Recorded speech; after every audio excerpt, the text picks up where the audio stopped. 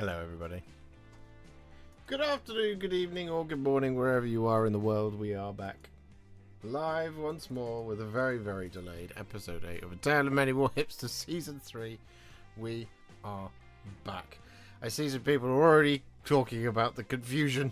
Don't worry, I shall clear this up for you now. So today is June's stream. This is episode 8. So this is all the stuff that you submitted in June. Is going in now. Now, if you've already submitted for July, congratulations, you don't have to do anything for the month of August. Because episode 9 will be happening next month, and you've already submitted, basically. So if you've submitted twice, once for last month, once for this month, you're not going to see both of your things today. One of them is going to be shown today, one of them will be next month, if you see what I mean. If you submitted for this month, but didn't submit for last month, it's not going to be in there, it's going to be in the next one, if you see what I mean. So, this is June. This is the delayed episode, and because of the month that it's taken to get this episode together, it just means everything else has just gone back a month. So if you've already done your July, you've got a month off. If you haven't done your July, you've got a month to do it. You see what I mean? So basically, you've either had a month off, or you've now got a month off. Make sense? Perfect. All right. Yes, we are back. We are live. We finally managed to do this. Sorry, all I can do is apologise to everybody out there who's been waiting for Tale of Many Warhipsters to come back. As for those of you who don't know, who don't tune into the lives, or those have been missing the live streams recently, I have had a series of unfortunate events that have been outside of my control when it comes to the weather, which has basically made it impossible and unsafe to stream, which is why this stream has been so badly delayed. The reason we didn't do this in July was it basically meant that I didn't want to put any pressure on you guys to have two ready, because in case you didn't know what was going on or whatever. So if we'd done it last weekend, we would have been doing it again this weekend. So it would have been a case of here's episode 8, here's episode 9, which would have felt a little bit rushed. So the decision was made to punt everything back a month. So yes, all I can do is apologise to everybody who has been waiting, but it is finally here, and we are finally ready to get going on episode 8 of A Tale of Many Warhipsters Season 3. There will be episode 9 will be next month. The deadline is as usual, just things are as normal now. It's just you either have a month off or you've had a month off. But tonight I am joined by Mr. Adam and Mr. Gwatkin. So I'm going to undeafen now. They should be able to hear me, and we are going to pop across to this screen. Yay! I'm out of practice, guys. Hello. And you should now be able to see them both. So hello, gentlemen. How are you? Good evening.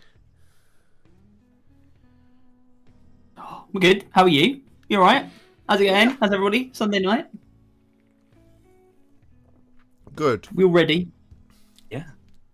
Well, good to be back and finally seeing all these lovely models as well. It's very humid today, isn't it? It is very, very humid today. It is akin to a sauna. Yeah. Alice and I watched the rain earlier from the front door. It was lovely. And then it stopped, and it was like, no, come back. But there we go. It is what it is. Yeah, it's not dangerously hot up here, but it is very hot up here. So at some point halfway through, I will probably have to bounce out of here to go and get a drink to try and stay alive and in a good mood as we go, because the hotter I get, the sweatier I get, the more uncomfortable I get, and the more arsey I get.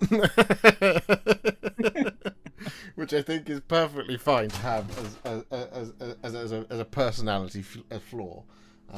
That's legit. Because as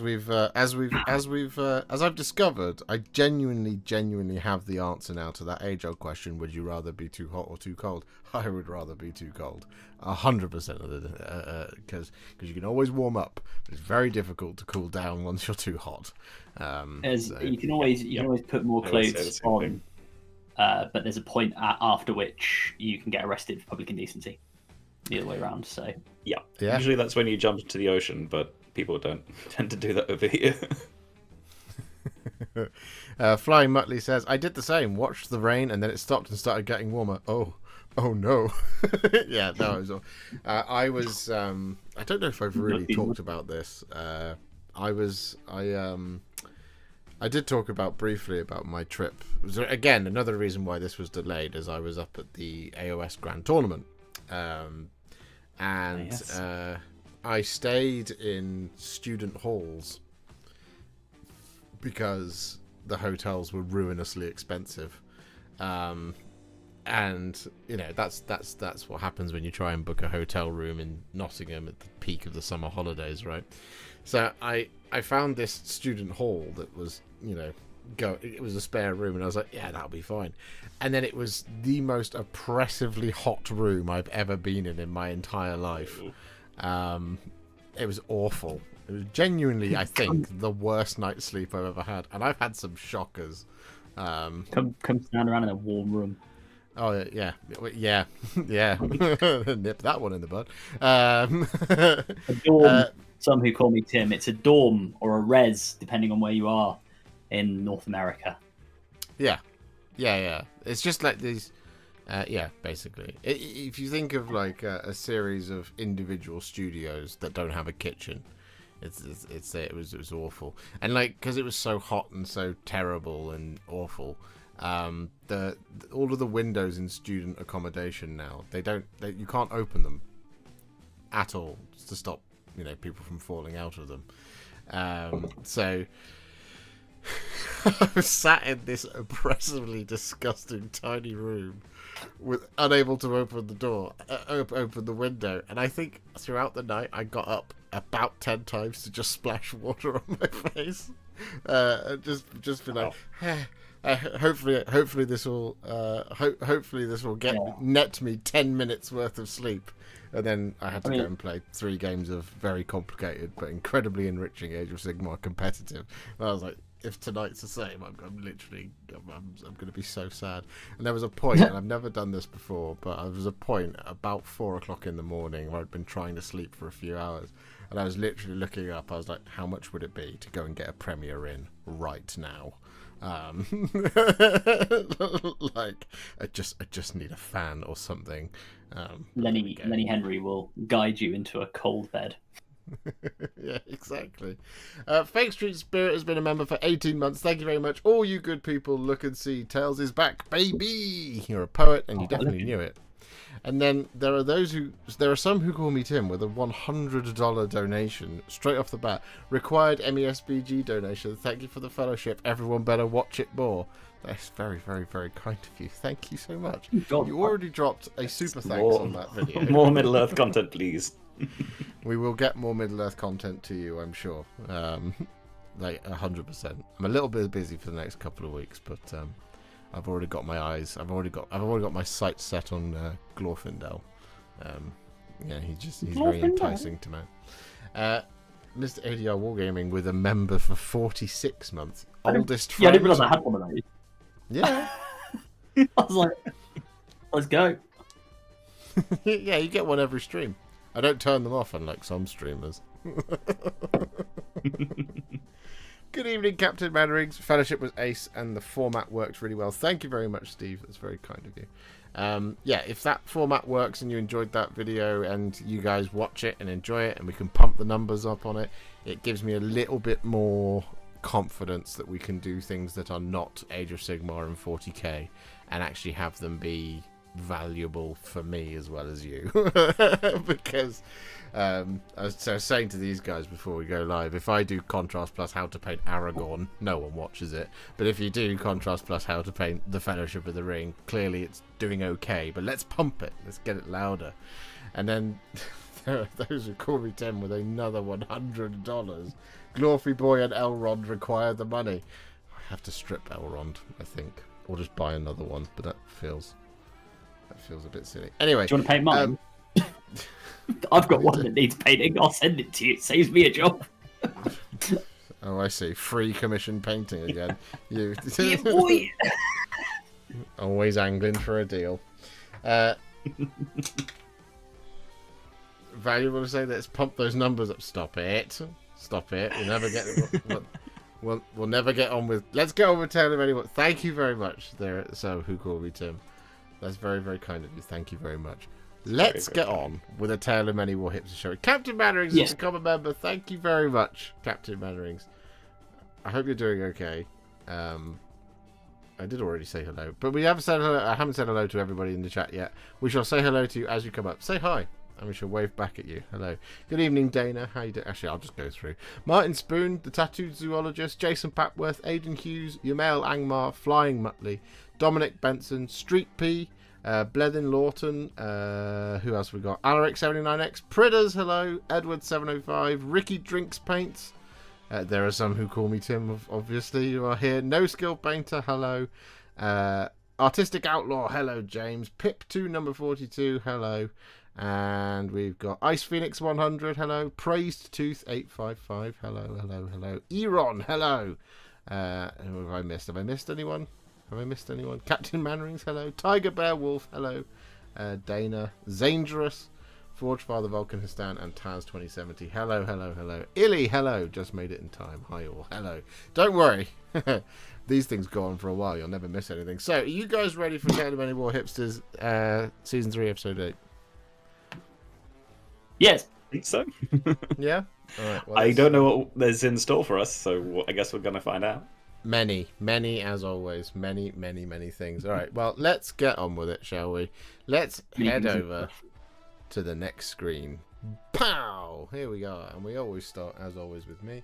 The 3, I had to really rack my brains going back to June, honestly. It's been a hell of a time. But I settled on Arjack, Nyall, and Logan.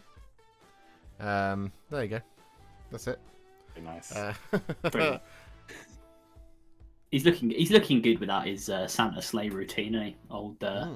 I definitely do prefer the new model.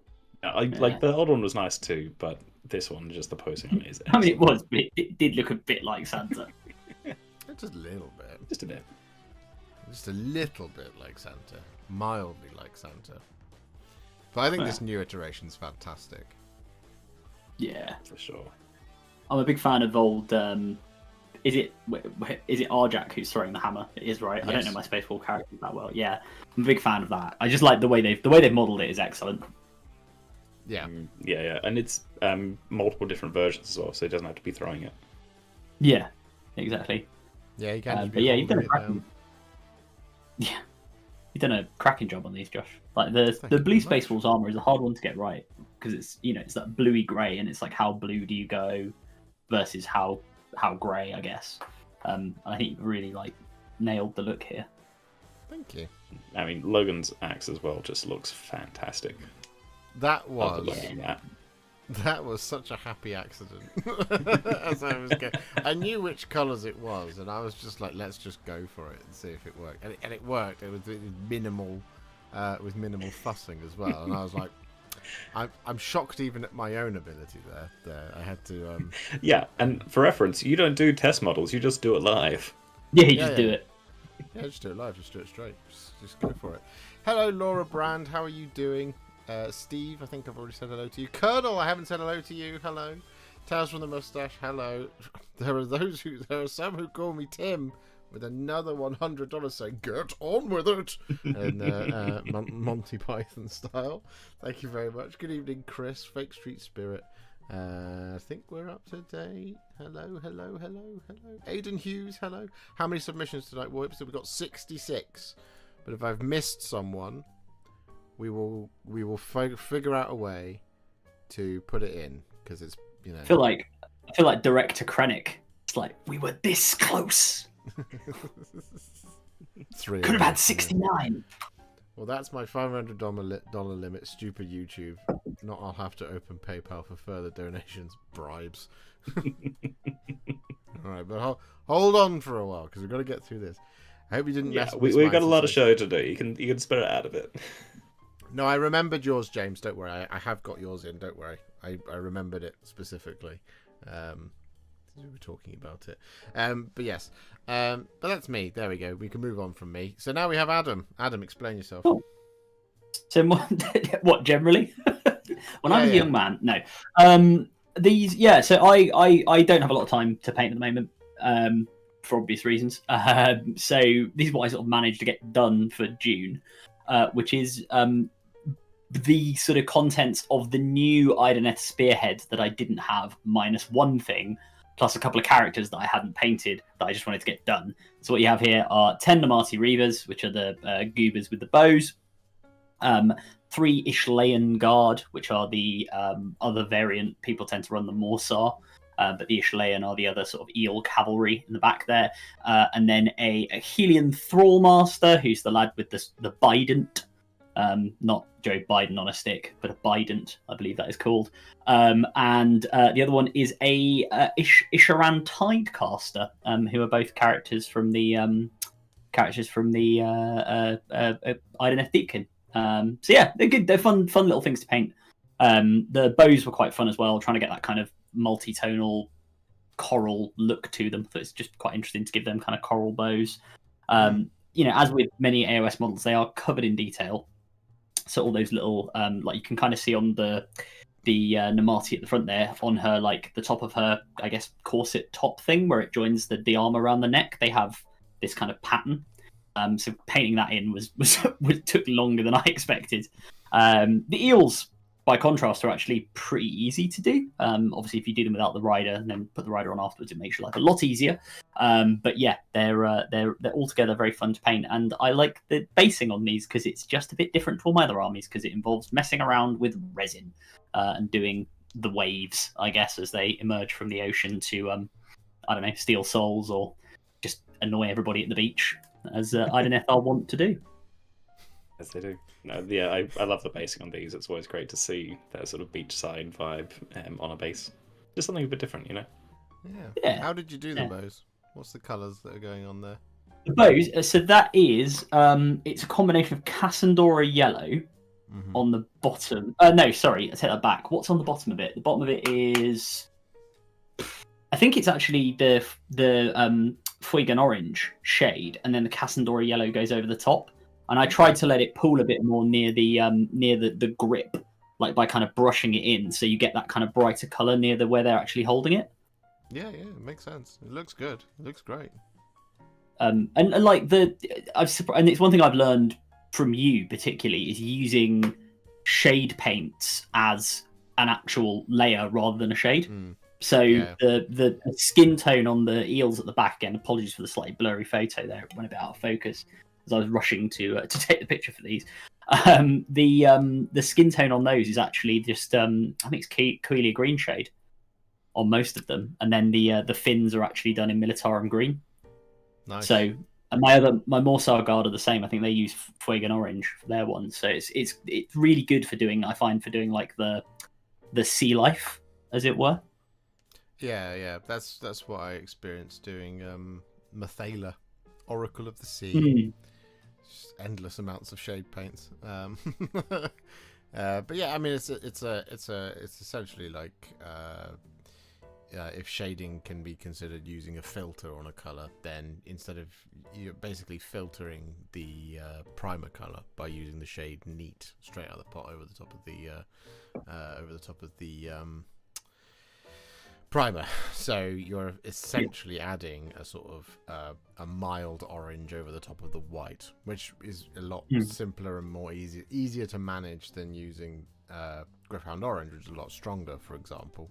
But it does mean you've got more space to come down, rather than if you go straight for, like for example, if on those bows you'd used Gryph-hound orange and then put Yandan yellow over the top, that kind of the bony color wouldn't be there so much. So, but no, it's really nice. It's really, really well done. I like it. Oh, thank you. Steve says Bident. Don't you mean a pitchfork? I think it's both, right? I think technically when it's a two-pronged thing, it's not always, because pitchfork's 3, isn't it? Then it's a fork. I was trying to think in my head, is it a pitchfork? Well, it's got 4 tines. Then it's a pitchforks often have more than that, though. Yeah. This is where we're going to get into like a 4-3 took and wonk debate. I'm sure there is definitions for them. Obviously, Trident being with the 3. Well, it's like if you can have a spork, can you have a foon? Yes. Probably. I prefer the word. Someone will have found a way to do it. No, thank you very much, Adam. So, Mr. Watkin, I didn't have anything for you. Is that correct? That is correct. I was rather busy in June, unfortunately, and did not get anything in. So apologies from me, but there will be definitely stuff to come next month. Because I nearly put the picture of Thorin's company in that you sent, but I was like, I'm pretty certain we discussed that in May. I played with them recently, lost every game, but they were loads of fun. So definitely happy to have them painted. But yes, I am working on different projects, and you'll see more next month, but unfortunately nothing for June. Well, that's all right. You pay your dues by being here for the next 4 hours. Anyway, thank you very much. So in that case, that means we move on to Mr. James Matias. And this is his entry. This is the Sanctifier's Kill Team. Sanctifier's Kill Team. That's really cool. Is that like every variant as well? I believe it is, yeah. Yeah, I feel like... Yeah, he's probably put them next to each other so we can see the different ways they can be built as well. But, man, James, these are just incredible. These are probably the most 40k miniatures I've ever seen. Yeah, they're pretty They badass. are a wondrous paint job. I love your palette and your selection of colours. I think these are some of my favourite models of yours that I've seen. They are just wonderful, evoke the 40k setting so much, with that slightly more muted palette, and I mean, gorgeous fire effects, but just gorgeous. Yeah, really, really nice. Really, really nice. And the consistent colour palette across all of them with the kind of browns and reds is really nice. And I love the, I don't know what she is, but the sort of psychic person, I don't know what she is, but the one with the kind of ring-looking, the ring-looking robe on, looks really, really good next to the preacher. Big fan of that. There's a lot of mood going on. Is my mic better now, Chris? Is that better? There's a lot of moodiness going on here. There's almost some of the paint jobs here are so clean that they almost look like 3D renderings, and I mean that as a compliment, because the placement of color here is absolutely superb. The lighting of how you've done it is also spectacular in terms of the photographs that you've taken, but just the composition of all of these models. Nothing is garish. Nothing's out of place here. So even the flames are as moody as the rest of them.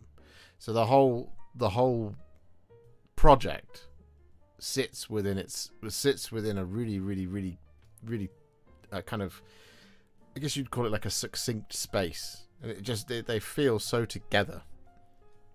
Yeah, for sure.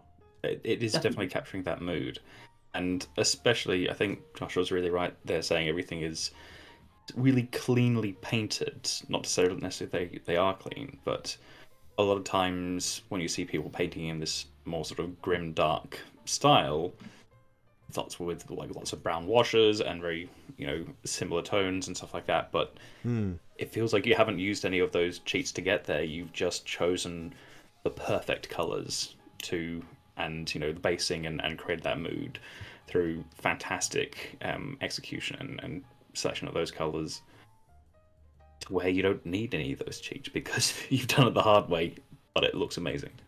Yeah, definitely. Yeah, I think these are wonderful, James. You've done a fantastic job on them, and it's just nice, as you say, Richard. It's nice to see someone do, for want of a better word, grimdark, but without just covering them in crud. Because like 99% of the time, right, you see something basically like, this is my grimdark scheme, and it's a model covered in just 15 million layers of wash and mud, and that's it. Splattered with mud. Like nothing to dissuade from that. Like those can be great as well. Oh yeah, that's very much like the quick way to do it, and you've gone to the extra effort and actually painted those colors originally, and haven't gone in with any weathering, but they still look as if they're dark and grimy. Yeah, it's just different. It's a different way of doing it, and I really like it. Yeah, it's very, very lovely. You should be very proud of yourself, James. And I hope it seems that your move has concluded and it's getting slightly easier, I hope. Do let us know how that's getting on. But thank you very much, James. Moving on now, we have the Colonel himself with some Trench Crusade, keeping on the grim dark theme. Yeah, this is Heretic Legion, isn't it? These are cool. Every time I see Trench Crusade, I have no idea what the models are, but they always look so amazing. I don't know what's going on. Has he beheaded himself, and now his blood is spiraling in different basically patterns? I think, and Colonel can correct me on this if I'm wrong, the soldiers are just Heretic Legion troopers, so they're fantastic. Humans that serve hell. And the one in the middle there is called a Heretic Chorister, and the idea with them is they, if I remember rightly, they go and they do that to themselves and die, and then they wake up having I guess communed with hell, and basically they sing unholy anthems and such from their head that they're now carrying around, and it does bad things to anyone who hears it. Sure, I mean that's about as grimdark as you can get. Oh yeah. Yes, which they do it to these themselves. Troopers, though, I just love as well. It's still getting that style, but just again, color placement's fantastic. And it's very hard as well to use such similar colors and get that sort of drab style across and grimdark style across, while still separating everything, make it really readable and look great. And just the subtle differences between all the greys and browns here is just wonderful.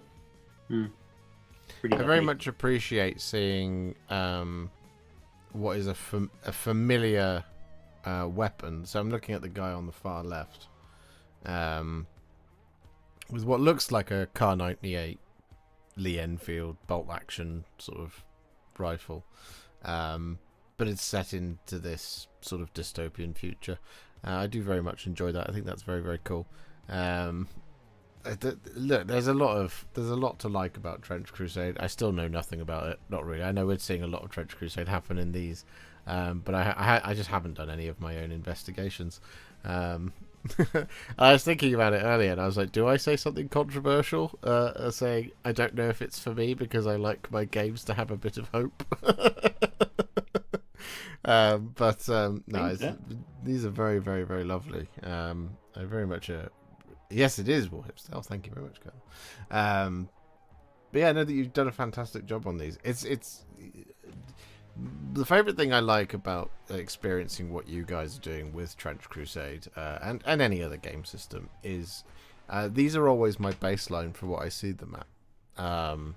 Because I haven't been looking at it, if you see what I mean. So when I see something like this come up, I'm just like, oh yeah, that looks absolutely fan bloody tastic, and that's because it's my only reference for what that looks like, and therefore this is you're setting the pace for me in terms of what I'm seeing from Trench Crusade, if you see what I mean. It is a very lovely thing to experience alongside all of you at home.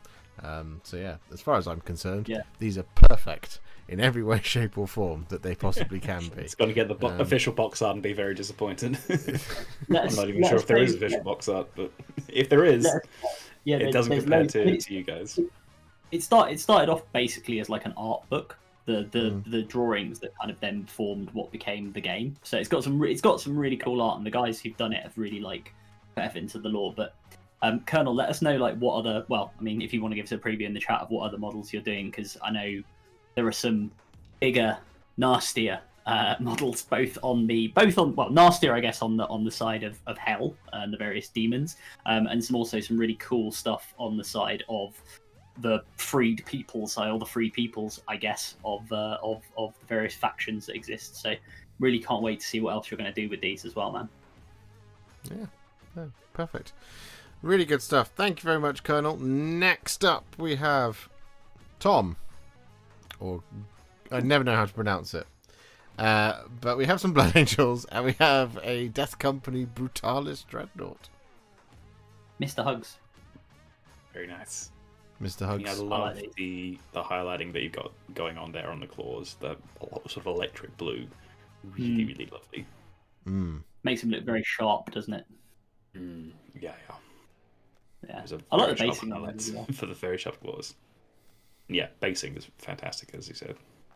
Yeah, it's fun. It's fun, and you've nailed. I mean, you've got the whole helmets and everything else bang on for the Blood Angels. Really, really nice. Yeah, agreed. I like the chipping you've done on the hazard striping on a very classic way of doing a chainsword, having the yellow and black striping going across it. I really, really like that. It's always lovely to see it and to weather it like that. I very much enjoy seeing that done. So that's I really like really the pretty. little. I really like on the melter cannons on the Brutalis as well. You've done red on the what do you call it, like the barrel. The heat shield. Thing. Heat shield. That's the word. I can't think. But yeah, that you've done it in the kind of reddish color rather than just metallic, which is just again, it's like a little bit different, and it just makes it pop and stand out. No, for sure it does. It adds a little bit of personality, doesn't it? It's just that a little bit different, a little bit eye catching. You definitely want to catch the eye of those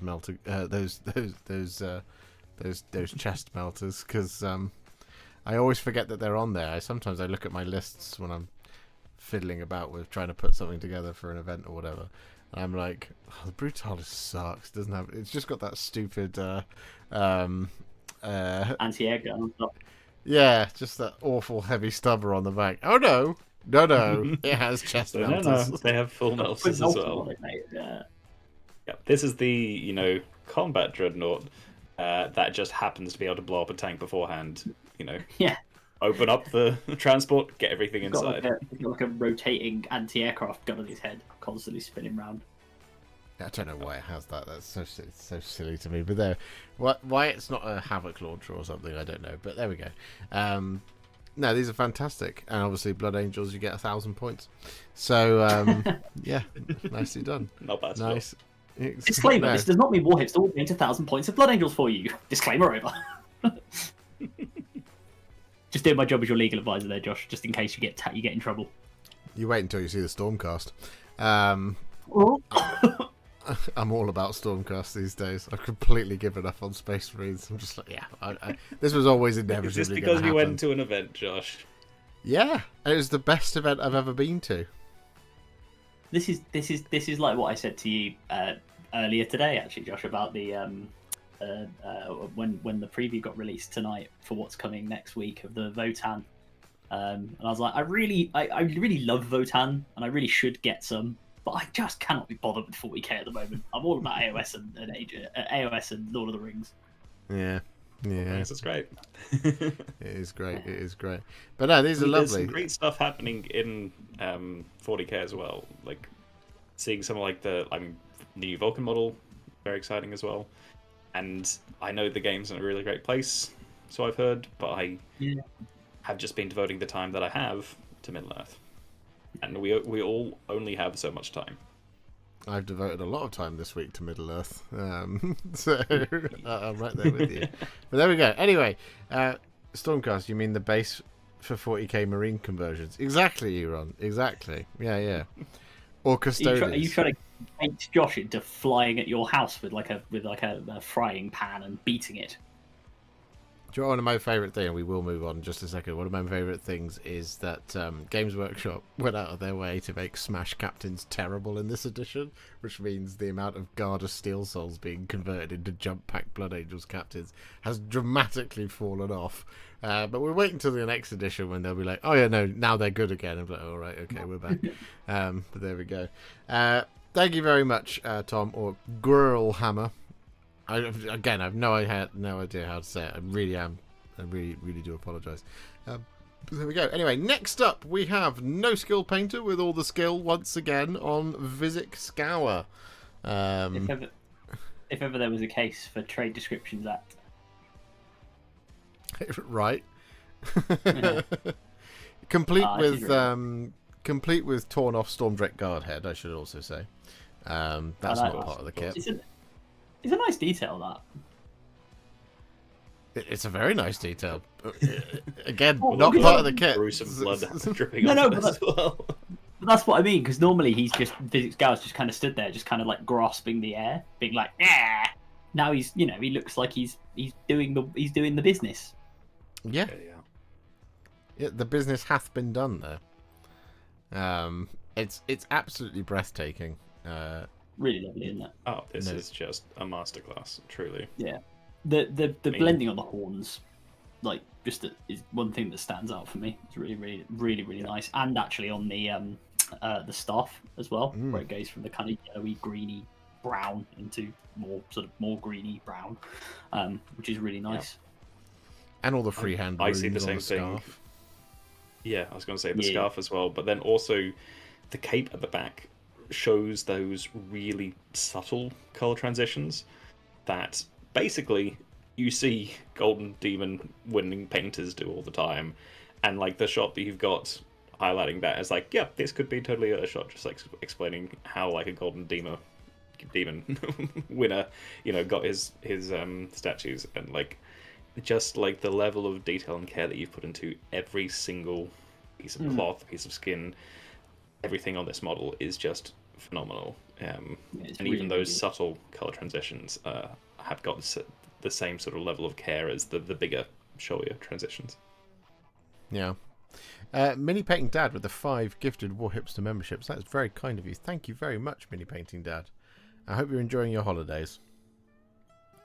I think you're on your holidays, aren't you? You are on your holidays. Pretty sure. Can't remember. But yeah, no. I mean, this is just an absolute triumph of hobby. It's unbelievably beautiful. For a model that I think is at the time when painting it, the box art for it, it's very muddy. It's very it's very. There's nothing that kind of about the box art of Vizix Scour that leaps out at you as being like a spectacular detail. Like if you look at something like Kragnos, for example, he's very bright in many areas. Same for like the Orc War Boss on Maw Crusher and stuff like that. And there's lots of kind of warmth and fire to them, and there's something that leaps out.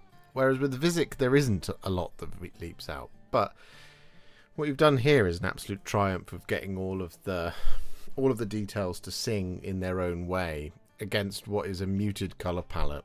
And then obviously you've done some conversion work with my poor special Dragon Boy. But R.I.P. Stormdrake card. But I just think it's absolutely spectacular, and you should be very, very pleased with it. So well done. Excellent. Oh, just adjusting my seated position so that my knee doesn't hurt. There we go.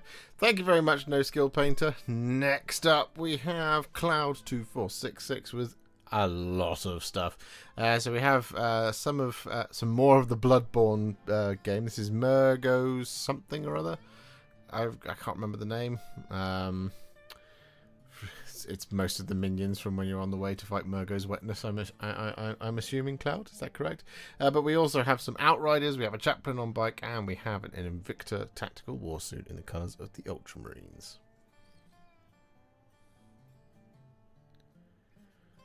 These are very cool. What game are they from? Bloodborne, you said, which I haven't played, but these definitely look very cool. Everything you guys do makes me want to like play something new or try something different, and these are no different. Yeah, no, it's really. Sorry, I'm just looking it up as what it is. These are really cool. Oh, it's a video game. Okay, fair enough. I've got the soundtrack in this a fair bit, but. And obviously lovely Ultramarines, some really lovely basing to offset against a really rich blue there, some other highlights. Yeah, and the little chappies looking pretty good. Work. Yeah, really nice. Yeah, always great to see. The ones on the right are from the Chalice characters. Oh, they are from the Chalice Dungeons. Queen Yarnum, the Wet Nurse, and more looking mighty fine. There you go, says Yumel. It's been so long since I've done a playthrough of Bloodborne. I feel like it's almost time. The problem is it's locked at 30 FPS, and it's really, really hard to enjoy now. When even if it just went up to 60, I don't know, you can get mods and stuff that can try and sort of upscale it to 60, but it's just really tough to play it now. But I adored Bloodborne when it first came out. I know we've talked about this a lot, as you've been doing a lot of the Bloodborne miniatures game. But you know, it was always a nice surprise to see some more classic miniatures from a classic video game. So yeah, no, absolutely exceptional work on on the denizens of Great Yarnum, or Old Yarnum, or New Yarnum. So Josh is an FPS snob. Yes, I am, because all of my screens now hate 30 FPS. I don't think I don't want 240 FPS. I want 60.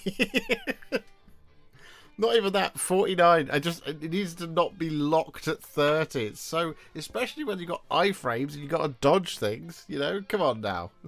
I feel like it's fine to ask for 60 FPS in a Souls-like. I feel like that's absolutely fine. But yeah, no. Sorry, I realise I'm dominating the airwaves talking about Bloodborne. Any thoughts, gentlemen? Any more thoughts? They look great, and I can't wait to see them all put together. Yeah, I'll second that. Do you have? I think you've done a lot of them, and I'm struggling to remember all of them, Cloud. But do you have all of like Bloodstarved Beast, Vicar Amelia, and all that? I know you've done some of those. I think you've done Amelia, right? Is that correct? Have you got Is it Rom, the spider, as well? I think it's Rom, or it's Vom. I also can't remember if Dark Souls is like these models are from a board game or a miniatures game. So do let me know, because I think I remember hearing something about a Dark Souls board game, but I'm not sure if that's where these are from or whether it's a separate miniatures game. There is a Dark Souls. Go on. Well, I was going to say, sorry, did you just ask me if there was a character called Rob? No, Rom. It's a giant spider, but I can't remember if it's. I can't remember the names. It's been a long time. That'd just be very on brand for like that kind of JRPG / even Star Wars does the same thing, right? You know, it's like, these are my 3 characters. It's like Glonthar, the Destroyer or something, and like Fengial, Queen of Blood, and then just Rob. Yeah. That does happen. It happens all the time in FromSoft as well. It's if you've been playing any of Rom the Vacuous Spider. There you go. Thank you, email. There you go. Okay. You get it all the time. You say Rom, I think Deep Space Nine, so it's just different Rom for me. Got 2 more box sets that I owe. I have a couple more I'm looking at. There you go. He's not got Rom. Not got Rom just yet. And what about the old one at the end after? Oh God, what's his name? Gehrman. Anyway, let's move on. But thank you very, very much, Cloud. Spectacular work. Again, we're just gonna get lost in Soulsborne. Anyway, thank you very much, Cloud. Next up, we have Tattooed Zoologist with an Aggressor. We have a Warp Lightning Cannon, and we have Legolas of the 3 Hunters. Oh, these are cool. That Legolas is fucking dope. Not even 9 Legolas o'clock. Is always going to be great. But Sorry, that Legolas is flipping dope. I mean, yeah, the basing and all the bubbles you've got going on. So how you've done that, because that looks sick. Really cool. That's fantastic, isn't it? Yeah. I don't know how they're going to get that Warp Lightning Cannon out of there. With truly stuck in the mud rats. or whatever that substance is. Yeah. Oh, it is a Terminator. Sorry. I thought it was an Aggressor for a minute. It is a Terminator. It's based on the Terminator captain. They've just replaced the head and the claws. Yes. He's standing on the Carnifex head. Yes, that's on me. That's a Mark III helmet, isn't it? I believe so. From the Heresy. Merc 3 iron armor. Yes. But yeah, no, good luck maneuvering that Warp Lightning Cannon out of the swamp. It looks like it's there to stay. Those things are hideous. I do enjoy them very much. I unfortunately didn't get the opportunity to fight against Skaven at the Grand Tournament. I would have loved to have fought against Skaven if I hadn't had the worst seed imaginable and just run into 5 months. Is that because you took an army to fight infantry and then didn't fight infantry? That's exactly correct. Exactly correct, Rich. Thank you very much. That is 100% what happened. So in my 2 test games on the night before, I played against some infantry. Had a great time. On the during the tournament, not so much. I mean, it's always going to be the way. You have to have a bit of luck to get through to a tournament. You're like, my army does one thing, and I'm not going to be able to do the thing. You know, to be fair though, this is like this. I was going to say this is like when Rich when we went to the MESBG thing, and I'm like, hey, I've got my ghosts. They're really good against evil. Oh, congratulations, Adam! You're going to play elves twice. Excellent. High courage, better fight. Think they're better. Yeah. And the human army you'll play, oh yeah, they're all fearless within 12 inches of Gandalf. Cracking. Yeah. It's always the way. Good time. It's like, I've got one rule, and I ain't gonna get to use it. Yeah. I mean, hey, look, if the draw had gone differently and you'd only faced infantry, you could have been walking home with a trophy. Yeah, that's true, Josh. Yeah, it's true. Legolas is also looking spectacularly nice. I really like the green of the tunic. Tattooed Zoologist, if you're here, can you let us know how you did it? Because obviously I've just done a Legolas, but I'm always up for improving upon the recipe. Eventually I'll have to do the 3 hunters. And so you're going to do the 3 hunters as well? Yeah, probably. I mean, I've got to do the next set of Legolas, Aragorn and Gimli will be the Helm's Deep one. Because I've got those to do as well. Yeah, I've got them. But yeah, it's very cool. Anyway, thank you very much, Tattooed Zoologist. Next up, we have Thibaut. I hope that's how you pronounce that. With some Stormcast. I did warn you they were coming. We have 3 prosecutors and we have a knight Azeroth. Oh, these are really lovely. I you know what? I always, because I mean, mainly because it's how mine are done, and also, Josh, yours are the same, right? Done as Hallowed Knights. Yes. So I'm now so used to seeing prosecutors and and the Knight Azeroth and the named one as well, Taunus Redeemed, in the Hallowed Knight scheme. Obviously, Taunus is a Hallowed Knight, so that makes sense. That actually seeing them in the Hammers of Sigmar gold scheme, it's really cool. And Thibaut, you've done an amazing job here as well. Like, they're just really, really lovely, and there's loads of depth to them. Big fan of these. Big fan. They're very pretty. Yeah, I especially love how the blues on here are just phenomenal. But especially how you've tied that blue into the rest of the miniature as well. So how it follows through into the shadows of like the white part of the wings. Lovely step. But then also the lantern you've got as blue as well, and then the eyes are glowing as well. Yeah, I mean, it's just stunning work. Yeah, it's really good. Really good. And also fantastic photography, so props to you on that. Yeah, very nice. Oh, the way to Josh's heart is through Stormcast. Goes to dig out my spearhead for next month. James, I'm shocked you don't know this about me already. It's like dragons, Stormcast, Blood Angels. Yeah, famously. Yeah. Stormcast all the way. I am the Stormcast guy. Everyone will refer to me eventually one day as the Stormcast guy. I've just got to go and win the World Championships with Stormcast. That's what I've decided. Yep. Yeah, you are the Celestant Prime. Yeah. Next year, I'll go to a golden ticket event, win that, obviously. Then we'll go to Atlanta, win that, obviously, and then I'll rebrand the channel to Celestant Prime Hipster, and then no one will be able to find like it. We'll be looking for Warhipster. Coming to a Warhipster channel near you. Why I took an army that was entirely designed to fight cavalry and fought infantry for 5 games. Exactly. Yeah, Exactly. Josh, I took Yndrasta. She kills monsters. I didn't fight any monsters. God damn it. Yeah. I built for a monster meta. Didn't face any. Look, I've got a spicy thing that I've come up with something spicy for the next iteration of it, which does a bit of both. Good. It's also not that original because it does have 6 Vanguard Raptors in it, but to everybody out there who needed it. So and it still has 12 prosecutors. It's still good. Yeah. If you come to Atlanta, I will head there to meet you in person. Oh, that would be lovely, Colonel.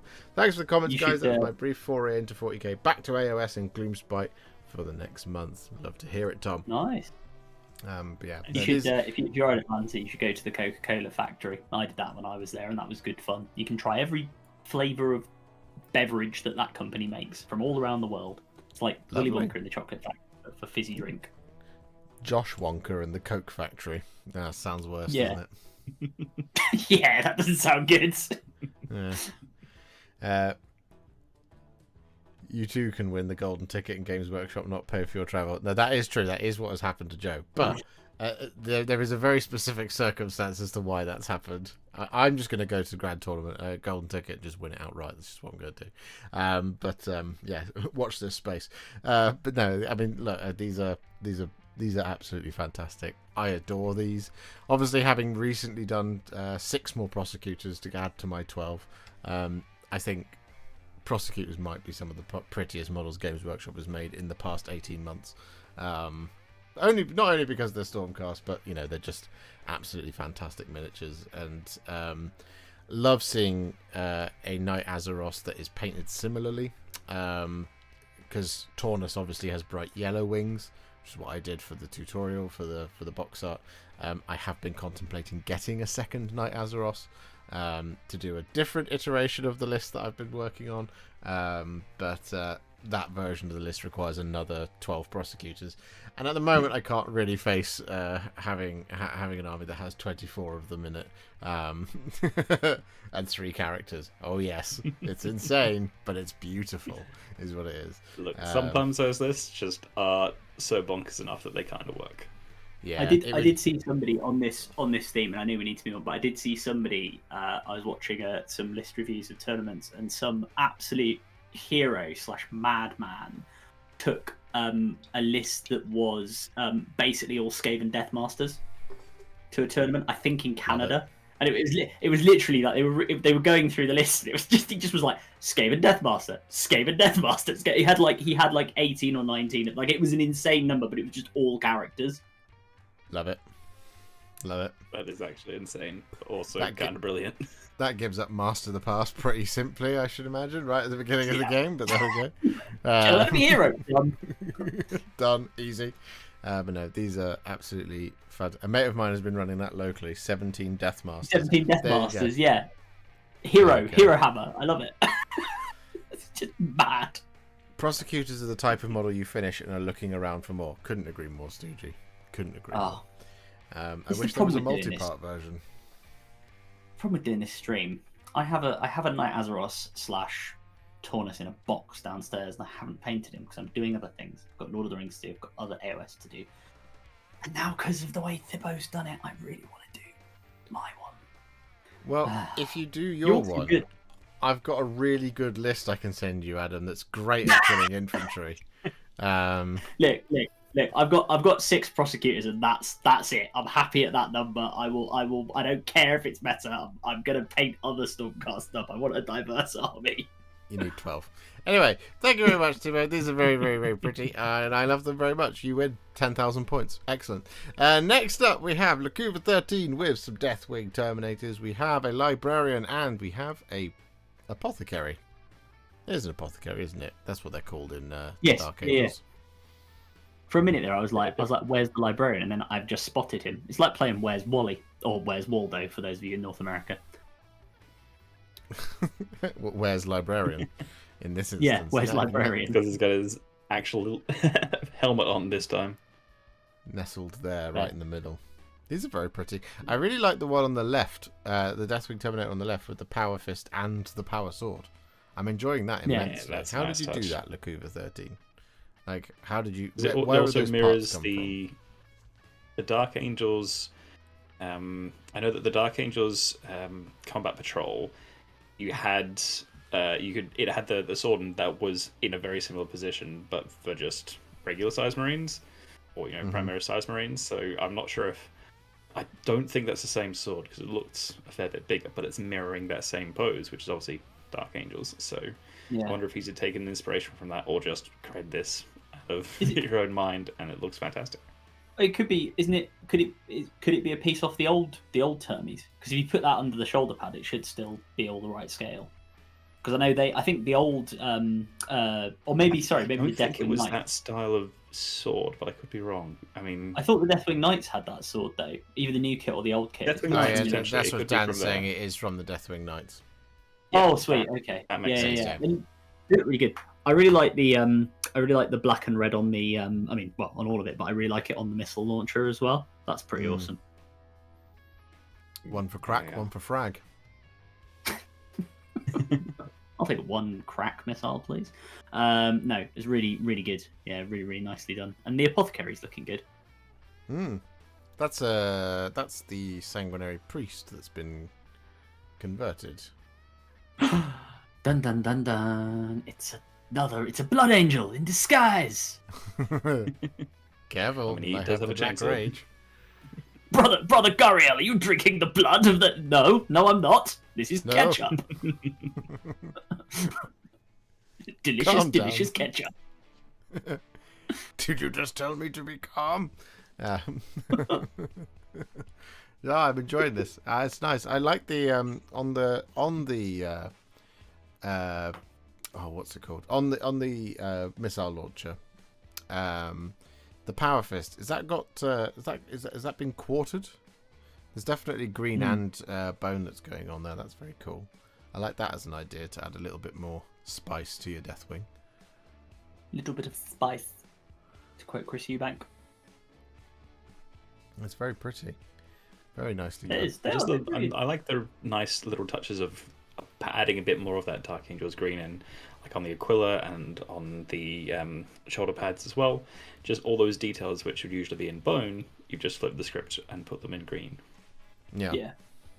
No, Big it's nice. respect for a painting desk covered in the paints you're currently using as well. You are a man off my own heart. Yeah, I just cleaned mine up after the fellowship. As you can imagine, there's a lot of paints out on the desk for that. I feel like that's why he's got the cardboard down. Yeah. Green bone and red to match the missile rack. Oh, I like it. I like it a lot. No, it's very pretty.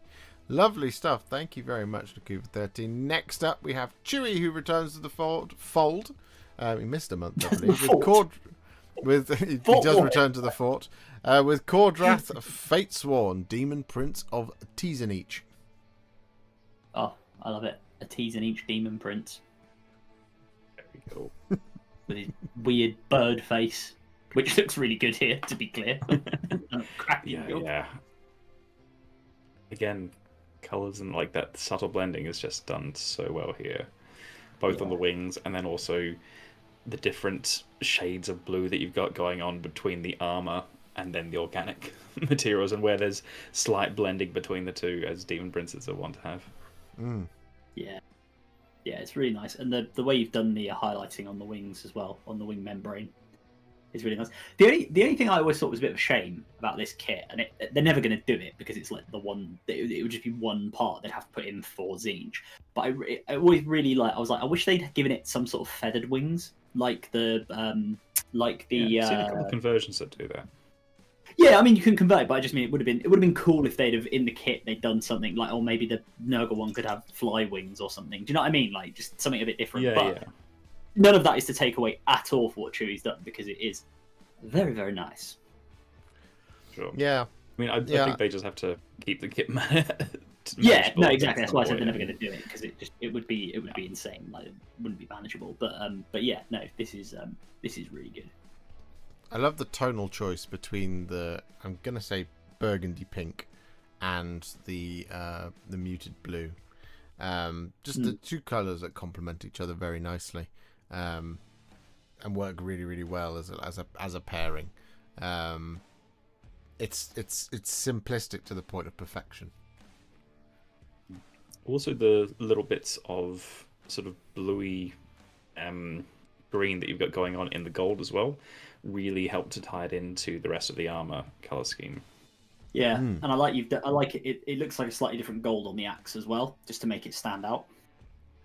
Yeah, and like it's none of the metallics have been shaded in like a traditional null oil or sort of Reichland flesh shade or whatever. It pushes it more towards Zinch by doing that. So using pinks, purples, greens. blues even, if you want to. Very much pushes it towards that kind of Tzeentchian vibe, which is just it's spectacular. It's very, very pretty. Yeah, no, really, really good, really lovely. Yeah. No, lovely stuff. Thank you very much, Jury. Next up, we have Joshua Holmes with the Empire's Frilliest Thugs for Hire.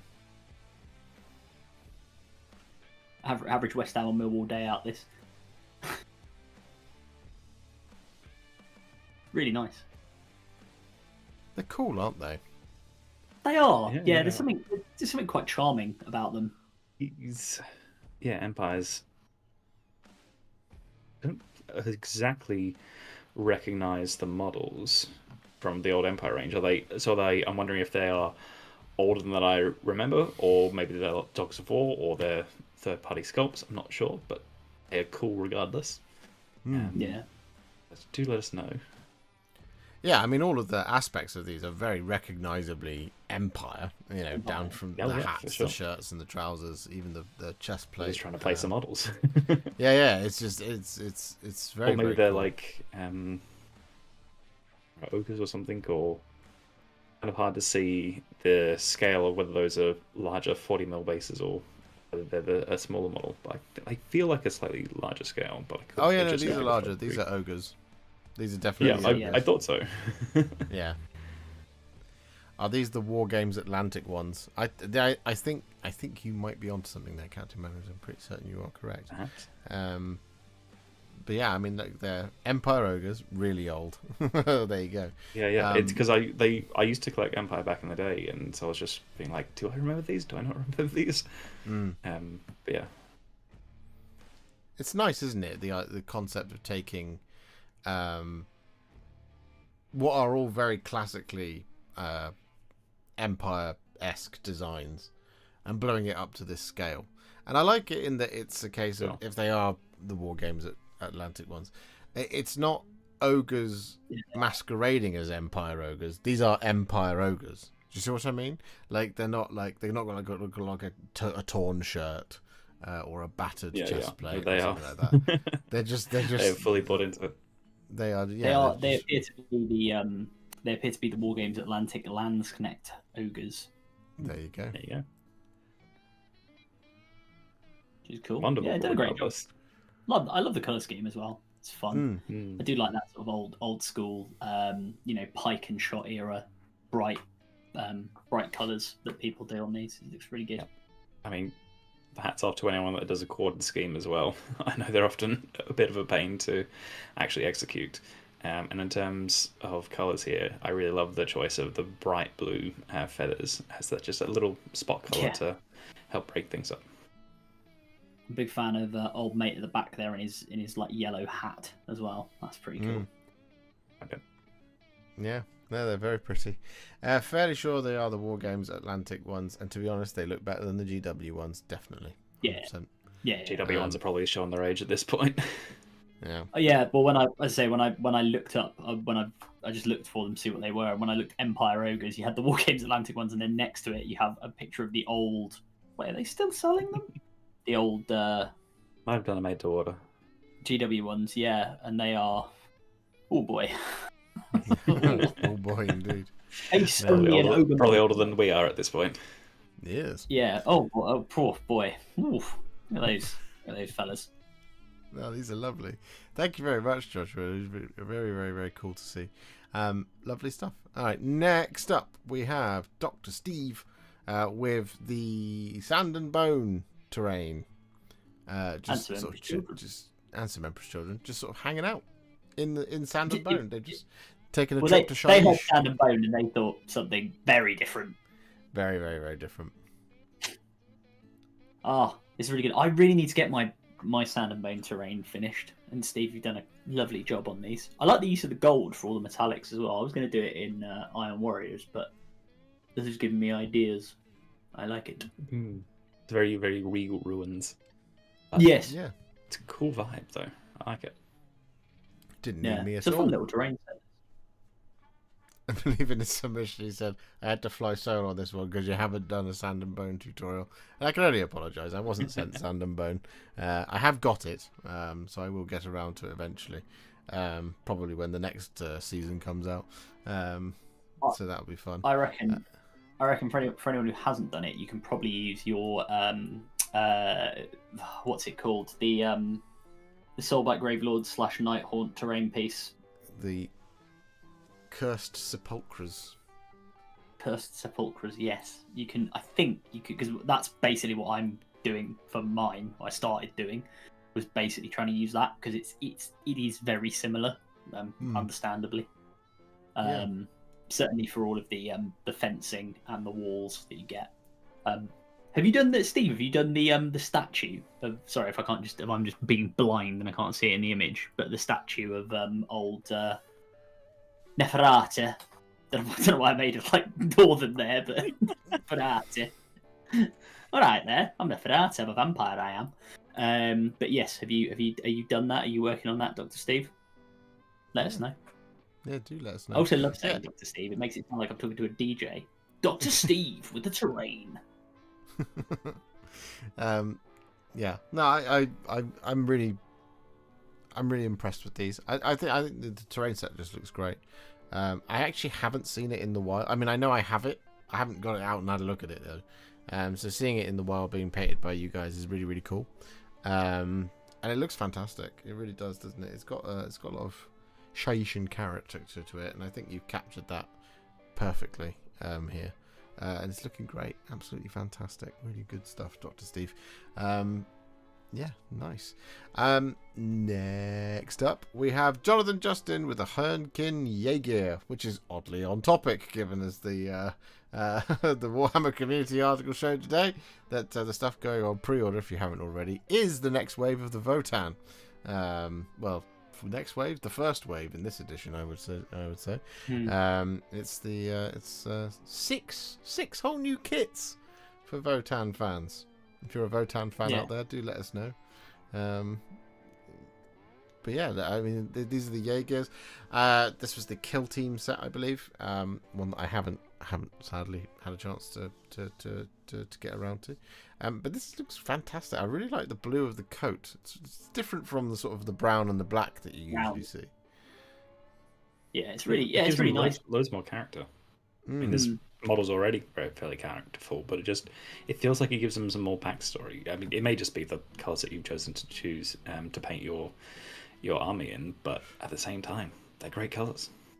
I like the use of the dark red on the leather as well, like on the on the little detailing on the gloves and on the hat that he's wearing. The kind of soft, what's the proper word for that? That sort of hat helmet thing. With skull the cap. Something. Cap. Yeah, I guess so. Yeah, I do. I like it. It's really, really nice. It just, again, as you say, Josh, 100%. It's just different to how you normally see it done. So yeah, big fan. Yeah, no, it is nice. It's almost. Go on. Sorry, you go ahead. There you go. I was just going to say it's with the red on the barrel of the gun there, and the big cloak or big coat. It just kind of gives me this vibe of like part Hellboy and part Blade Runner, kind of smushed together. But yeah, very cool. Yeah, dystopian industrial dwarves. Yeah, no, I can see that. Yeah, it lands them less on the corporate side, doesn't it? Yeah. You know, less megacorp, more wild outrider, as it were. Or which is always a part of the Votann that I think I've resonated with more. So yeah, this model looks great, and I love the way that you painted it. Yeah, that's great. It's really, really good stuff. Thank you very much, Jonathan. Lovely. I might try and get a set of the Jaegers because they are cool. Let's see what happens. Let's see what the future holds, shall we? No, lovely stuff. All right, next up, speaking of crashing to earth in a azurite storm of awesomeness, we have ourselves from Battle Function a Garda Steel Soul. There's the second mention of him You're today. talking about him before. Yeah. The best character in all of Age of Sigmar, and not just because he's a Stormcast, but it helps. It's doing a lot of the heavy lifting. No, his character is doing a lot of the heavy lifting. The fact that he's a Stormcast is icing on the cake. He is pretty cool. Gardas and all the wider Steel Souls are pretty cool. There's some pretty cool lore, which you naturally put me onto, Josh. And yeah, Battle Function done a really nice job here. I like it. I like the kind of dark silver on the armor, and the fact you've done the red on one side of the underside of the cloak / sort of cloak that becomes Paterges, and the blue on the other side. It's really nice. This is back when the colour is much more impressive when they're basically little strips of leather rather than just a full cloak, because you can often see a full cloak in those sort of dual tones, but to do it when they're thin strips like that, quite impressive. Yeah. I'm not sure if Lord Celestants still get it. I haven't checked because they're not competitive enough. But this is back when Celestants had the Cloak of Hammers, where what they do is they do this. They fling the cloak around in a proper flourish. Oh, the hammers hit people. No, and it throws magical hammers out. Oh, magic. So those hammers aren't just for decoration. They are a ranged weapon, believe it or not. Yeah, I think sadly, unfortunately, they got rid of the hammer cloak. Stop hammer cloak. They got rid of it. Oh, that's a shame. This edition. I think so. Anyway. That's a shame. I really, really like the crackling lightning in the cracks on the base. Very hero landing. Absolutely nailed there. Oh, but the way it pulsates as well is just absolutely fantastic, and the way it's like dancing off of the flat of his rune blade as well, and then you've got it cracking through the hammerhead too. These are just very, very, very, very, very well done on the lightning front. But also that you've matched the silver to that vibe as well, because if you look in the recesses of the silver, they've been shaded with a blue similar to how you do Grey Knights, which just lends to that effect as if his armor is resonating with that lightning as well. Yeah, good old Gardas. What a lad he is. Do check out Plague Garden. Hashtag stands for Hallowed Knights. No, lovely stuff. Thank you very much. And next up, we move on to James Minis. We have the what's he called? He does it. Is it High Marshal Ordo? I can't remember. It's the Warhammer Plus Cities of Sigmar Marshal. Free Special Guild release Marshal. one, yeah. Yeah, Free Guild Marshal. Looking suitably haughty, as well he should. Resplendent in red and cream and silver. It's beautiful. I do. Yeah, it's really. James done a fantastic job. It's really well done. I really like this model in particular. The Cities of Sigmar range is. I'm never going to get it. It's just going to be here forever painting the damn thing. But the range is really good and the sculpt's really nice. And this one in particular, what I love about it, it reminds me so much of like Terry Pratchett, like Discworld, and maybe like the Edge Chronicles, like that kind of thing. I don't know if people ever read the Edge Chronicles when they're very much like young adult fiction, I guess you'd call it, or like even kids books. But they were illustrated by a guy called Chris Riddell, and he used to sort of draw people that I guess kind of resemble this in my mind. So I just really love it, and the fact that James has brought it to life with the red, the cream, the silvered armor, or the sort of iron looking armor. It looks very like strong, very sturdy, just really evocative. It's really nice. Yeah, it's very pretty. Edge Chronicles were my favourite books. I did also enjoy the Twig trilogy. Yeah, I haven't read the Edge Chronicles, but I mean, Chris Riddell is a fantastic illustrator, so I'm always keen to see more of his work. Yeah.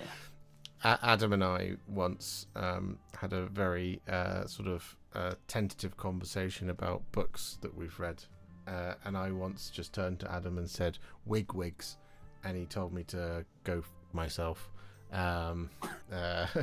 Because clearly he suffers from the same childhood trauma I did from having read the same books. Yeah, bigwigs are very scary. Just read, what did I see? Oh, it's Marshall Ashfield, says Blethen. Thank you very much. It was Squire Udo. That's it. I had one name half right on the wrong model, so there we go. He looks like he sent his relic envoy across the battlefield for a ham sandwich, and he's pissed he's late back. Yeah. That sounds about right. Yep. Oh, we were attacked by David on the road. I don't care. Where's my ham sandwich, boy? You'll never be a marshal at this rate, Squire. No, it's lovely. I really like this model. I again, seeing it up close properly now, out in the wild, being painted by you guys. You see these models come to life more than when you see them only painted by Games Workshop. So then you start to see them in the hands of painters out there, and you find the quality just improves overall. I suggest, because I really love the way you've done the face. I think the face looks fantastic. It's not that sort of.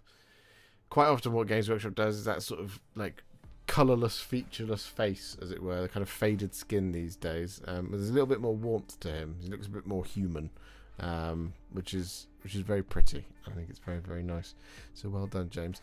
Lovely stuff. All right, next up, would you like to see some more Stormcast? Yes, you would. Here is one from Croatoan. We have a Lord Vigilant on Gryffstalker. We have a Lord Veritant, and we have a Lord Terminus. It's awesome. It's all the box stuff. This is cool. Oh, I love the sort of purple cloak you've done, or burgundy. I don't know what the correct word for that is, but I really like that. That's fun. Yeah, the purple, the silver, just a little bit of gold in there, but then set against the black as well is just a wonderful combo. I like the way. I also like the way it's reflected in the tail of the Griff Stalker or whatever it is that he's riding about on. Yeah. It is a Gryffstalker. Yep. It's very regal, isn't it?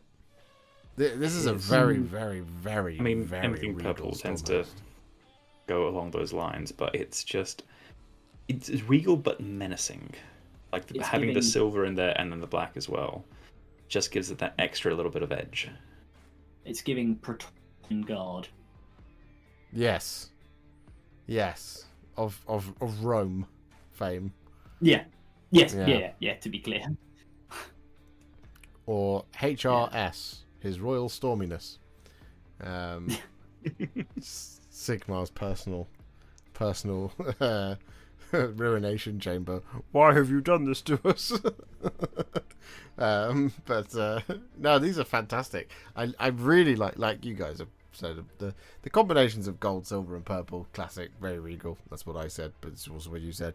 Very, very, very pretty. It just works so well on these. They look like the Battle Kings of old, don't they? And also just fantastic work on the flames too, going on to that sort of darker point as well.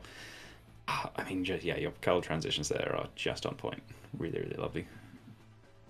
Yeah, no, they're really, really, really nice. And just like having the pale skin of the feet of the Gryffstalker and then just black feathers just sells it even more. It just makes all the other colours pop alongside it, doesn't it? It just makes them just go, hey.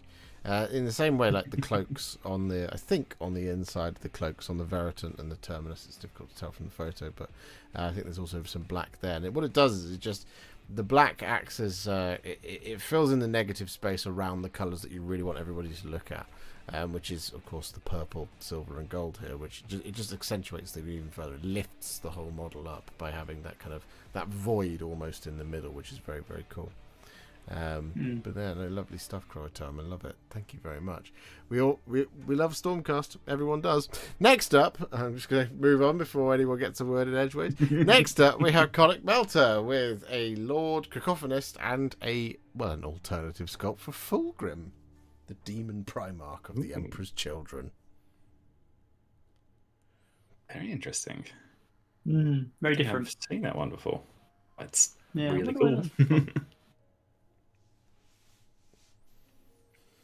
It's funny actually because the Go on. the snake's tail curled around the because we always make the comment about the Fulgrim model as big snake character versus Morathi, It was obviously around, Shadow Queen was obviously around a lot earlier. And I just find it interesting, this alternative sculpt does one of the things that Marathi does that I think makes her look, the Shadow Queen model looks really good, is the tail is wrapped around a column. She's kind of rearing up, whereas Fulgrim's just kind of curled there. It's still very sculpt. And it's just interesting, this alternative sculpt has clearly taken that same idea. Yeah. Wrap it around the tactical rock. Yeah. I think at the same time, I feel like I was just going to say there's a bit more momentum to this model, because rather than wrapping around and just being in more of a static pose, and Fulgrim also being, coiled around and then being a static pose, this one has that sense of momentum forward, where the model is actually sort of towards the front of the base there, and then the tail around the column is almost the counterweight to make sure it doesn't fall over. But it feels like there's that sense of momentum pushing the model forward. Yeah. Yeah, because the Games Workshop one, he is just sat in a pile of himself. Which is, it's like a very GW thing to be like, here I am in my big heroic pose. It's interesting to see a slightly more dynamic pose for it. I'm having a sit down. Yeah. I love the Lord Cacophonist as well. Really nice. I like the use of the green on all of the sort of tubing and various gubbins that exist on that model. The colour scheme is lovely, slightly muted pinks, but they work for all the models. Love it. Yeah, I couldn't agree more, Street P. It's not as slap you in the face with it, as it were.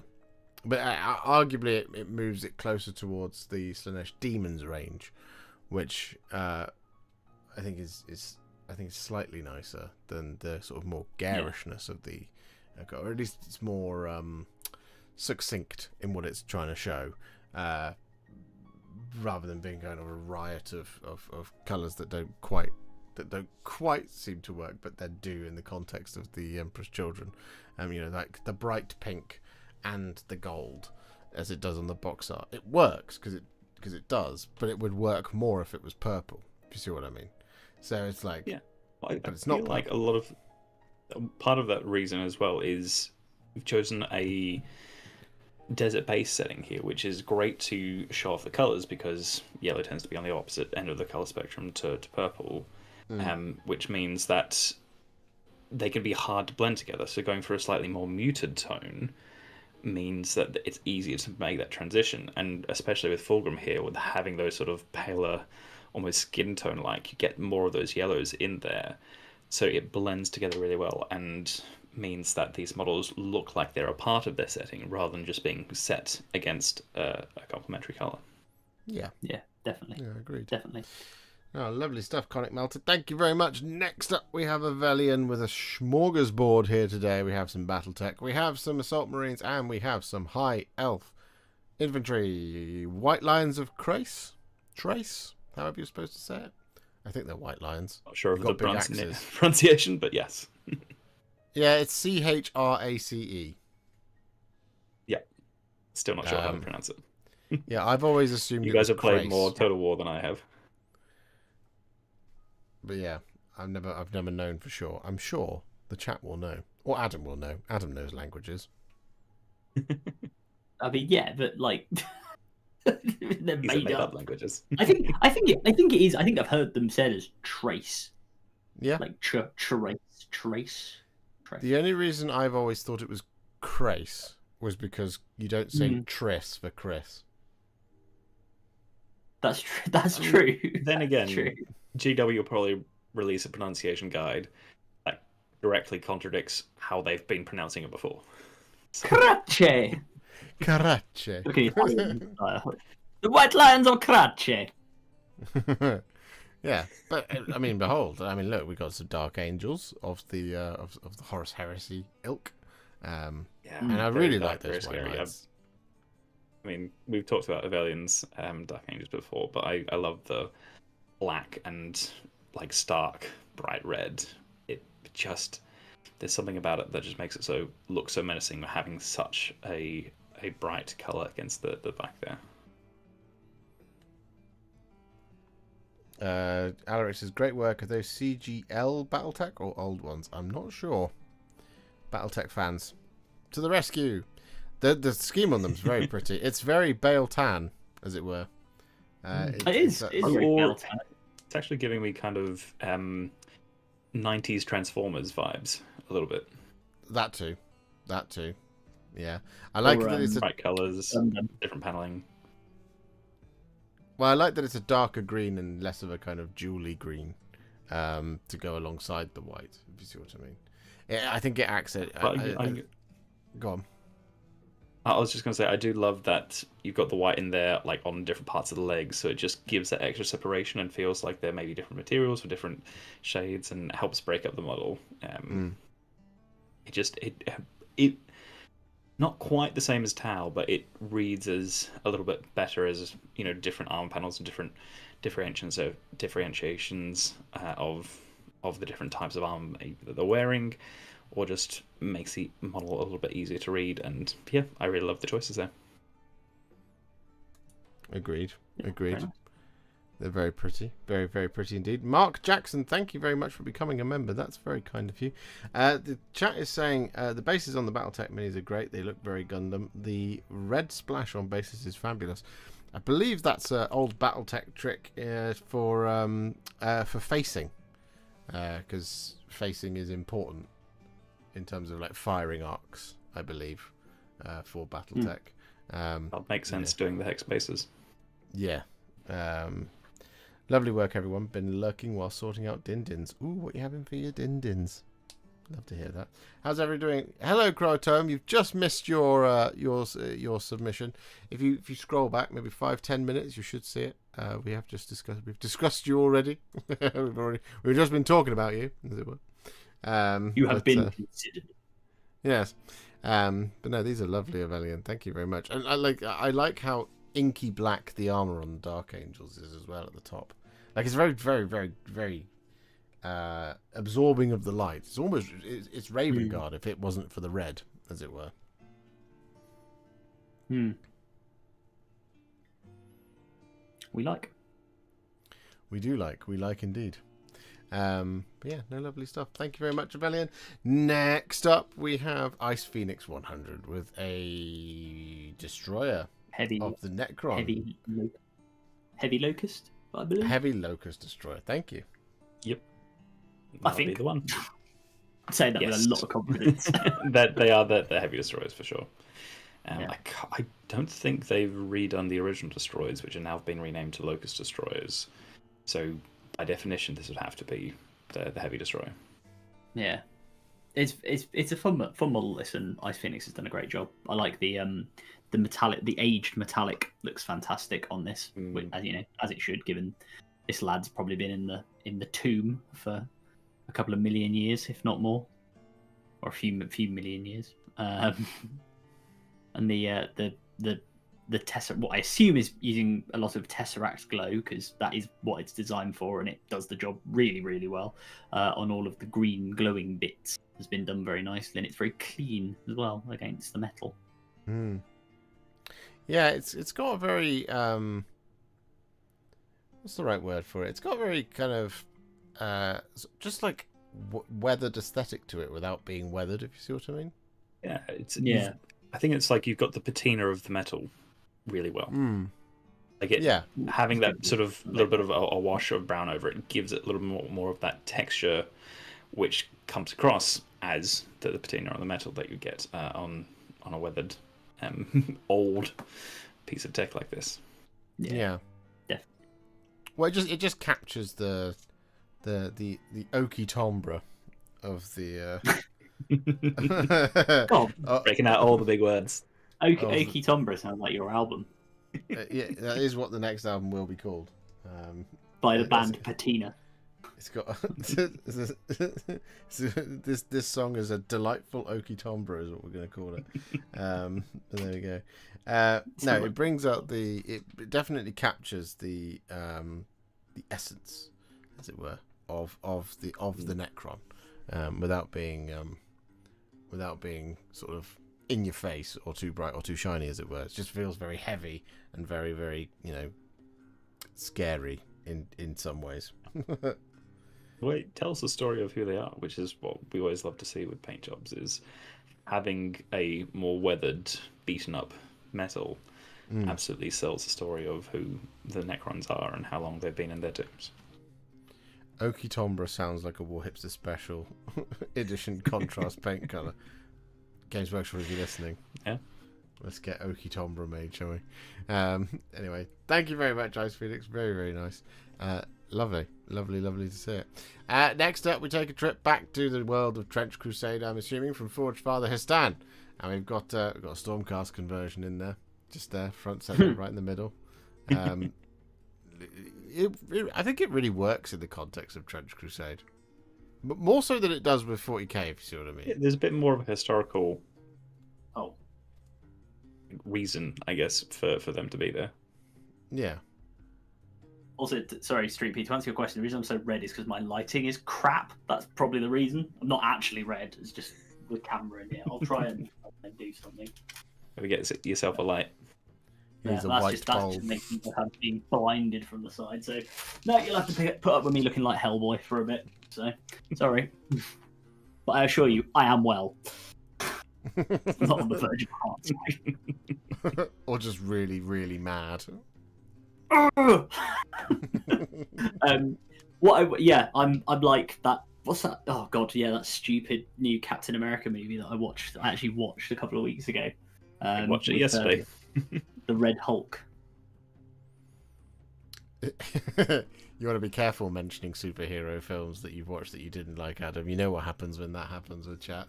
Yeah, but it's, you know what? It's an outlet of people's creativity. It was just I just admire old Harrison Ford because they asked him about why he did the movie, and he was like, "Because they paid me loads of money, obviously." Obviously, yeah, makes sense. One thing I will say, just to go stick to the models for a second, and I will say in advance is I'm going to have to go shortly because I need to go and look after my son.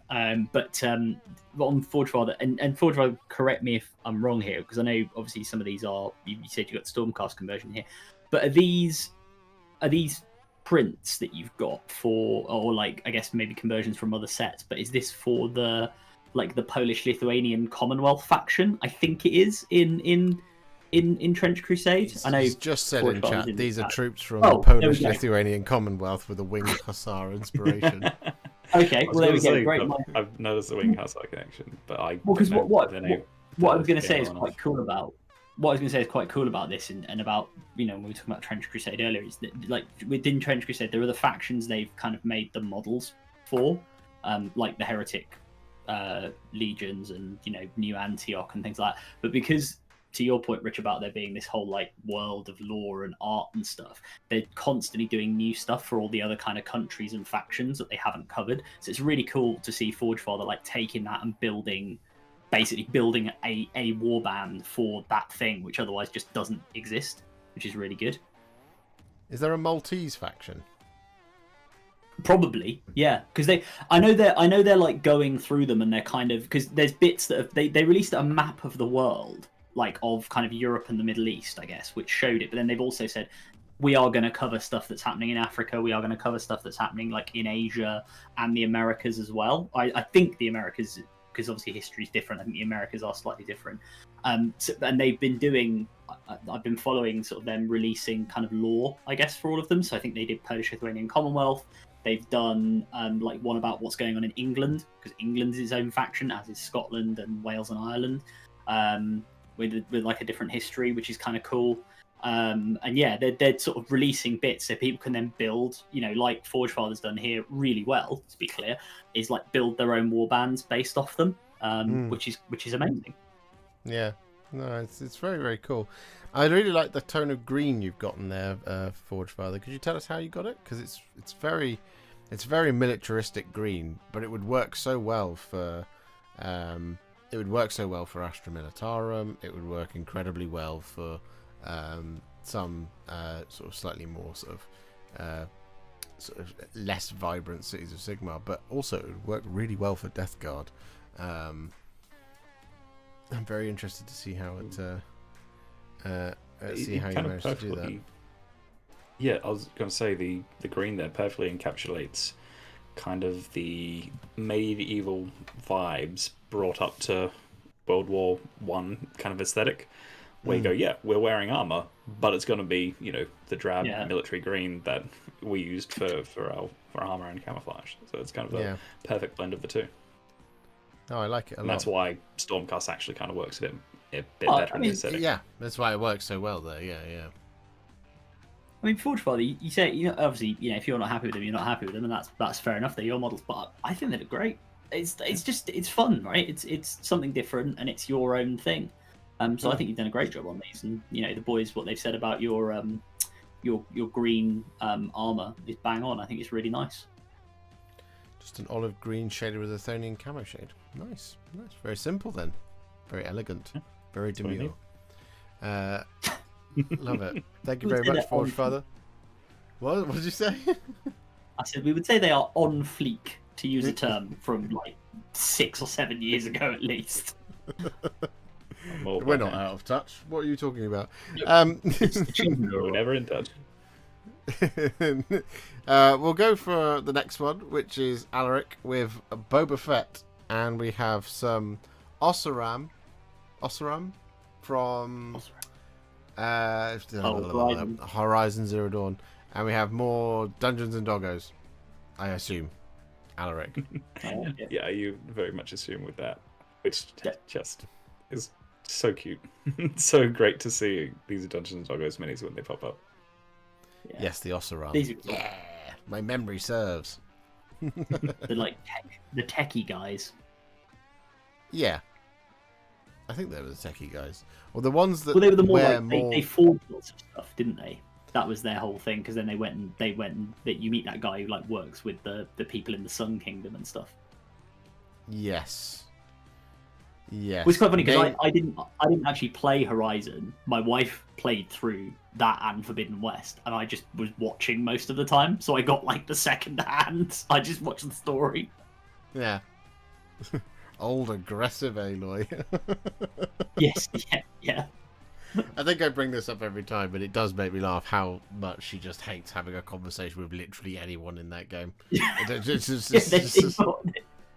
They brought a conversation mechanic and made the character hate talking to people. It was excellent. Yeah, and the bit that makes me laugh so much about it is you're the one that walks up to people and talks to them. It's not like you stand there and quest keepers come up to you and give you a quest. No, you go up to them standing there with an exclamation mark. And she's like, "Hey, could you help me?" It's like, "What do you want?" Like, anyway, go away. Leave me alone. Let's just take it down a notch. But Alaric says the Dungeons and Doggo is a named NPC, Queenie the Trader. Very Nice. regal, I must say. Is she like the Dungeons and Doggos equivalent of the trading guy in Resident Evil that's like just always pops up in some random cave somewhere and you're like, how the hell did you get here? And he's like, do not worry, I have buying. Yeah. There's always one traveling trader who is in the most indescribable places. Yeah. Also, Well, I love the Go on. Oh, go on. Sorry, Josh. No, I was you gonna go. say I love the Boba Fett as well. You've done a good job on the The on weathering the especially. armor. It's very Empire, not Empire Strikes Back, Return of the Jedi. Yeah, I've not seen that iteration of Boba Fett. Which version is this, Alaric? So the one I've seen is he's a bit more jumpy. Is that my guess is maybe this is a Star Wars Legion model, and the one that you've seen is a Shatterpoint, but I could be totally wrong because I don't know the ranges. Or it could be the other way around. I'm not entirely sure. But for me, it reads as the scale is perhaps a slightly smaller. Yeah. Yeah, no, it reads slightly smaller to me. I like the sort of the green of the it's basically his cloak, isn't it? That he has. He has like a single bit of fabric that's it's an Imperial Assault, right? It's that iteration of Boba Fett, right? Yeah, Imperial Assault. Yeah. Looked at that book yeah. game. Looks quite good. But yeah, no, I really like the again. I'm gonna ask, how did you get that shade of green? I'm really into green tonight. Can you tell? It's, for those of you who don't know, green is a little bit of a weak point for me in terms of how my eyes perceive it. So sometimes it takes a little bit more effort on my part to get the right green. So I'm always out for good green recipes like that. So I really like that the tone of green that you've got there on the for lack of a better word cloak on Boba Fett. So if you could let us know how you did that, that would be really useful. But otherwise, just generally, it's not like you spent the beginning part of this year repainting your Astra Militarum or anything because you found a great green recipe. Exactly. And I did that in the public eye where everyone can see and they can watch the video. Here's my Crazy weaknesses. So it's a tutorial from a guy named Sinostro on YouTube. There we go. Perfect. I shall go and have a look. Nice. But there we go. Right. As I say, got- before we move on, I will. Well, you I got will time for review one the- more because you'll want to see this one. Oh yeah, go on. I'll do one more. All right, one more. Here he is. It's Dan with an entire children army. Just the Emperor's children. just all of them. Wow. You even got some fiends in there. Is this coming to a White Dwarf near you soon? Because it feels like it should. Yeah, it feels like it should be, doesn't it?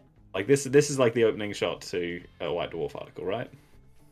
Yeah. It does feel that way, doesn't it? It does look fantastic. Oh, Dan, what a great job. Yep. This. Oh yeah, it's me. I've been a bit busy. Yeah, mate, we can tell. I Just a mean, I little bit love busy. all just like how everything is so cohesive across the army with all the different color schemes, all the different spot colors for that really lovely kind of like almost aqua green. Is just such a lovely color from all the glowy bits and then all the lights. Yeah, this is gorgeous work. Yeah, and I really like how you've leaned into doing it. We were talking about earlier, right, with the different shades of pink and stuff that you can do on the Emperor's Children. But I really like the fact you've gone for that purple, like more like the Heresy purple and gold.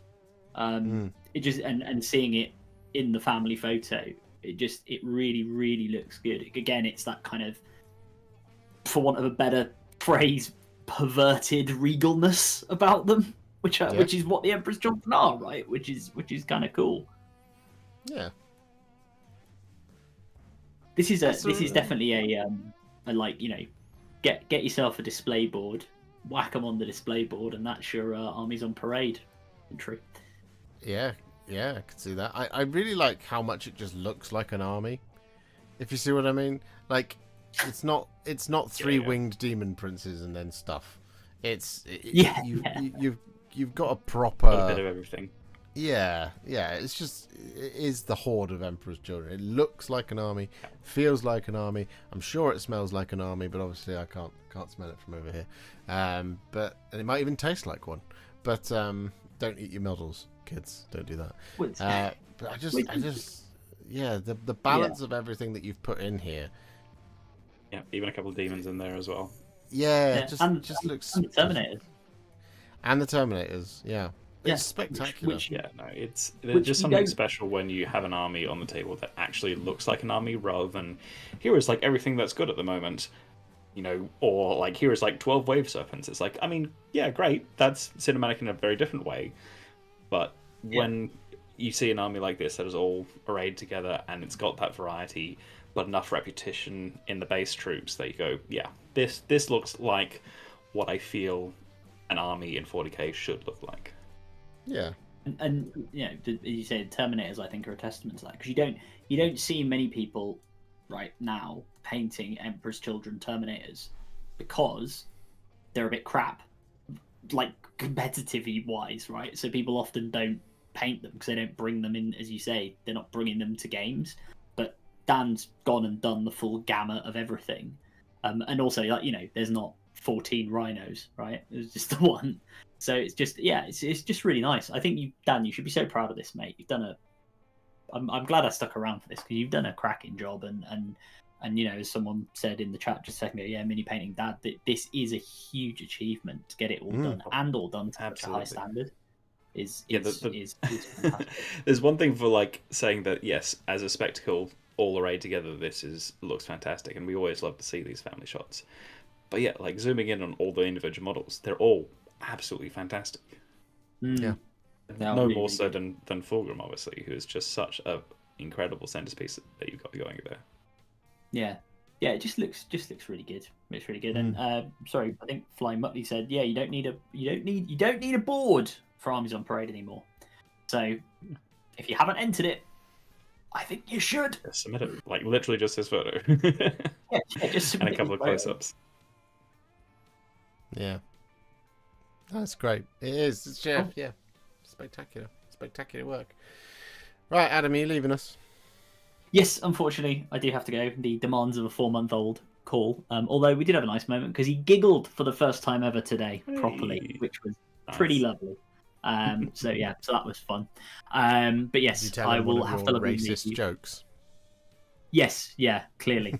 Yes, that was yes, because I talk to my son like I'm a 1970s comedian in a Blackpool comedy club. I do racist jokes and jokes about the wife, or as I call it, her at home. No, I don't do that. I'm a normal human being.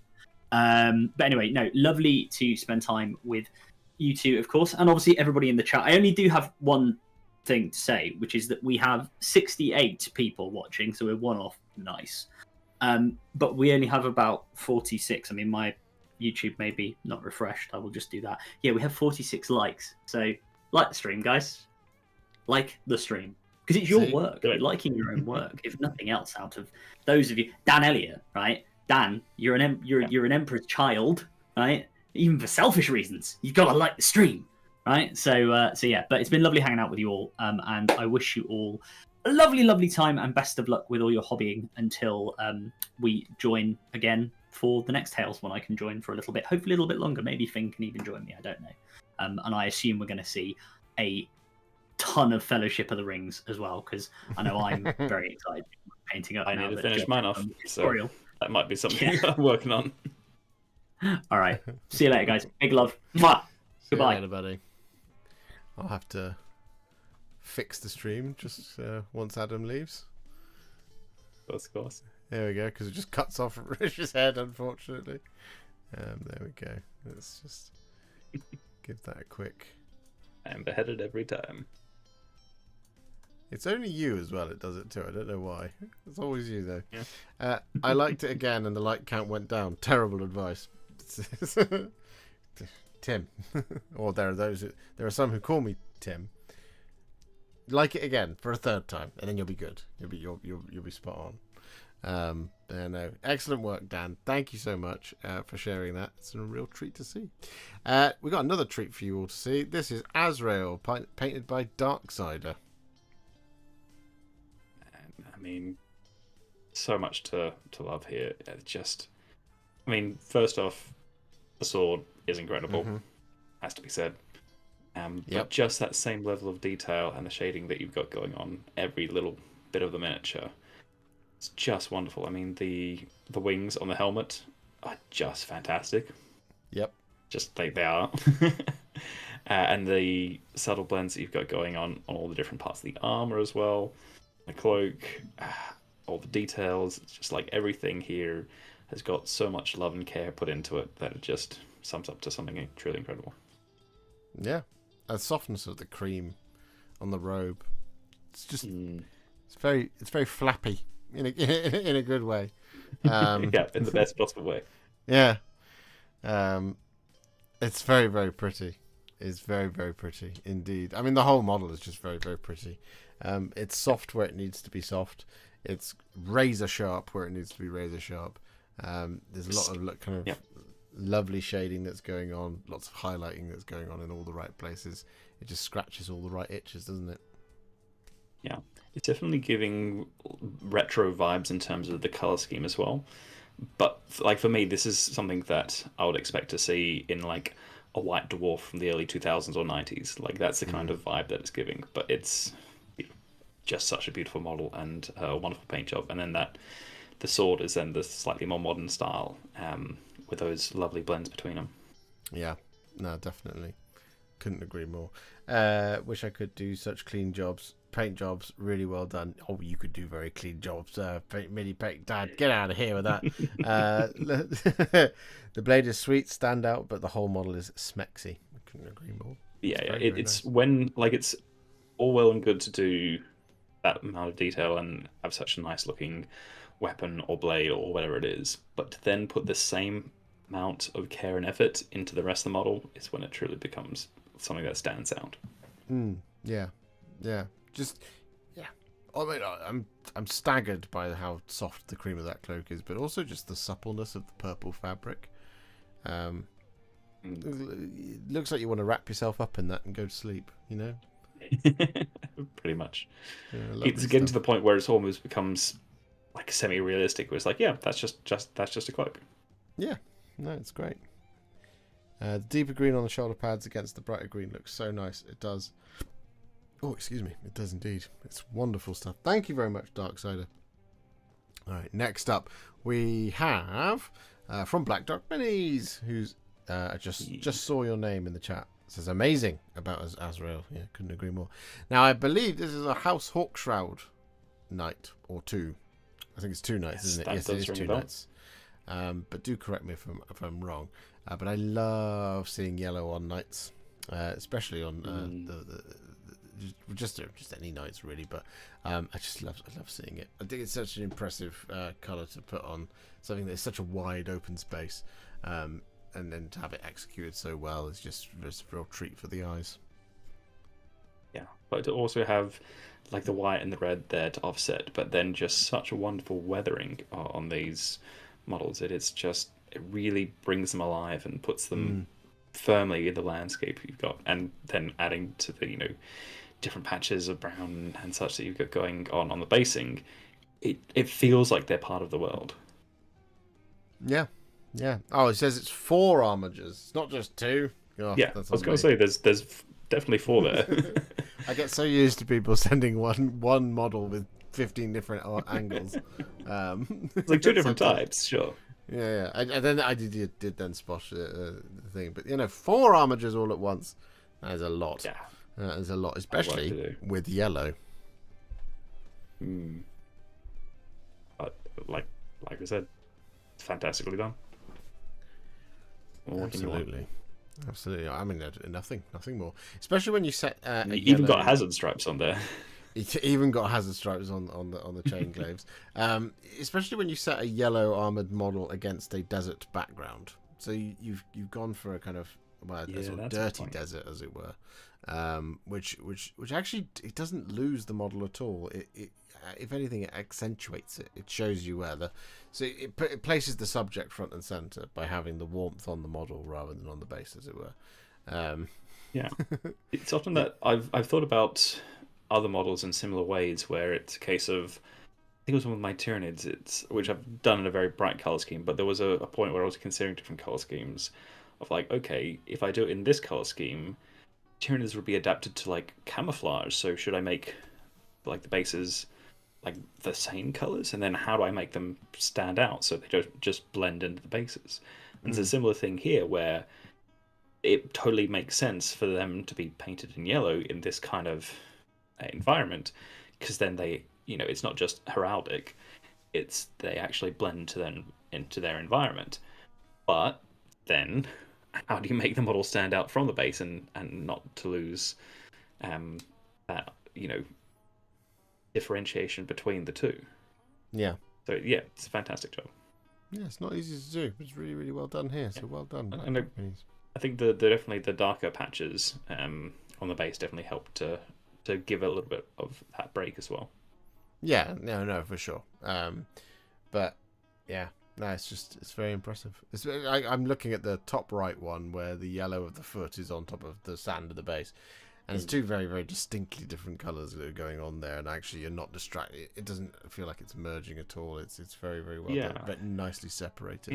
It's still a fairly warm, sort of pale sand colour, but at the same time there's just that touch of coolness to it in terms of warmth of colour, and it's a little bit more on the cool side of a yellow, where you've got the lovely warmth from the yellow on the miniature.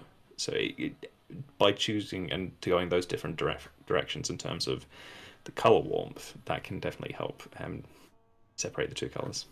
Yeah, for sure. Right, nice. Thank you very much, Black Dog Minis. Next up, we have Old Man Nyall. We have a Ring Wraith. We have Aragorn. And we have Elrond. 3 kings. All in one place. All at once. But yeah, brilliant to see Middle-earth stuff. These are great. Always love to love more Middle-earth. And yeah, I think these look brilliant. You're a mad lad for what looks like doing the eyes on Elrond. I have not attempted any eyes on miniatures of this scale because it's they're just so small. But yeah, I think he captured the vibe of all 3 miniatures perfectly. Yeah, no, definitely. Having just painted that Aragorn model, it's a difficult face to achieve. So again, well done for doing the eyes on that. It's those plastic sculpts are losing quite a lot of detail these days. But no, I really like it, and the green that you managed to get for Elrond's clothes, spot on. Absolutely fantastic. The blue as well is a perfect hue of blue. It's the blue that I've rich. Yeah, just trying to figure out how to get that blue has been a little bit of a struggle for me.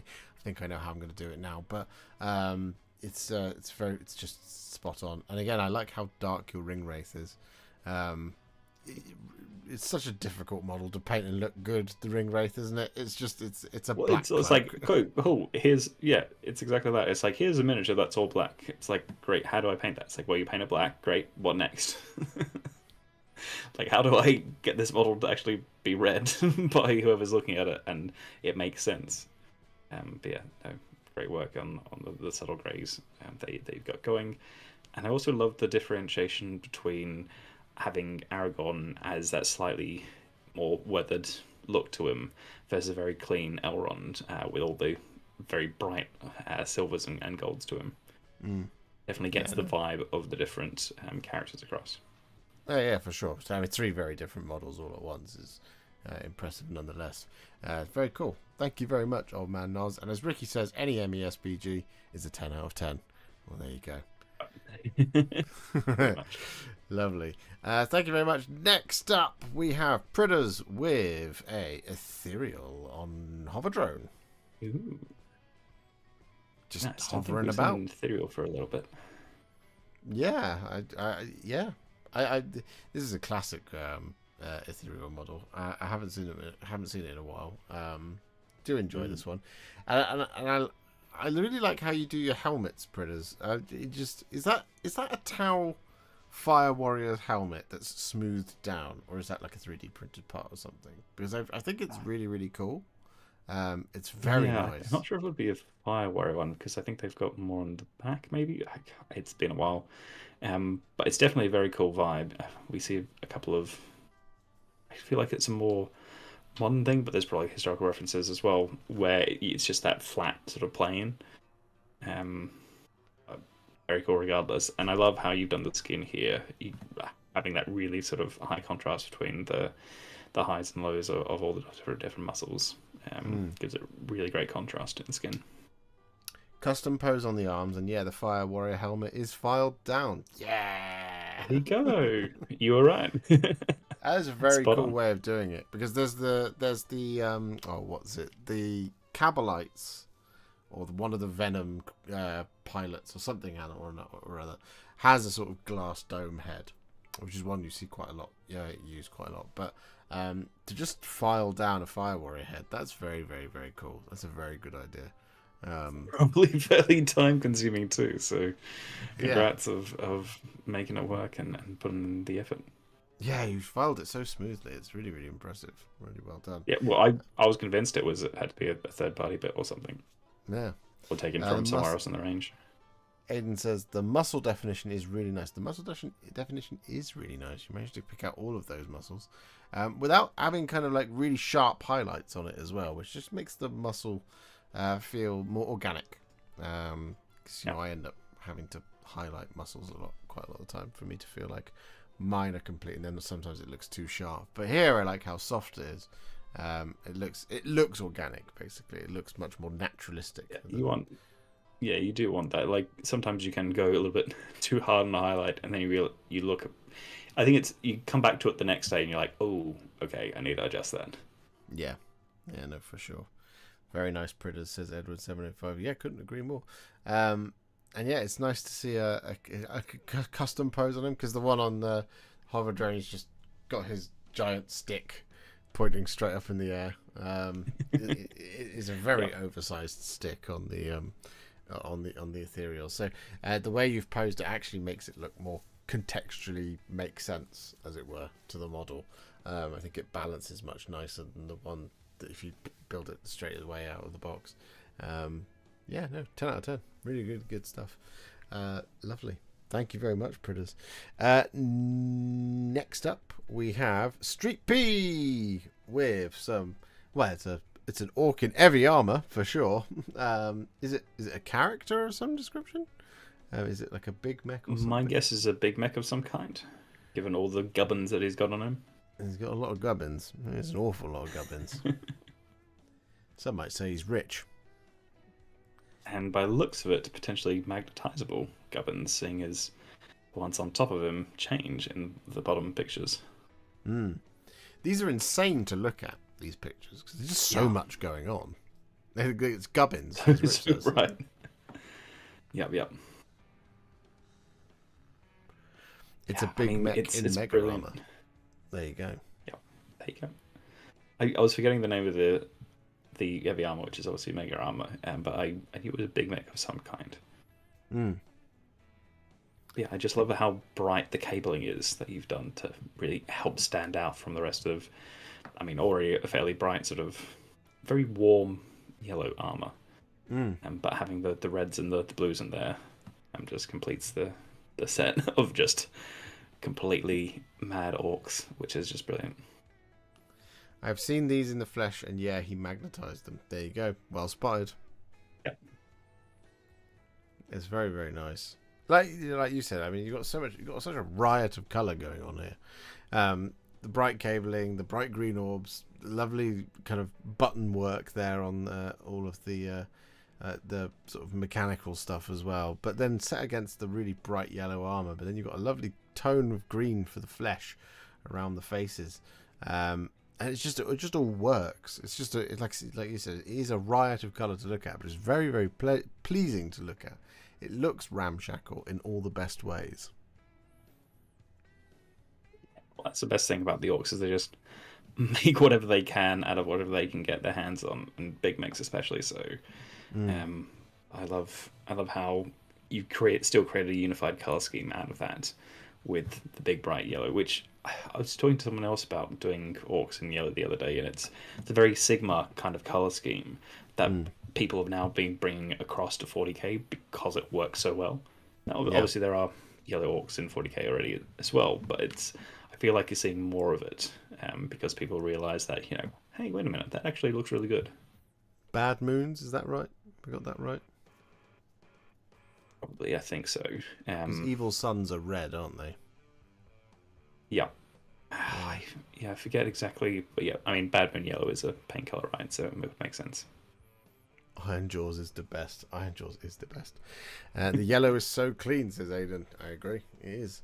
I am obsessed with the middle left picture. Oh, it's gorgeous, isn't it? The green orb is spectacular. I like it. I like it a lot, Street B. Well done. Good stuff. Right. Next up, we have Fake Street Spirit. We have a Deathcore Krieg big siege artillery piece, and we have Yndrasta, the Celestial Spear. So you also get 1,000 points, Fake Street Spirit, for a Stormcast. And I'm gonna let 1,000 points for Blood Angels and 10,000 for. Sorry, yeah, 10,000 points for Yndrasta. Yeah, for absolutely for 100%. I'm just gonna quickly go and grab a drink. So, Rich, share your thoughts because it's getting rather hot up here. So, be back in a sec. These are brilliant. Yndrasta, obviously, I love the work that you've done on the basing. The stonework, especially having those extra greens and browns mixed in with it, really helps solidify it to that base. And then you've done some great work on the base itself. We've seen these flowers used beforehand, but they look great here, as they always do. The wings are brilliant too. I love the little pops of blue spot colors that you've got going on the spear, then on the whatever the thing is behind her, and then on the different bits of the armor, and then going across to the Krieg as well. Fantastic weathering. The transfers, just I feel like the Guard always have the best transfers, or rather the transfers always look best on the Guard. Just gives them that military vibe. But same sort of thing here. And again, the weathering, and you can see how the brown is within those creases of the mortar. It really sells that weathered sort of industrial vibe that the Krieg can have. And then just all the extra little bits that you've picked out. A little bit of green on the screen. Got the red handles or the red buttons there. Everything on here has been carefully considered and given an intentional choice of colour, which I think is just fantastic. No, I couldn't agree more. Well done. Well done. You made it all on your own. Flying solo. Really well done. I was listening. I had the wireless on. No, they're spectacular. Agree with everything that you just said. Yes, I'm out of breath because I ran up and down the stairs. I mean, you chose a good one to go and get a drink on because there was a lot to talk about. Because they're just brilliant. Yeah, no, they are. They're very, very cool. Love seeing the Krieg. Transfer work, like you mentioned, looks amazing. It lends such a industrial tone to them, which is what they have. There's the mechanical nature of war, isn't it? And I love the design. I feel like Krieg embody that more so than just the regular Astra Militarum. Obviously, the regular Astra Militarum have that, but Krieg just is so much more so because of all like the gas masks and everything else that they've got going on. It just has a bit more of that industrial vibe. Yeah, and it's like it's like a branding, a stamping that the red of the 318, 310, 310, 310th Siege Regiment. It's very evocative. It's very, very cool. And really, really well executed over here. And of course, the Indrasta looks spectacular. She always does. She's one of the best models Games Workshop has made for a very long, long time.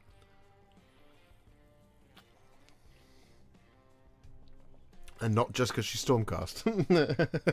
Not just because she's Stormcast. No, she is a great model. No, it's absolutely wonderful. As James says, wonderful. It is. It is indeed. Really love the weathering and grungy feel of the artillery ace. Amazing work on both. Work on both. Bravo, says Jason. I couldn't agree more. Thanks, everyone. 40k and grime is a new thing for me. Well, doesn't look new. It looks like you've been doing it for ages, Fake Street Spirit, because it's really excellent. Well done. Yeah, could afford us. Yes. All right, next up we have Viking Minis 50 with Lycus. And I'm not sure what the one in the middle is. I'm not sure. But we have Fulgrim as well. So if you're here, Viking Minis or Tales from the Mustache, if you're here, please tell us what the one in the middle is, because I can't identify it. But very cool. Exactly. I want to say Iron Spider inspired, but I could be wrong. I could have got my Spider-Man iterations wrong there. Well, the image on the top left is definitely, over Captain America's shield. So there's definitely some inspiration there. Potentially Iron Spider. Again, it feels like it's definitely deep comics rather than movies. In movies, I'm pretty up to date with that stuff, but comics I have not delved into. So you'll know a lot more than that. I got it right. Iron Spider. Let's go. I am a nerd. Plus 10 nerd points for you. Yeah, my license doesn't get revoked this day. Yeah, but brilliant, and I love the backing that you've done for it as well. And the little it works so well on that model. That Lycus model really lends itself to that.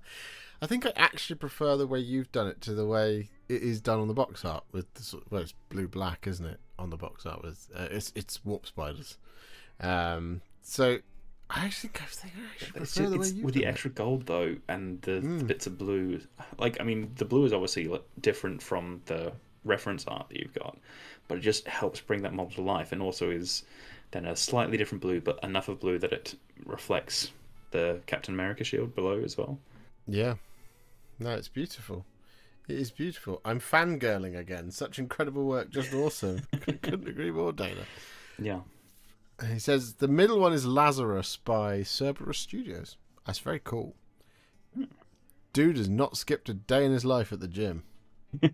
Not at Bro's, all. bro's got that 8-pack. Originally, I was like, it looks like someone from 300, but like, don't think that's a miniatures game. So I was trying to place it as well. I just I don't quite know where it's from, but that sort of electric blue glow that you've got going is just so eye-catching and so brilliantly done.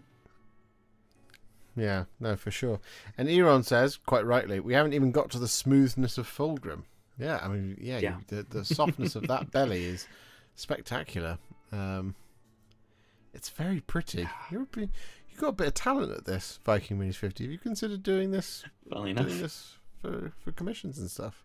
I love the different colours that you've got going on in the body as well. You know, some slightly darker greens for like the body, and then you've got the purple scales, and then the spines in this sort of like pinky orange as well is brilliant to see, like just a little bit more sort of colour variation in there as well. He was a commission. Well, don't take any career advice from me. What do I know? You already know all the answers to that. Fulgrim looks so much better in the wild. The non-GW paint jobs make so much more of the model than the box art. Yeah, I agree, Fake Street Spirit. I think I've been back and forth on the Fulgrim model so much. At times I really like it, and at times I don't like it. I've said this before, but I think like the viewing angle of him is really important. I think Viking Minis has taken the correct photo here, dead on, kind of looking up a little bit. Because as soon as you look at him down a bit, he looks a bit. He looks a bit hunched, and not in like the sort of caged predator way that Aragorn, Angron does. Yeah, MSBG on the brain. So Angron looks like that kind of caged predator look that's about to just explode into violence. Fulgrim, because he's kind of stretching forward, stretching back, stretching all over the place. When you look at him from the top down, he kind of looks a bit. He doesn't look as impressive as he should. But if you look at him dead on, like dead face on, and then kind of looking up just a little bit, he then looks really creepy, like he's leaping out of the dark at you. Yeah. And so it's a really interesting one with that model. It's of all the things. I mean, the other thing, the angle definitely makes a big difference. But I mean, as Fake Street Spirit pointed out, the GW paint jobs, make it look a certain way. But then what we've been seeing is such incredible variation on that, and it just goes to show that the model is just a canvas for you guys to do your incredible work on.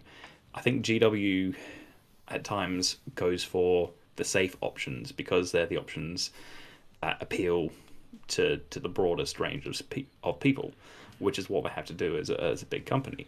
But then to see people find their own niches and take a model in different ways, you truly see that artist's expression, which is just so fantastic. And I mean, no exceptions here with Viking Minis 50, but we absolutely love to see all the crazy stuff that you can come up with. Yeah. I mean, I still remember the Usheran with the bloody bass, for example. Yes, no, for sure. Aragorn is truly a caged predator.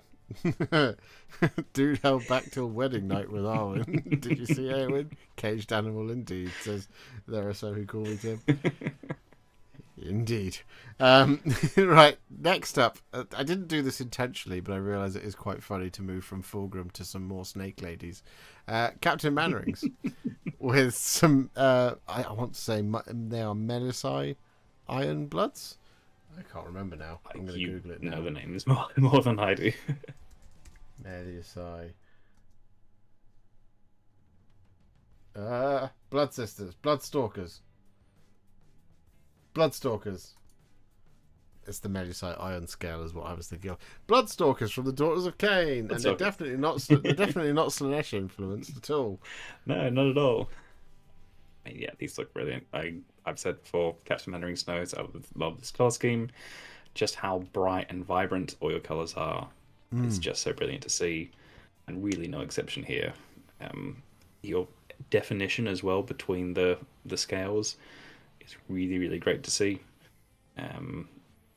Yeah, I mean, just super clean work. Your work around the eyes as well, having that little bit of sort of turquoise green as basically eyeshadow above the eyes really ties into the rest of the miniature, but then also just super, super clean work on the teeth, like the recess of the mouth and the tongue, and then the eyes as well is just insane. So brilliant work here. I was thinking about this earlier when I was putting the pack together, and I've never quite known how to articulate it until today, where I thought, I love how much you capture that essence of them, kind of like they're glow in the dark without being glow in the dark. Yeah, the luminescence is off the charts. Yeah, and I it's so special. It's such a lovely color scheme. It just works because obviously you've painted in the rest of the colors, so they're not glow in the dark. Because if you were to be, but they're the same colors that you would see if you went into. It's weird that this is my reference, but if you went to a laser tag arena, it's very dark, and there's certain colors that just glow when it's that dark. You've chosen all those colors for your color scheme, and then up to the luminosity of them, which gives it that same kind of vibe. But then your painting is actually really, really well executed. Yeah. I was going to say, like, Val Kilmer's Batman. Gotham aesthetic. There's a lot of that kind of goes on. 80s roller disco in the best possible way. Yeah, that was my thinking in the Darkness of Olgu. Yeah, exactly. That's why I think it works so well. Perfect. It's spectacular. Yeah. When everything is so dark, what is the light you see? Yeah, and it would be the what snake are the colours that persist in that kind of darkness? Yeah. As the Bloodstalker arrives towards you with a bow that you don't see coming. No, lovely stuff. It's beautiful. It's always a treat to see your stuff, Captain Mannerings. I can't wait to see what you do with Olganeth or whatever the hell they're going to be called, because let's face it, it's going to happen eventually. But of course, I know you're going to be completely massively distracted when it comes to the Hellsmiths of Hashut, because Chaos Dwarfs. I think many of us will be abandoning many projects for Chaos Dwarfs. So there you go. But thank you very much, Captain Mannings. Next up, we have Teeny Tiny Victories. The button didn't work. Now it works. There we go. We have, I want to say, Asajj Ventress. And we have Darth right. Maul. And I'm not sure what the one on the right is. Star Wars nerds. I've lost my nerd privileges. Yeah, I do not have that character in my brain. So someone else will have to tell us. But I will say the cloak on Ventress there is just brilliant with the subtle sort of green to purple transitions that you've got going. Yep, it's Asajj, and Kalani is the name of the one on the right. There we go. There you go. This is spectacular. Laura, the cloak is as Rich has correctly pointed out there, is spectacular. It's unbelievable. It's unbelievable. The fact that you've got the texture in there as well as that color transition is just mind blowing. Yeah. Just don't forget the B1 battle droids. Oh yeah, no, they're hanging out in the back. They're fantastic too. Fine, they're in soft focus. We can talk about the characters. Droho, thank you very much for becoming a member. That's very kind of you. Thank you. Very kind. I was going to say with the droids hologram as well. It's just it just reads perfectly. I like it almost to the point that I skipped over it for the first second because I was like, "Yep, that's a hologram done," and you go back to it, it's like, no, wait a minute, that was actually painted. Like, Yeah. And then the eyes on the droid as well is, yeah, on Kalani, just have that perfect amount of glow to them. So, I mean, yeah, brilliant work all across the board here. It's unbelievable. My maul is still unpainted because I keep looking at the details and noping out. I know it's yeah. There's not really many words to describe something that is as spot on and perfect as these. Is there? You can just say it's a perfection. beautiful red. Yeah, I did want to point out though the dark metallics that you've chosen for Maul's legs are perfectly chosen as well, because it's so often that I'll find myself just reaching for whatever silver I have, but even like a dark silver isn't quite as dark as this, and it's a very specific look to them as well. And yeah, I think it's just brilliant. And then even just like slightly subtle different reds between the lightsabers and Darth Maul's skin, so that like super clean work on the horns. I mean, just the work everywhere here is just perfect. And the battle droids, from what we can see, look exactly like they should, which is exactly what you want. Agreed. Very well done, Laura. Be very, very proud. Very productive as well. Great work. Models to paint in a month. Well done. Yeah. Well, we must move on to another agent of perfection. We have the Mini Creative with a Ballistus Dreadnought. Very nice. I mean, just the panel work that you do in the blending is just next level. It always is. And then such clean, crisp highlights on all those different lines, and then on every single rivet as well. I mean, you are a madman. But even looking at the missile portion of the missile launcher, you've got like the slight weathering around like even the tiny rivets in between the missiles, which is just insane. Yep. I mean, you have so many details here. This model, your models in general, really are just so well considered and carefully considered that every single thing is picked out with intention, and it truly shows. And it's just stunning work. Yeah, always is. Yeah, there's not. Again, it's actually it's easier to just leave the picture on screen, and just kind of not say anything, because for something of this quality, it's ridiculous. Because it's absolutely flawless. There's not a single imperfection that's going on here at all. Yeah.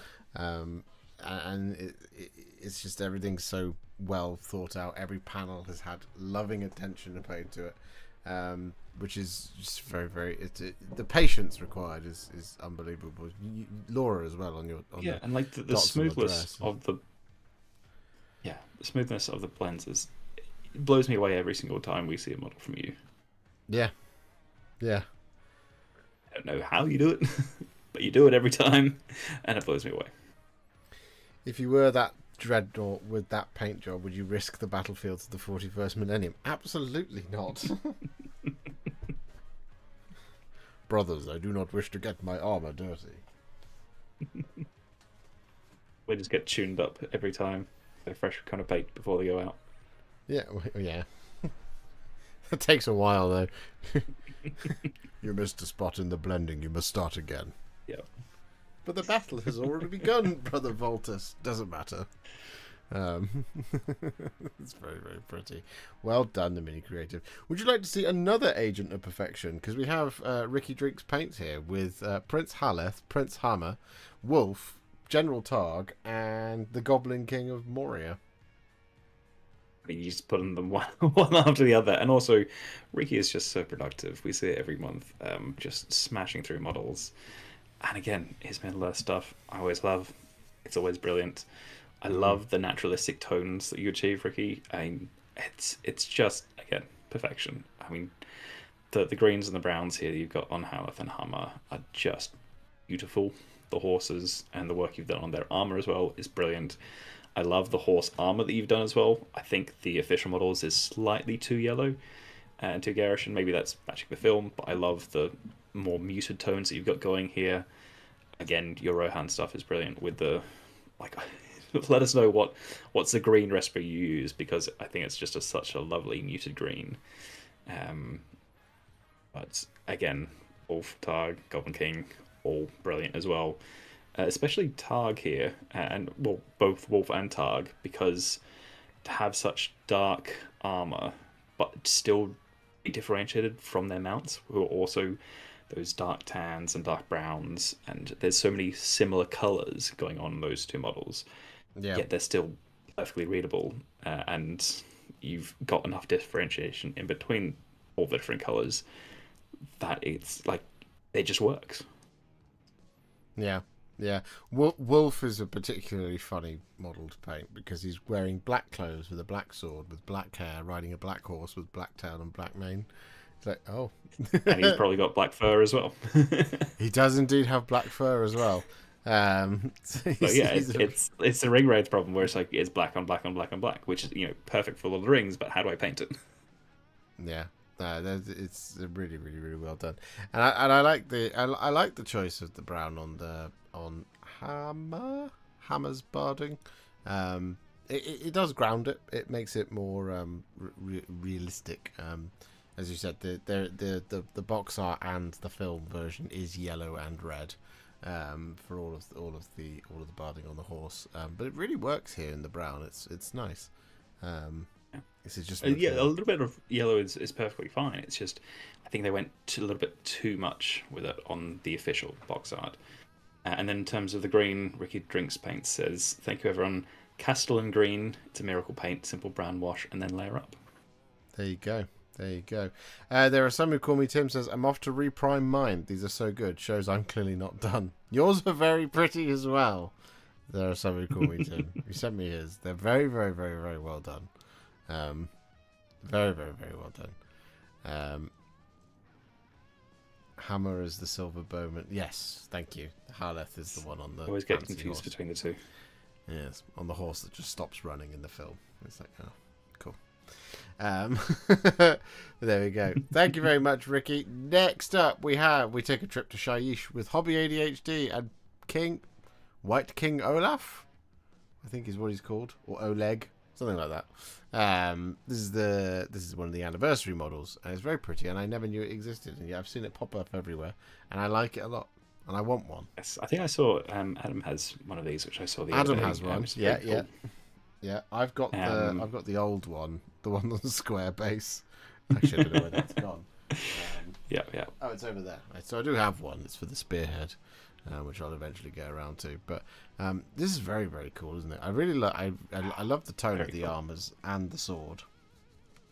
Yeah, and such like fine detail work, which is all not only preserved here but highlighted here on like all the different filigrees that we've got going on in the armor. And just having a lovely glowing sword as well, a lovely subtle blue that you've got going on there. And then, I mean, I don't know what it is, but just icy bases with undead just always works. Having the Valhallan snow there. Yeah. Well, it just lends to the coldness of the grave, doesn't it? Especially when you've got that sort of grey, ethereal cape going on. There's a little kind of the hint of the regality of old with the red of the robes and stuff. But just there's just something about undead minis on snow bases. It's just chef's kiss. Always reminds me of the Dead Snow film. Yeah, I know what you mean, Aidan. Yeah. Come now, always icy. Works. Laucannon says, "Come now, icy bases always work with every faction." Indeed, they do, Laucannon. Well, Indeed, when you're they painting do. them, Laucannon, yes, absolutely. Absolutely. The flower is nice. You can paint anything snowy and you can paint anything blue, no matter what it is. If there's a corn model, it's blue.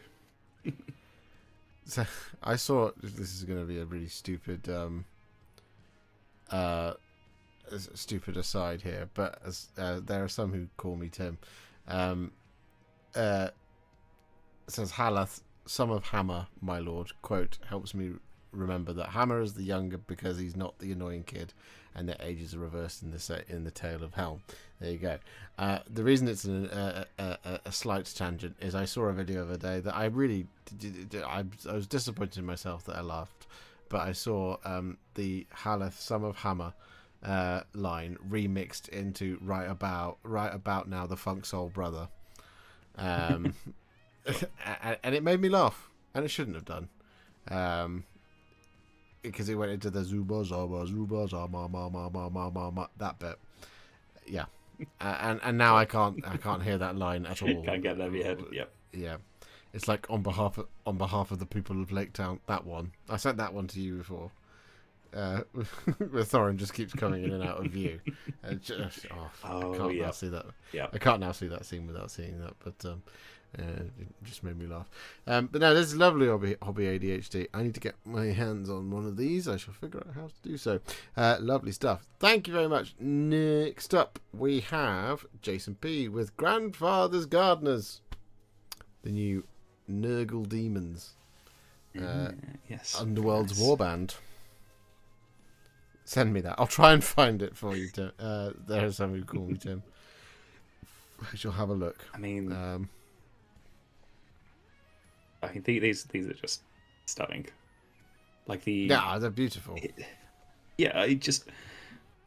All the detail work that you've picked out here is so well done, so clean. Like all the highlighting, all the shading that you've got on here, the color choices. I mean, it's just wonderful. And then the basing work as well. Now, I think these have basing included in the models because of the range that they're in. But even so, like the work that you've done to bring those bases to life is just fantastic. I mean, these honestly look like they're out of the pages of White Dwarf. Yeah, for sure. The truly impressive thing here is when you take Grandfather's Gardeners, when you take any kind of sort of Nurgle Demons-esque thing, or demons in general, but Nurgle Demons in particular, it's green, right? So you've got green, and there's a lot of green, and green is the ever-present colour. It's just all over the place. But the magic is in where you get those kind of those different pops of different things to really accentuate the fact that these are Nurgle. This is diseased. It is awful. It is disgusting.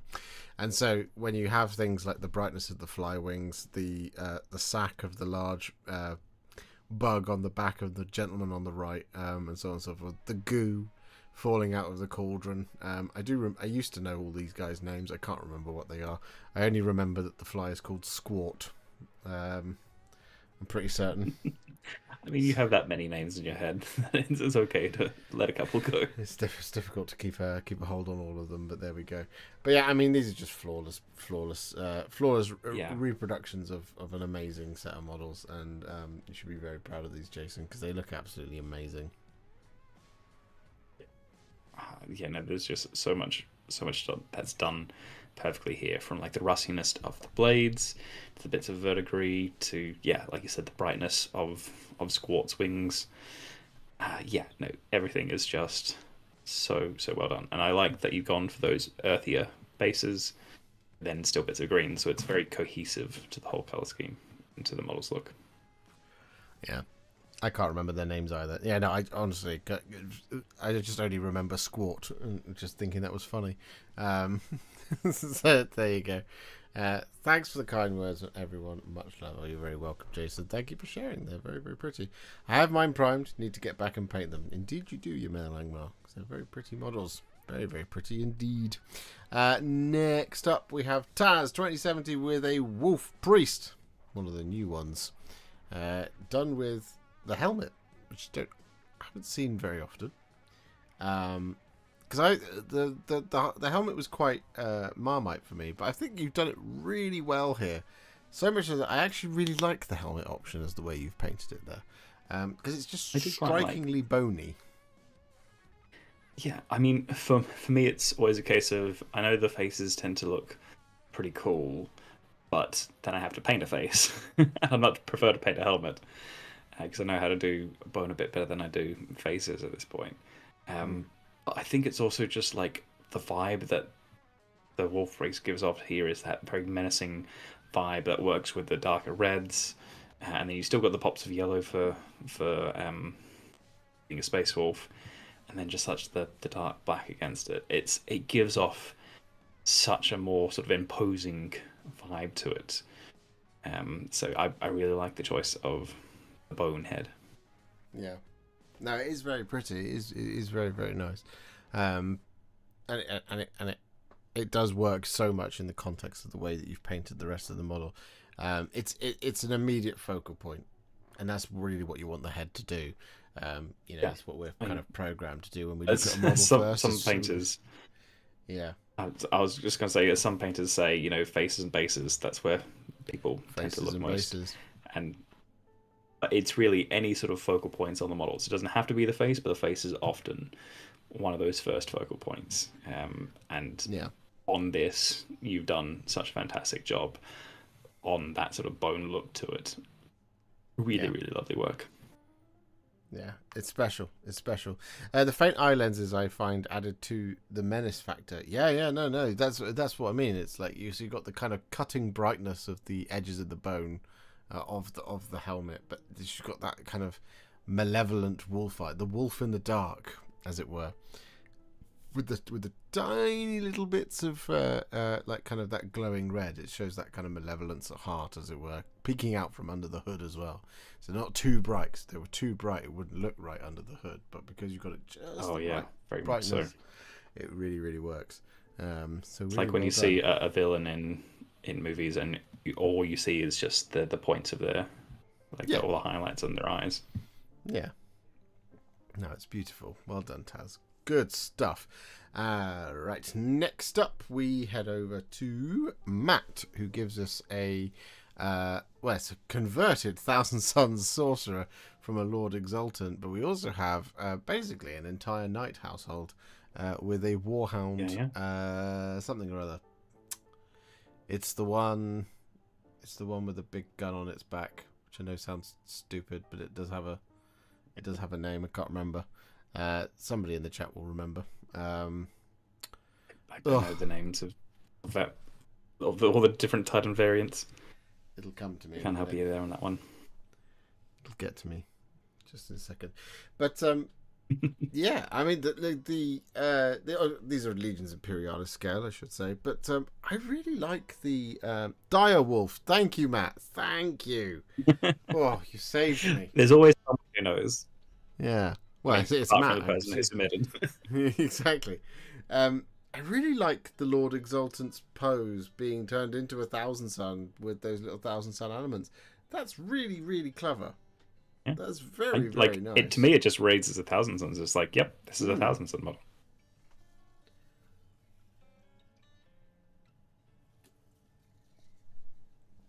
I would argue that it reads more as a Thousand Sun than an Emperor's Children. Well, I mean, it does, obviously, because of the conversion work you've done. But seeing the way that you've converted it makes it feel more like a Thousand Suns model, more so than it does an Emperor's Children model. I mean, like you said, it's got that regal sort of nature to it, which I feel like they haven't shown off as much in the current Thousand Suns range, but it's definitely there if you go looking for it. And doing it here and having that sort of that cape flowing along as well, it works brilliantly. That's beautiful. It's really, really pretty. I saw a bunch of people photoshopping the Exultant into different things, so I wanted to try it out. Oh, you did. Nice. You've done some spectacular work there. It's remarkable. It's very, very, very good. You got a talent for this. You should do it more. Yeah. You all have a talent for this. You should all do it more. But no, it's very, very nice, because I like the way that you kind of taken elements of it, and so, like, for example, like you've got the white on the leg, the leather wrap that the Lord Exultant has, which on the Barks art is a sort of greenish black that they have for that kind of that type of wrap thing. But to have it there just as represented as white, it's just really nice color placement. It really works. And also photographing. Yeah. Beautifully crisp all round, but really appreciate the difficulty in painting epic scale as well. Oh yeah. Yeah. Oh yeah. I mean, first of all, color scheme is fantastic, execution fantastic. I did want to pick out, though, the bases are really lovely as well, with those just slight different patches of green. And I want to know if that had any sort of texture to it. It's hard to tell from the photograph, but it would be amazing if, to achieve any level of texture at that scale is really hard to do when all the texture materials we have are made for a completely different scale. So if you have used some sort of texture on there, brilliant, love to see it. Even without the texture, also brilliant, love to see it. Just having those extra different patches of green, which work really well, are just subtly different from the grey that you've got, really help create the atmosphere and the environment around on the base. Yeah, he says no texture on those, it's just some green paint in spots. Well, it reads as texture, which just speaks to your painting. Yeah, no, it's great. Is it enough for Josh to kit bash one? No, because Matt's done it so well. I'm not just going to rip him off. Like it's there. You've got it. Yeah, it's done. It's done. It's done. Exactly. Right, great stuff, Matt. Thank you very much for sharing that. That's really, really good. Next up, we take another trip to the world of Dark Souls, and in this case, we're going to the lands between for Elden Ring. We have Melania, Blade of Mikola, and she has never known defeat in her rot goddess form. She has bloomed twice, and she is facing off against the legendary Let Me Solo Her. I was going to say that's Let Me Solo Her. It's like, she has seen defeat at the hands of Let Me Solo Her. Oh, yeah. But according to her, she hasn't. I don't know that much about Elden Ring, but I know Let Me Solo Her. Oh, well, famously, has soloed her many a times. Yeah, no, this is beautiful. I mean, yeah, this isn't a model. This is a diorama. Realistically, like, you'll know a lot more about this, but like the model itself is just fantastic. Posing of it, the tree that you've got going spiraling behind as well.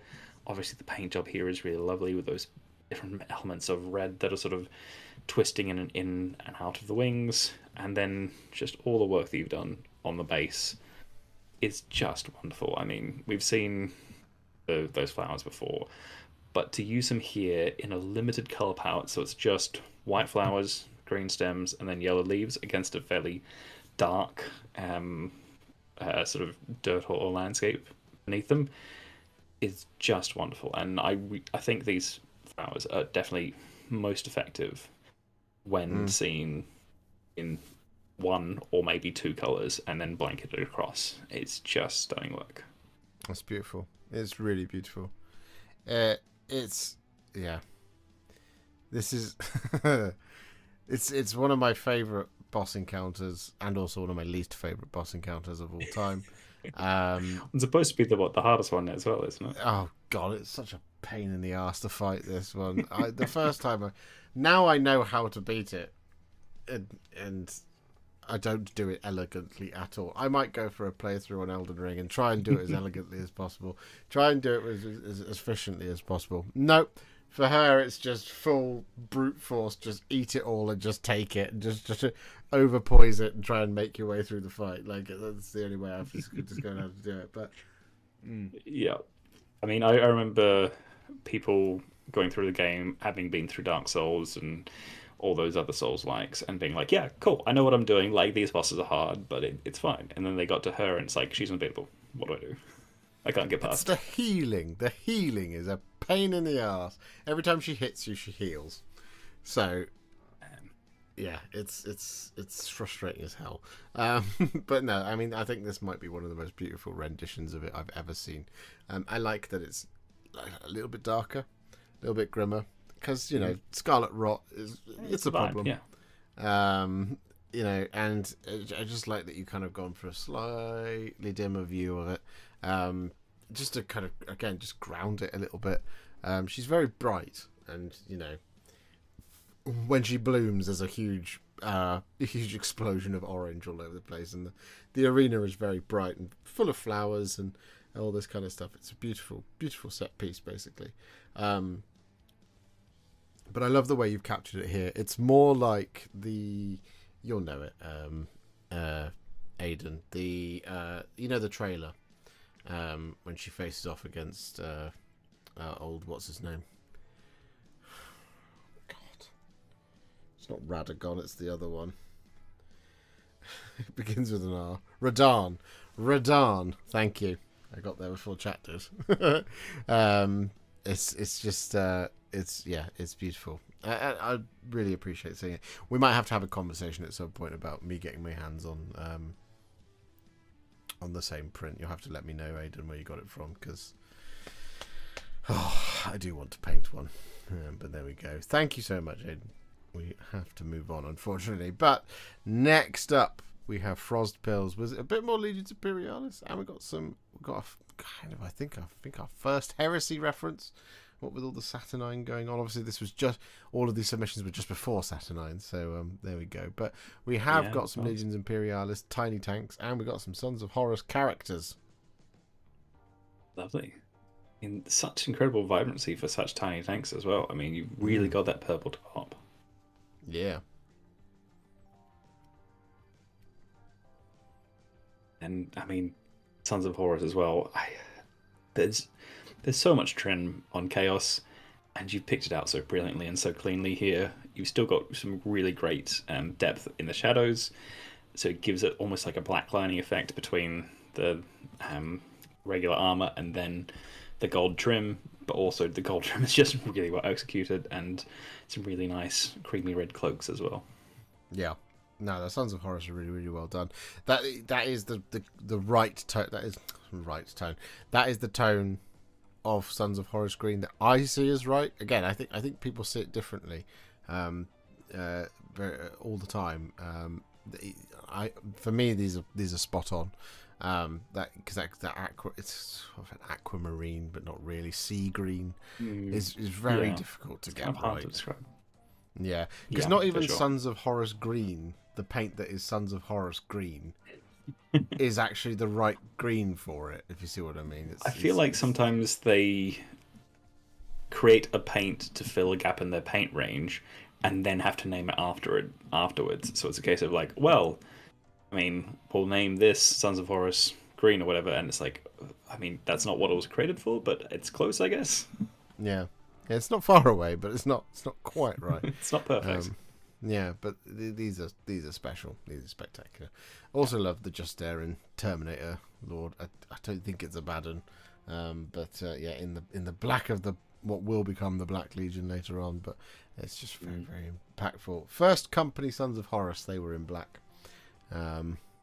Wonderful stuff, Frost Pills. Thank you so much. It's technically two heresy references in one there. One for the big game, one for the little game. But there we go.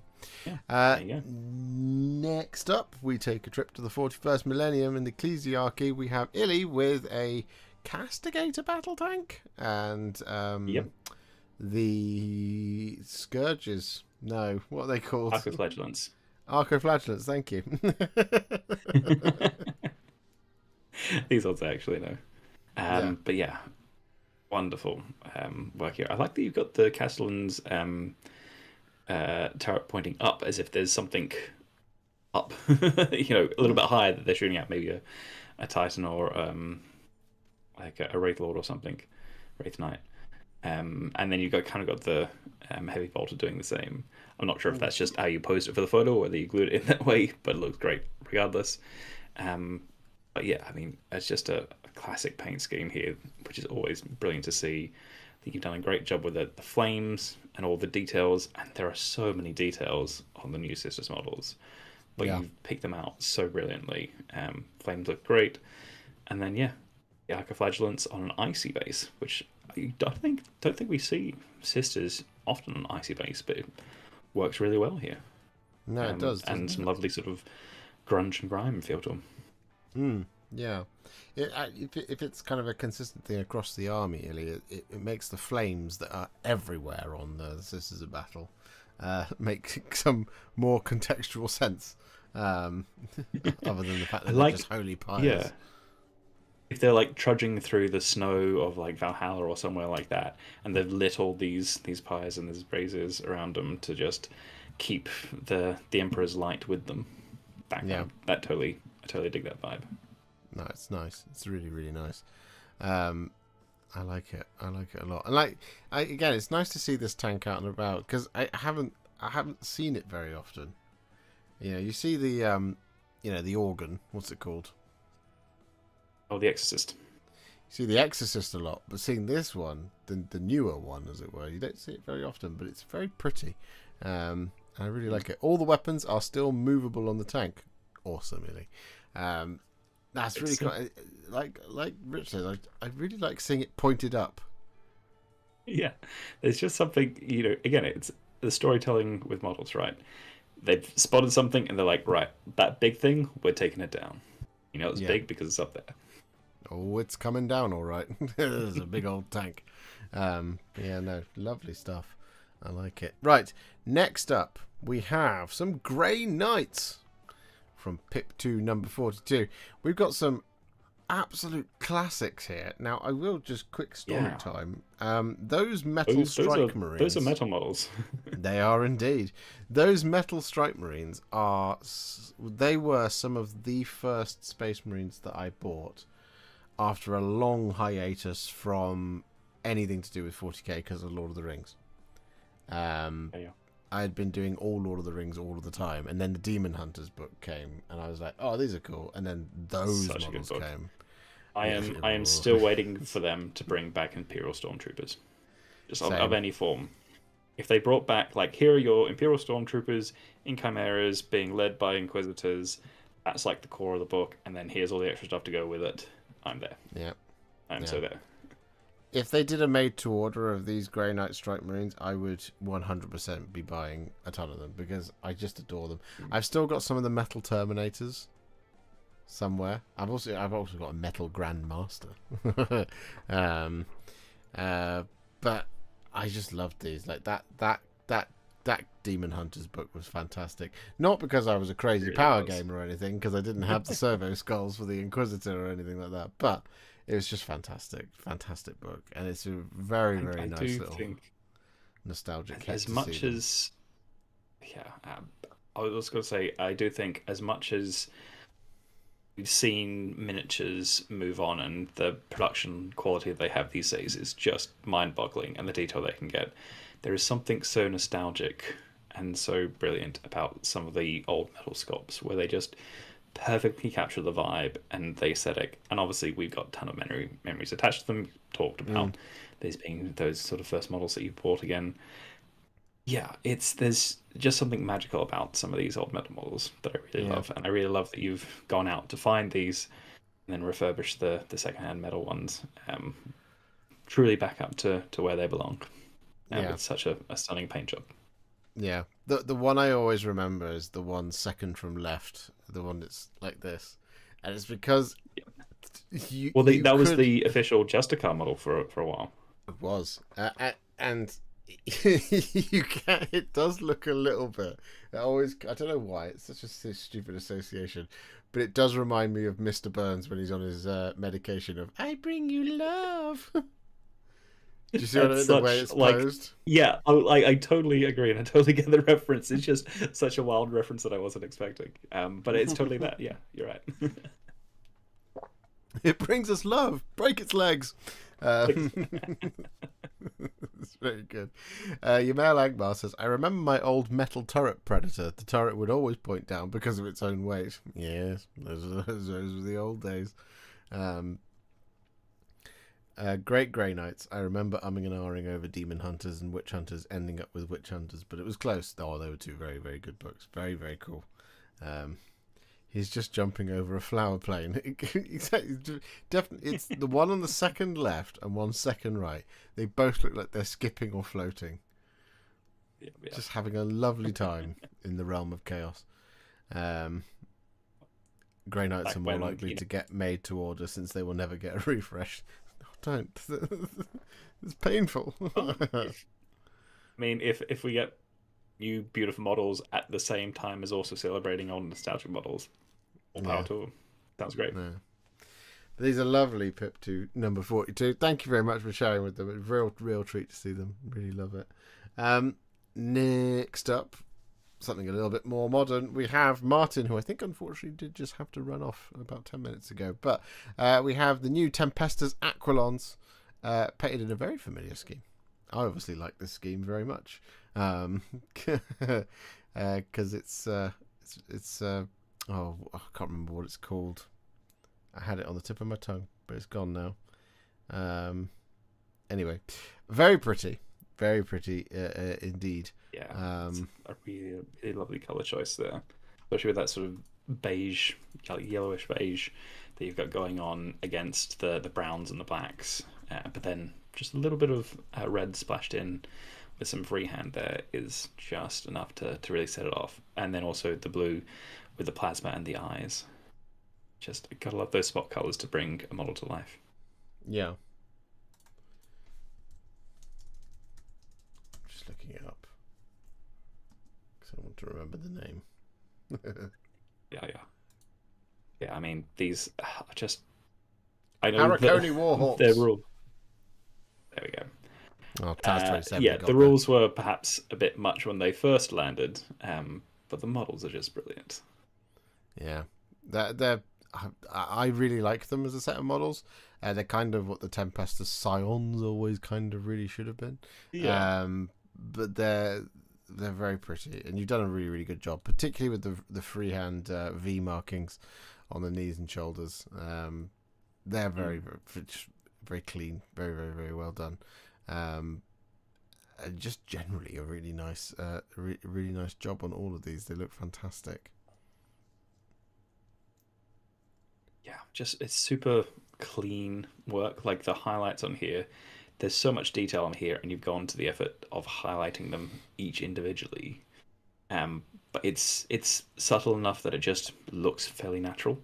Where it's just like, oh, every single little bit of leather, it's got highlight on both sides, and bits of grey in the black pants, and yeah, it's just a wonderful attention to detail, and there is a lot of detail on these models. Oh yeah, oh yes, a lot of wayward belt straps. That's what I believe is what I thought about when I was painting these. We got love these, great work. Does make me laugh that they look like Chaos backpacks though. They do. The cooler backpacks. Yeah, basically. The vibe is kind of similar. Yeah. But no, great stuff, Martin. Well done. Lovely.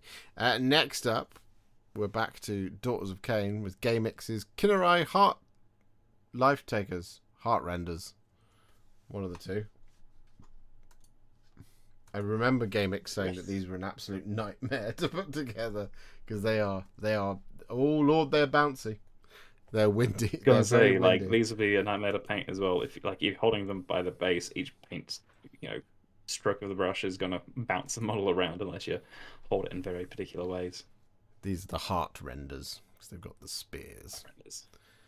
Which is a very cool name, isn't it? But yeah, no, I like these a lot. I really like the kind of the purple hint to the wings, sort of purple, just purplish enough grey to hint at it. Yeah, just enough to read as purple, but very dark, very, very moody. Yeah, which kind of speaks to that kind of definitely really pale skin as well. Yeah, really pale skin. Yeah. Again, also definitely not Slaneshi corruption. They're definitely fine. Yeah, totally fine. But yeah, the gold here is really, really clean, really beautiful. Very well done. Some lovely cloaks on there on that model at the front with the red cloak on them. Yeah, just I really like the fairly not quite plain but fairly smooth dark base. Really helps. Well, it suits the vibe of the models, but then also just lets the models speak for themselves, while then adding in that little bit of pops of color with the pink there, which totally suits the vibe. Forge Father Malcolm says, "Oh, they're jiggly, all right. They are fiddly and springy." Says Dana, "I put some together for my daughter." Yeah, I've got 10 of them on sprue. I've never got around to doing them, and everyone says they're really fiddly and springy. So I'm like, cool. That's something to not do for a while. Yeah, we'll something see. To look forward to. Yeah, exactly. But no, Wonderful stuff, GameX. Thank you very much. Really frustrating kit to build, but they do look amazing once you get past the build. I mean, they're fantastic models. Like, same with the Malifaux, the Bloodstalkers and Blood thingies. They're just, it's a very pretty range, the Daughters of Cain range. I would love for them to redo the Witch Elves and Sisters of Slaughter. Just make them a little more rounded. Just update it a little bit. That would be really nice. Yeah, just a couple extra units here and there. Yeah. But no, great stuff, GameX. Thank you very much. Next up, we have Reverend Sean with a mouse nun from Burrows and Badgers. Ah, this is great. Great. There's a lot of character going on here, isn't there? Oh, very much so. I mean, I've heard of Burrows and Badgers, mostly at a couple of different conventions that I went to recently, where there just seemed to be a crowd of people around the store, and I was like, that looks interesting. I'll come back to that later. Yeah. But there always just seemed to be a ton of people around it, so it seems to be fairly popular, at least within its circles. Yeah, I love the way the scene has been captured here by Sean, because it is a mouse reading from a book, which is funny. Because mice can't read books. But anyway, it looks like you've either interrupted or are being remonstrated. Either one. It depends on how you interpret the scene, right? But the way you've painted it, Sean, you've definitely got that. You got that expression into the character, into the model. So you've got that either startled. The eyes are doing a lot of work here for sure. Yeah, the eye. It's all in the eyes. Don't look around the eyes. Look into the eyes. You're under. Little Britain reference for the chat there. But no, I really like this. It's very cute. It is an adorable little model. Lovely stuff. Reminds me of the Mice and Mystics board game. Alaric, where do you get all these games from? You guys are such better modelers than I am. You're so keyed into everything that's going on around the world. And I've been getting into board games lately. So now I'm a bit more aware of the ones that have models, like the Star Wars one from before, Imperial Assault. So now I know what Imperial Assault is and a bit more about it. I don't necessarily own them or have an in-depth knowledge, but at least I'm slightly more aware. Yeah, no, I'm bad. Peak reference there, Josh. Thank you, Aidan. Thank you. But no, this is very cool. I like it a lot. She was fun to paint. I also have a monk to paint who is a mole. Oh, I love that. It speaks very much to a time of watching cartoons for me as a kid, like the Animals of Farthingwood and stuff like that, which I just very much appreciate. Let's chat board games. I own over 700. Well, we've got to get through Tales first, James. But that's very impressive, James. All I'll say is, recently I just bought and we played through the Quest of El Dorado, which you'll probably know of, and we're also with my D&D group who I play board games with. We're just looking at starting an Arcs campaign soon, so that should give you a bit of the idea of a couple of things I'm doing. I think what James should do, owning over 700 board games, is he should start a board game club, which is like a book club, but instead everyone goes away and plays the board game. And I will sponsor that. I think that's what you should do, James. Honestly. But the thing is, like, the book club, everyone goes away and, reads their own copy of the book and then comes back to discuss it. With a board game, you're probably all going to be playing it together. So, and then you can just discuss it afterwards. Okay, I haven't fully figured out the details. Figured out the logistics. What you need is for people to do solo games, although a lot of solo games tend to be like RPG games. So it's like, okay, everyone go away and work through 1,000-year-old vampire, and then come back and we'll discuss. Yes. Fair enough. All right. Well, thank you very much, Sean. Delightful submission this month. It's lovely to see it. Thank you. Next up, only the faithful shall prevail. And here, Edward705 proves that with a Stormstrike Chariot and 5 Vanquishers. I want to call them. No, that's not what they're Sure, called. they're vanquishers now. We can give them our own names if we don't get the official ones right. That's how it works. Hang on. Yes, vanquishers. Yes, I got it. Yes. I like it. No, but I mean, Hallowed Knights. Love to see it. Vanquishers, very cool. Stormstrike Chariot, very cool. I took one of these to 1,000 points event that I went to a couple of months ago. I did not utilize it properly because all I wanted to do was use power through and yell that and enjoy myself doing that. But I wasn't very well. Completely valid way to use it. Yeah. Flying Bradley using it remembers. properly. I enjoyed myself. But yeah, I mean, that's the point of this all. Yeah. Is to just have fun. Whether painting or playing with them or doing whatever. It's just have a good time. And if you're having a good time, then you're doing it right. But it powers through. Power through! Yeah, exactly. No, I fully endorse having one of these. I want to do two more.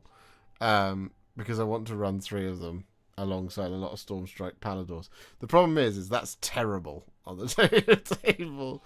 And I'm like, I haven't got enough time to do the terrible list. Sometimes you just got to have to take the terrible list. I do fully recognize, though, that getting out of the house takes a lot of time and effort and going to an event.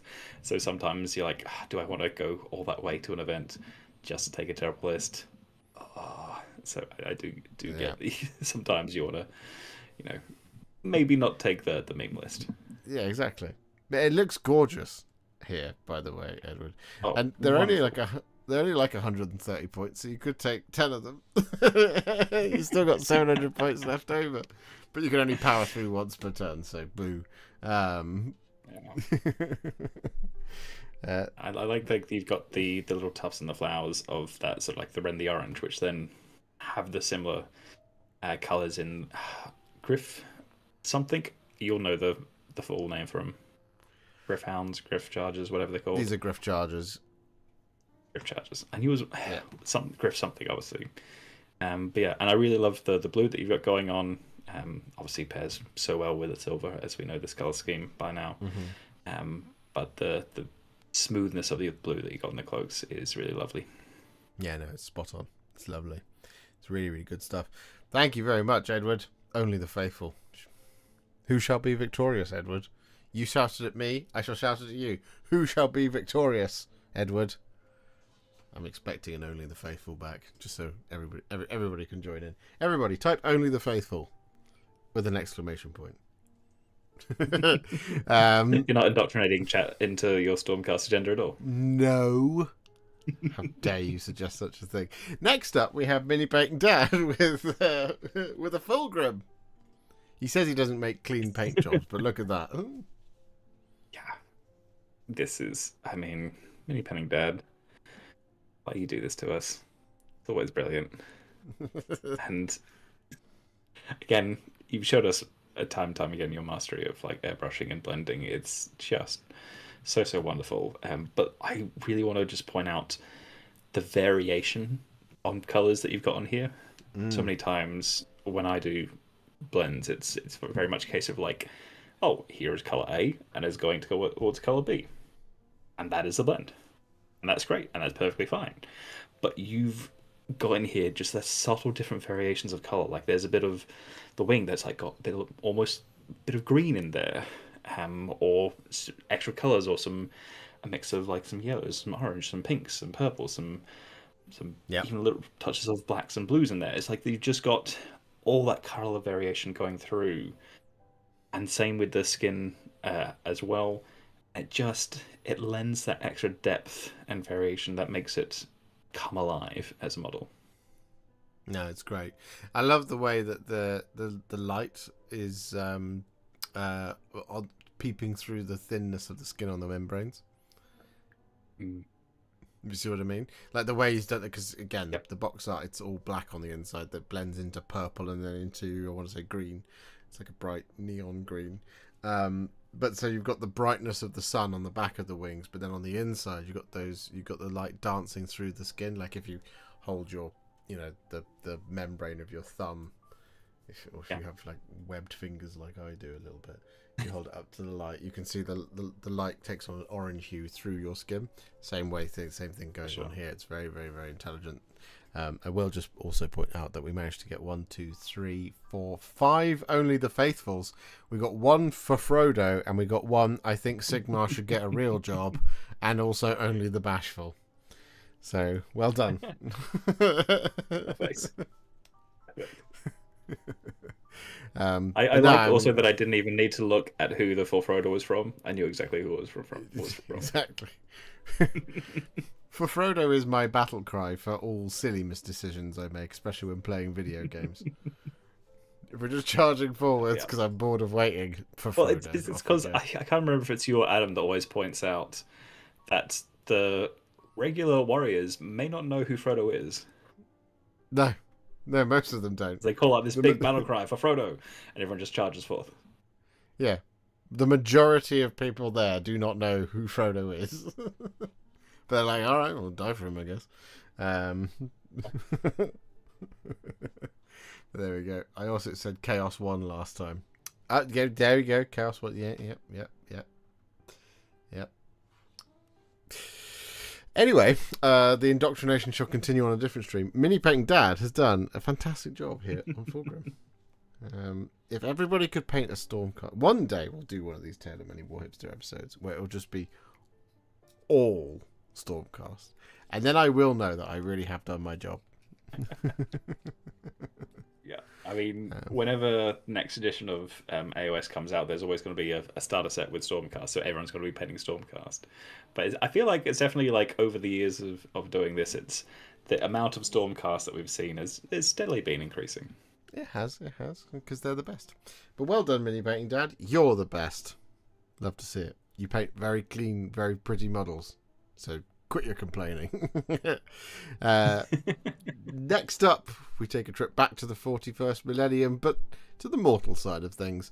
We are going to Helbrecht Brushworks with a Krieg Lehman Russ. I want to say, I think it's a Lehman Russ. But we have a Krieg tank here in the darker, more industrial side of warfare. Very nice. Yeah, it's. I think in terms of the weaponry, it definitely speaks Lehman Russ, or is it Dawn or Rogue of Dawn? I can't. It feels like it might be somewhat custom. Like it's can't quite place it whether it's like an older Lehman Russ or like because I knew they brought out the ones for Heresy that were slightly more ornate, so I can't figure out if it's one of those or a Rogue of Dawn because I feel like the turrets may be too big, or whether you used a custom model for it. James has just given me an idea of an enormous abuse Rogue of my own power. says Eon. Thought it was more of akin to a Rogue Dawn. Anyway, so go ahead. James has just said, you control the theme. Make it Stormcast related. Welcome back to another episode of Tale of Many Stormcast. What you're going to say is it's going to be Stormcast September or something like that. Or just Series 4, the Stormcast edition. Hey. Sure. In this episode, we've got 4 submissions. It's going to be a brief one. Tale of Many Stormcast is what it's going to change into. Exactly. No, I like it. Dan Elliott has said, do a Stormcast challenge. I mean, we could do separate challenge videos, separate to Warhipsters. So there's like, oh, here's Warhipsters where we do, what you've been painting. But then, like, here's like a challenge if anyone wanted to paint this specific Stormcast model. Let's see what you got. Yeah, we'll see. We'll see what the future has. But there we go. This is lovely Helbrecht Brushworks. I think it is a custom job because I've got a Rogal Dawn here, and the Rogal Dawn's got that kind of slope, that sloped side up. I think it's Rogal Dawn inspired, like in terms of the weaponry. Yeah. So given the turret and the extra weapons and all that, it is Rogal Dawn, but yeah, like you said, custom chassis. I really need to paint this Rogal Dawn. I keep forgetting to do it.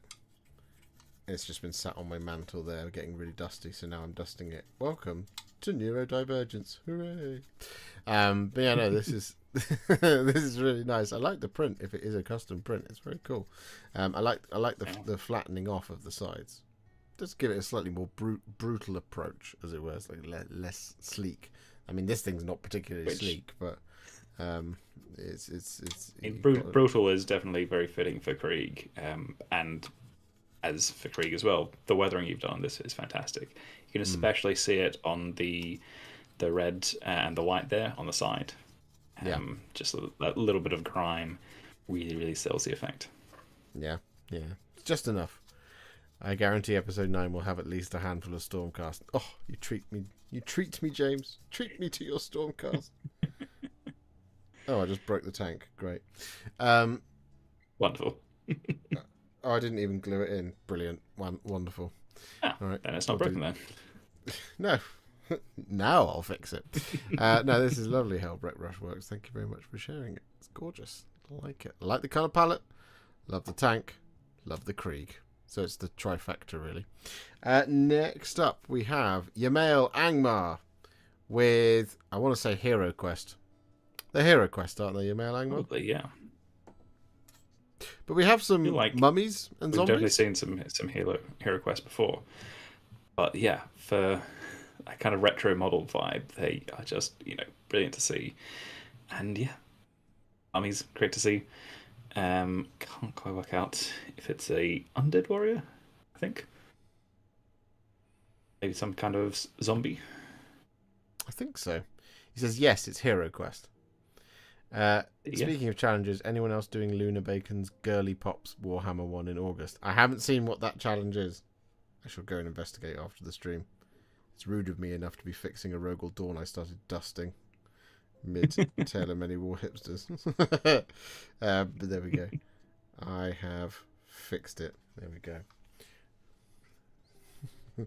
Zombies and mummies, says Yamail Angmar. Yes, we guessed correctly. The mummies look fantastic, I will say. Like, I think the bandaging looks amazing, but I love the bluish skin you've got going underneath.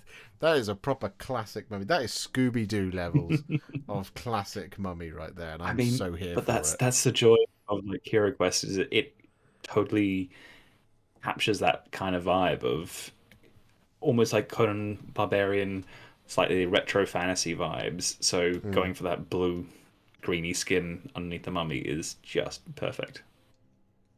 Yeah. No, it's beautiful. I really, really like it. They're very, very nice. That's one thing we don't have enough of in Age of Sigmar, actually, is mummies. Well, I feel like they kind of bundled all that into Tomb Kings and then went, Tomb Kings, just Old World. And they haven't, because well, it's one of the ones that had went away for a long time. They didn't bring it back in any other aesthetic. Yeah. I was half hoping that we'd get some sort of mummified unit for the Soul Black Gravelords, because they seem to be where they're dumping most of the sort of all the undead and horror sort of vibes. Yeah, vampire skeletons. But then is what it is. Maybe eventually we'll get a fifth death faction, which will be mostly mummified corpses. And then everyone will say it looks like fantasy Necrons, which it probably would in some ways, but there we go. But no, these are great to make it different. How did you... Bandages... I was literally about to ask you, Mail Angmar. Bandages are simply Wraithbone, Agrax, and a dry brush of pallid witch flesh. Well, damn. That's very pretty. It's a very simple scheme. I love a good wash. I like it. I like it a lot. Oh, no, it's awesome. Thank you. We must move on. We've got 16 more to go. And the first of those 16s are Chorboy with a Black Templar, very much on topic at the moment, because the Black Templars just came out, the Execrator and the new Crusade Ancient. We also have a monkey with a knife.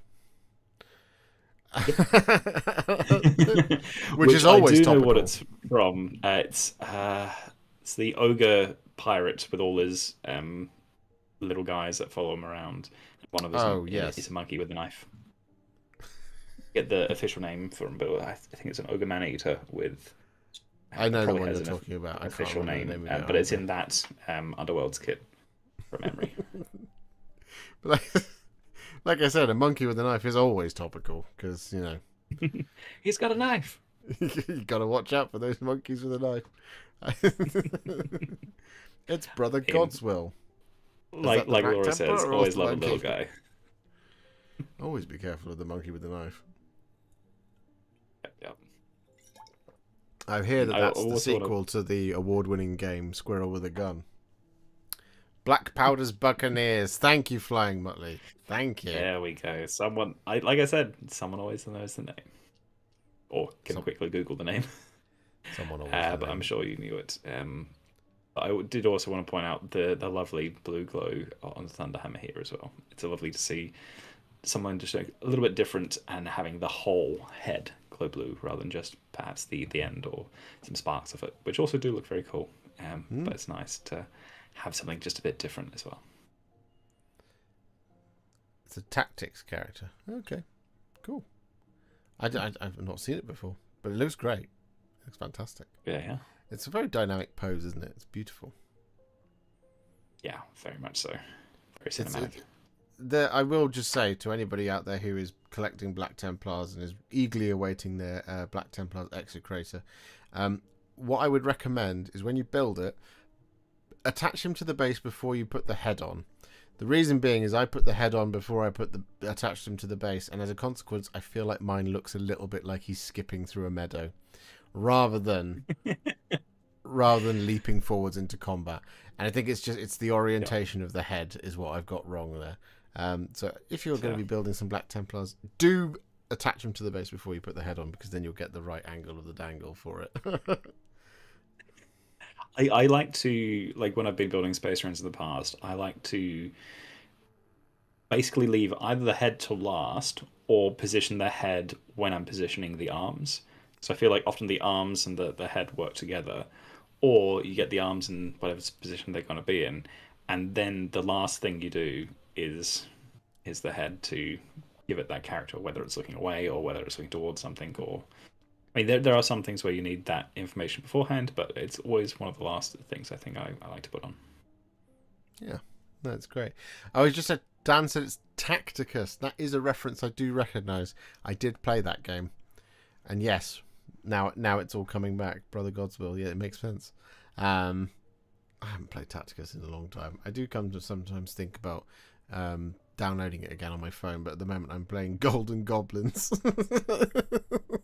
I always have one. But there we go. Anyway, thank you very much, Chorboy. Next up, we have the Warhammer Mama herself. We have Dana. Finally, a Moonstone Mini, the Nanny. I mean, Is the caption. I didn't say that. Yeah. I have not seen anywhere near enough Moonstone Minis. I've only had a brief glance through them. But they always have so much incredible character, as is perfectly captured here. Oh, yeah. I mean, this is... I don't know whether that nanny is looking after the octopus or perhaps going to be serving that octopus to someone. But it's definitely unhinged in the best way. Yeah, definitely unqualified to be a nanny, I will say.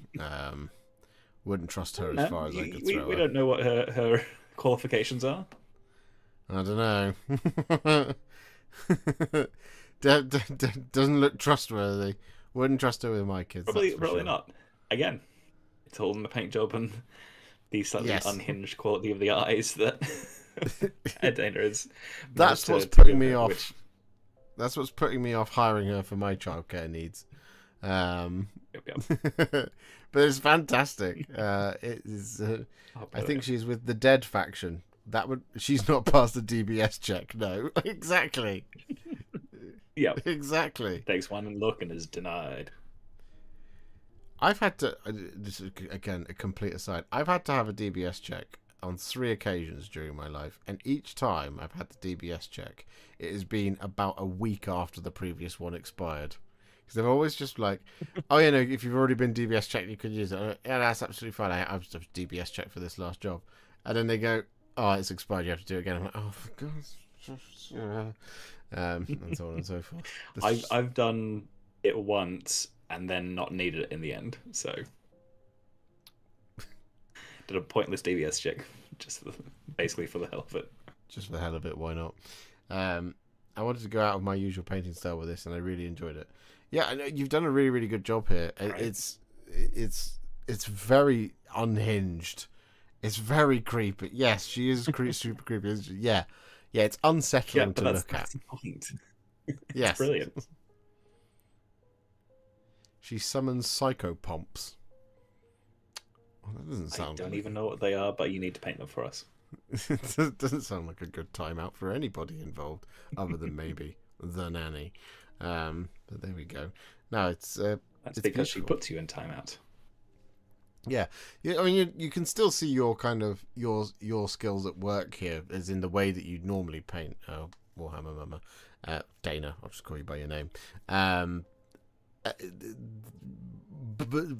But the way you've executed your techniques here to add the kind of, slightly unsettling nature of all of the details that are going on here is so very, very well done. Still well within your comfort zone, I would suggest. It doesn't look like you were pushing yourself out to do something different, as it were. It looks very much like this is very, very, very much within your wheelhouse. So well done. Multiple DBS checks, cadets, church school work. They don't carry over. Have to have a separate one for each role. Pain in the in the proverbial, right? I see. Nice. I had to have the same one done several times. It's because of jobs. Anyway, doesn't matter. It's a complete aside. Next. Thank you very much, Dana. Beautiful work. Unhinged work, but beautiful work nonetheless. Next up, we have super productivity here from Cody Lalone. We have, just a lot going on, really. Yeah. More unhinged Death Guard. That is a hell of a lot. Even just half of this would have been a lot. Oh, yeah. You've gone very quiet. Is that me or is that you? It's me. Say something again? These miniatures are incredible. It was me. My headphones just decided to turn the sound down, so I was back at 10, 10 when you're supposed to be at 45. Headphones. But there we go. So we have a lot of stuff. We have a lot of Death Guard. We have a Lord of Poxes here. We have a Lord of Blights, I want to say. We have some Plague Marines. We have a Predator. We have a lot of Star Wars going on there. We have Cyclops. Mm-hmm. We have Gambit. We have Wolverine. We have Storm. General Grievous.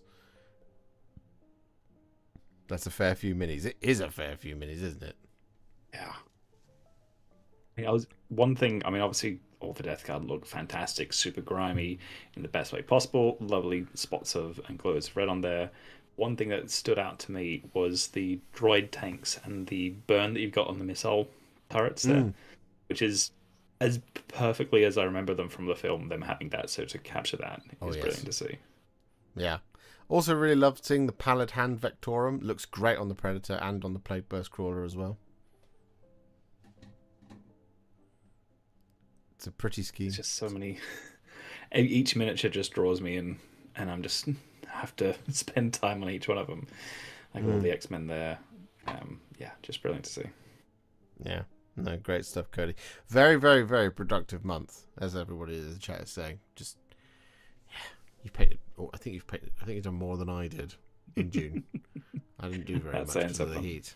Yeah. We all know Dan did. But there we go. Now, great stuff, Cody. Thank you very much. Next up, we have Laucannon. No, we don't. Yes, we do, because I pressed the wrong button. There we go. We have the Thing. The Chaos Thing. Yeah, the Chaos Thing. Which we always forget the name of. Yeah, I definitely know the name of it. It's just, I just don't want to tell you what it is, because, you might copy me. Hellgate or something. Yeah, what is it called? Why is it not here?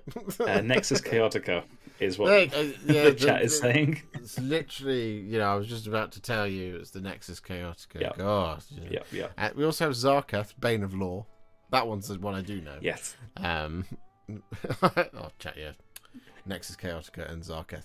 Yes. Anyway, we have the Nexus Chaotica and the Zarketh, Bane of Law. Check out the robe of Zarketh, because that's insane. I was just looking at that. Hmm.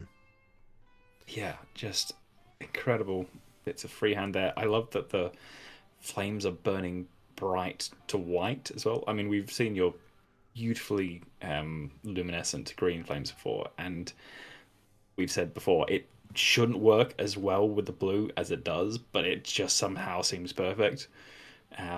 But then to have that little extra step on the character, having it sort of go up to white, and then having all this freehand on the cloak as well, it's just taking it to the next level.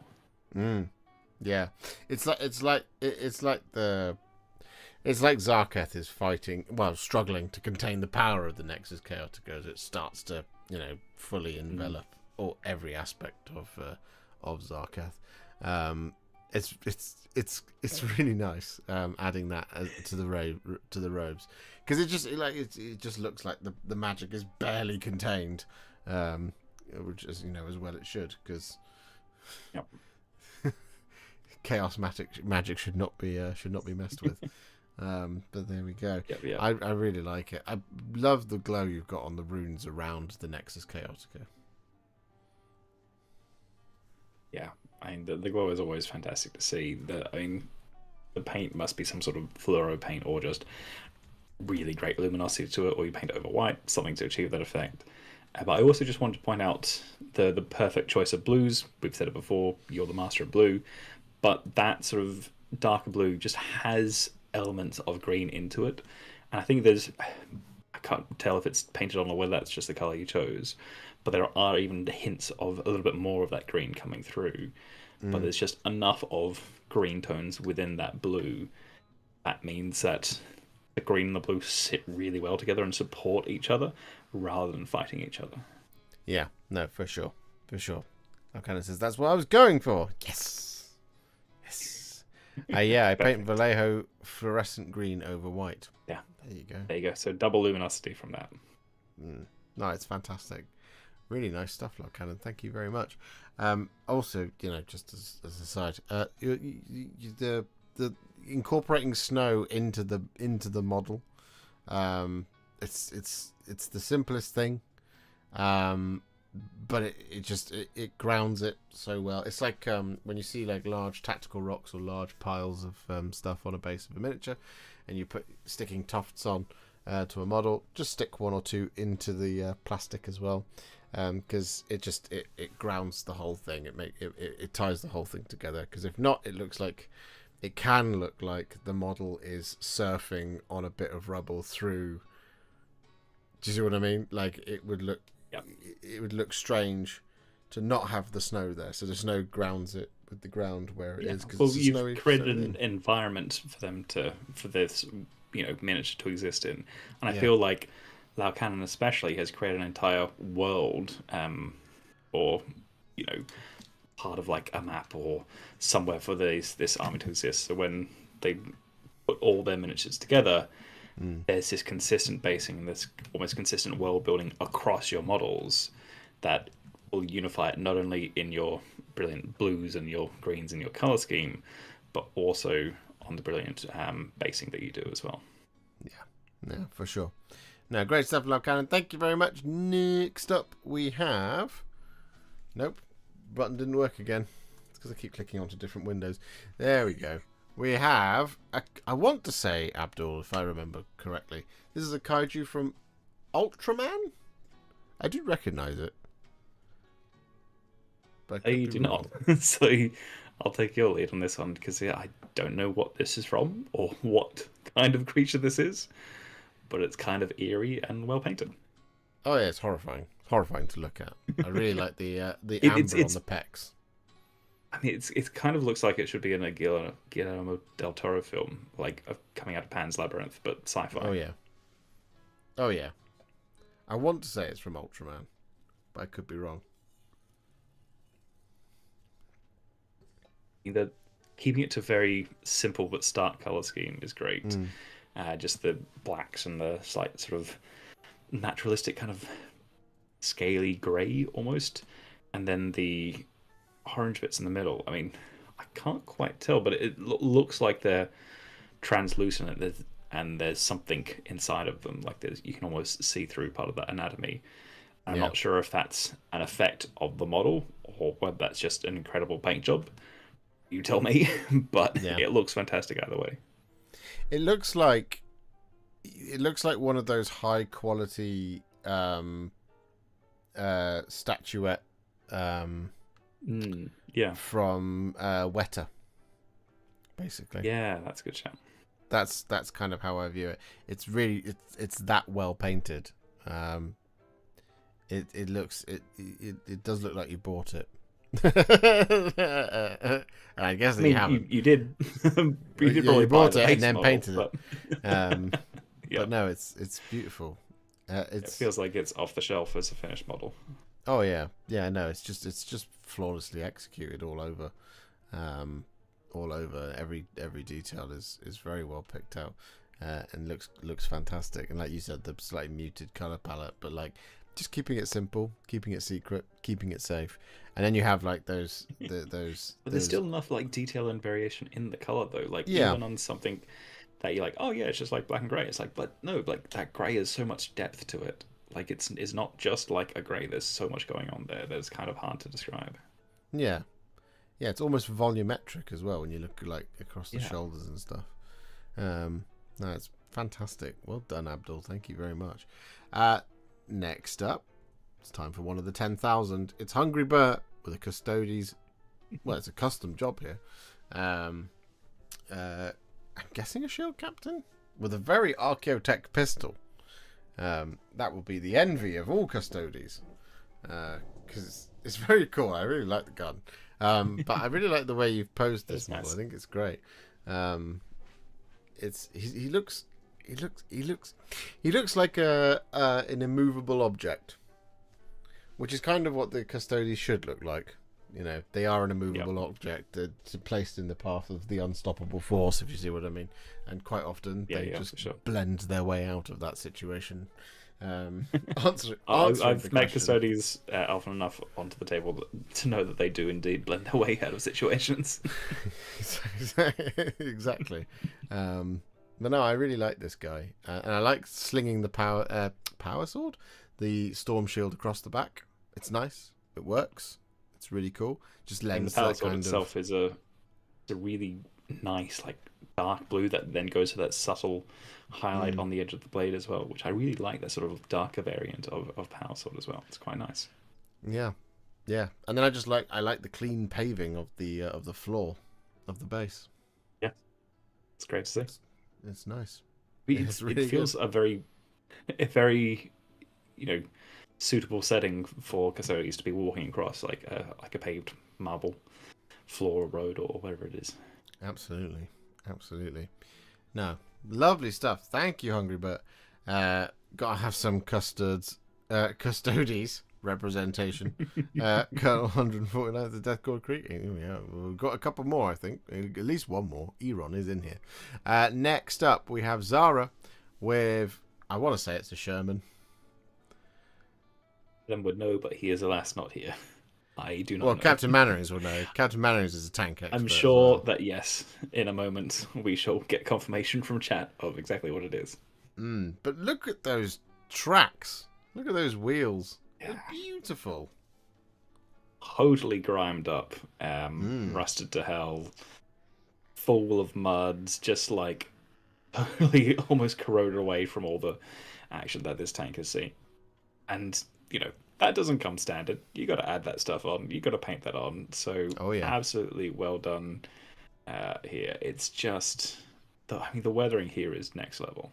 Really, this is a well-worn tank. It is indeed a Sherman M4A3E8. A Sherman Easy 8? Question mark! Exclamation mark! No, this is a perfectly weathered, battered tank, as it were. It's in need of some TLC, in a good way. Not your paint job. Yeah, your paint job's brilliant. This needs to be taken off the front line, or does it not? Because, clearly it's lucky if it's been able to survive this long. I mean, that doesn't just happen over a single course of a day. That's a lengthy campaign. Well, it's also, but it has all the gubbins and extra materials on there that you would expect of something that's been on the road for a long time. I particularly like the white bucket at the and back. Barrels and I just love seeing the bucket. It's great. Lisu 3000. Hello everyone. Are these models made by subscribers? They are indeed. They are indeed. This is Tale of Many Warhipsters, where we showcase your work from around the globe once a month. You submit them, and then we tell you nice things about them, like we are Zara's tank, because it's incredible, and I love it very much. Beautiful stuff. Lot of fun to toss as much mud on it as possible. Well, I can see. It looks like you had a lot of fun doing it. Again, just wonderful stuff. Thank you very much, Zara. Next up, we have quite possibly one of the biggest terrain pieces that Games Workshop makes. We have a Realm Shaper engine from Plane. I mean, I need to get me one of these at some point. But yeah, this just looks wonderful. So cinematic as well, with the background as well, which we've discussed before. John Hodgson, I think it was. But yeah, I love that it's dark energy coalescing at the top there as well, and that the trees are almost like withered and white. Really kind of gives us this spooky aesthetic, almost like it's moonlight, or perhaps it's taken away the power of the sun, and this is just now a dark sort of light emanating from it. It's really, really cool. Yeah, no, for sure. It looks like it's like the gold is the power banks that have powered up the dark energy that have sucked the life out of the surrounding area, which makes for the Realm Shaper engine to feel like it's quite a sinister thing. In some ways it is. Yeah, it's such sinister vibes rather than just here's a bit of green lightning at the top or anything like that. Yeah, no, it's fantastic. I like it. I like the vibe. I like it a lot. Well done for painting it. It's really, really cool. It's a big old piece of terrain. I do have one. I've got the ruined one in Nightmare Quest is what it's called, which I'll eventually get to, I'm sure. Which is, thinking about it, I probably should have not ordered quite as much terrain as I did on the made-to-order section, because I do actually have things like that still in boxes. But anyway, that's an aside. Great stuff played. Thank you. The branches have leaves on that are now painted. Oh, cool. Well, you'll have to show it to us. Well, they worked either way, so. Yeah, no, it's great. It's really, really nice.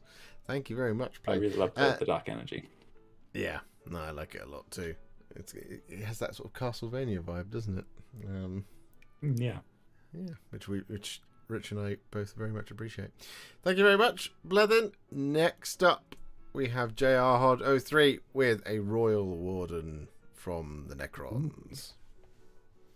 Ooh, and got some purple energy as well. I'd love to see it. Some I mean, the purple classic energy. green obviously works so well, but it's great to see other colours being used. And I think the one I'd probably see most often, if it's not like a yellow or a green, is like a red or an orange. But purple's really nice, and especially goes so well with being a Royal Warden. I'm not sure if you do different colours for different parts of your army, but I mean, purple is a great colour scheme to replicate across everything. Purple's just a lovely colour, isn't it? It really is. Yeah. It's a shame So those nice. children of the Emperor have the cornered the market Opted it on for the Space purple. Marines. Yeah. Get some loyalist purple Space Marines. Yeah, because this is great. I like it. I also just like the red and white helmet. It kind of gives it a vibe of being a kind of splinter of a Tomb World. Do you know what I mean? Like, Yeah. a little bit like C-3PO's red arm. Do you see what I mean? Like, Yeah, patched, just something a little bit different. Yeah, patched together, which is great. I just like it. It adds a nice interest. It adds a tale, it adds a history to the model. He looks too flimsy to be holding that gun. Well, yeah. It is quite the mighty weapon on such a little guy. Yeah, but they're also like super strong robots. So well, yeah. there is might within those limbs. Yeah, no, it's nice. I like it. I like the set of colours. I like the choice. Yeah, beautiful. Now, thank you, JR Hodo 3. Next up, we have Graham Paints, with 3 of the most exalted of 8 bounds. Sure. I mean, these are just so menacing, but there's so many different bits and details that you picked out here. I really love the use of like basically almost black for a lot of those spines and teeth that are coming across, because this model is covered in spines and teeth, but you've separated out, okay, these are the teeth that I'm going to paint in bone, and then these spikes are this really dark, menacing, like a super dark brown or a black there, which just is so cool to have that little point of difference, and these weird sort of things growing out of your armor. Yeah, I love that color choice there. It kind of speaks more to the corruption of chaos that way, doesn't it? With being black, as it were. It just especially for Khorne as well. Oh yeah. Very fitting for Khorne, but it's a nice spot color. It breaks up all the red in the best way. Yeah. So it's nice. It is really nice. I like as well Imperial Fist helmets. So for once, it's not Blood Angels. So thank you. Well, you know, it's their armor's already red, so you need a different color. True. We haven't seen any Celestial Vindicator corpses tonight as well, which is really nice. So thank you very much, ladies and gentlemen. So far, I don't know if there is one. There might be one coming up. I can't remember. But yeah, no, I like it. But no, they're great. Like I really like what you're saying. Yeah, I completely agree. Could be a Blood Angels Assault Marine. Oh yeah, you're right. Yeah, it could be. Damn it! Once again, one of my armies falls prey to one of my many wonderful viewers. This is what you get when you have many coloured helmets within the same army. That's true. That is true. It's the Blood Angels' fault, really. No, they're great. I love the tone of red as well. It's the tone of dried blood, which is kind of what it should be. Yeah, and there's just that slight gloss to it, and it almost like spills out into the metallics as well. It does give it that kind of dried blood or like blood soaked vibe to it. Yeah, no, for sure. Imperial Fists, the correct trophies. I agree, Dan. I agree, although I do like Imperial Fists too. But no, thank you very much, Graham. Next up, we have Flying Muttley, who has also done a lot of work. We have an Azrael, we have some Death Guard, we have big Death Guard as well. We've got a Spartan of all tanks. I had Celestial Vindicators debasing mix. Don't do it, Captain Mannerings. What did the Celestial Vindicators ever do to you, huh? But yeah, no, I mean, check this out. I mean, everything here is just stunning. I feel like this could easily have been a couple of different slides. First off, I mean, fantastic photography with the Jordan Hodgson backgrounds, as we mentioned before. But, I mean, your Azrael is stunning. That sword is just brilliant. The weathering from the base of the cloak is just gorgeous as well. And then all your Death Guard, I mean, incredible weathering, really, really great colour choices. And, like, the stripe of green, the pale colours you've got going on there. Then you've got the little spots of, like, yellow from the pustules breaking through, or the little pinks of the plasma. I mean, there's just so many like incredible details here to pick out. Yeah. Oh, my voice broke then. Yes. Getting emotional. Yeah. I really like how you've done the flame on the banner there, Flying Muttley.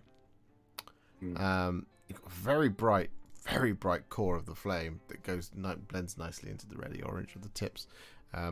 Generally, the banner itself is just very, very nice, but the banner on Azrael, particularly that flame, is very, very nice. I also very, very, very much enjoy the blue of the power sword. I like that you've gone for a three-parter. You can see in the top top right photo on Azrael's square. It's got the 1, 2, and 3 blends going across it, rather than just the what I would call a two-parter, which is just top half on one side, bottom half on the other. So well done for that, because that's not easy to do at all. Going for a three-parter, but yeah, no, really, really nice. And again, Pallid Hand Vectorum looking absolutely fantastic. Classic Heresy Death Guard scheme over on the right-hand side.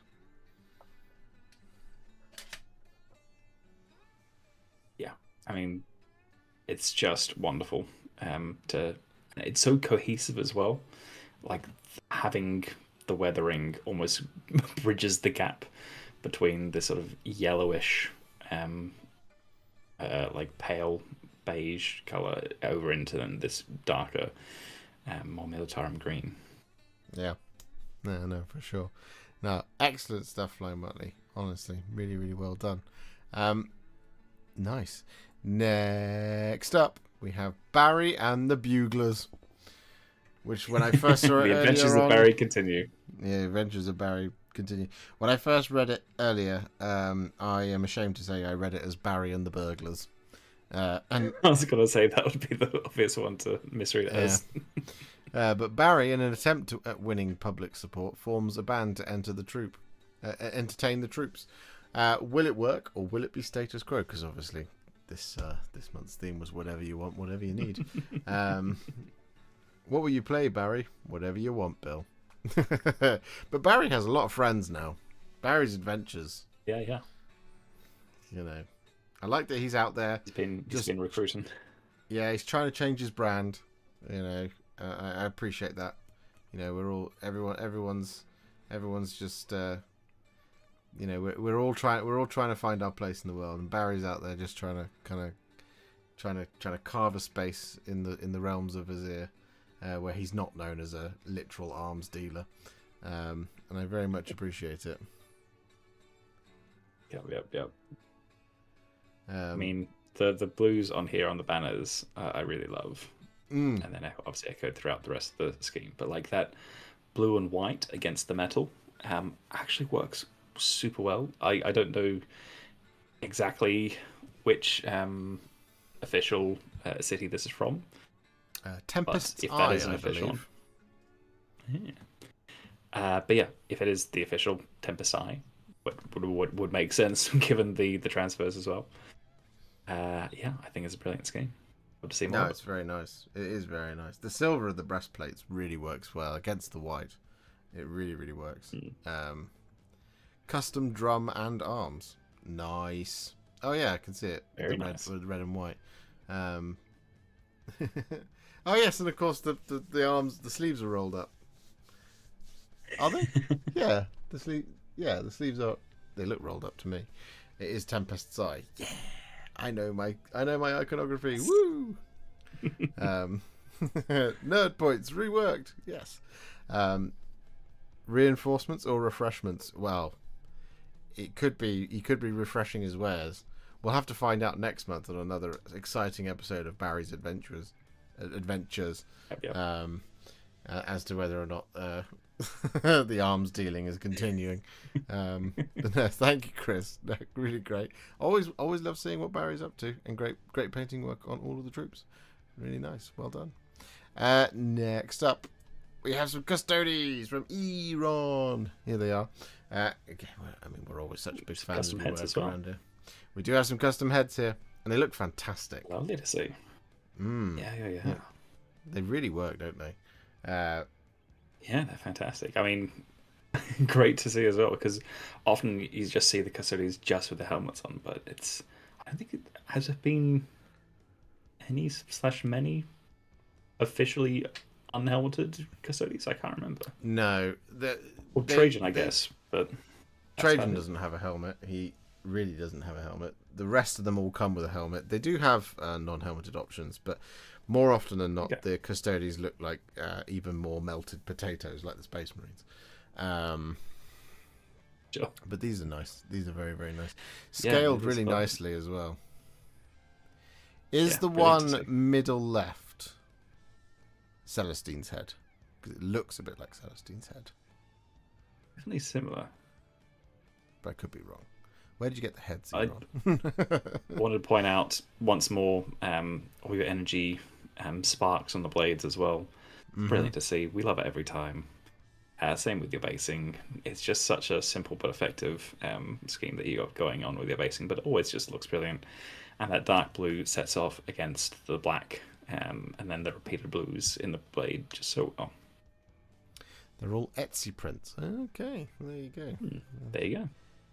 Nice. But there we go. No, great stuff, Hero. Surely the project's nearly finished. Surely. You're absolutely flying through it. These have got the fancy spears, haven't they? The Adrasite spears, I think, or the other one, which I can't. Pyrethite or something? I can't remember. Either way. I can't remember. You'll tell us, I'm sure. No, thank you very much, Erod. Thank you. And next up, we have Kawaii Fieri, with the what's he called? Thaumaturge? The Ogroid Therma something. Ogroid.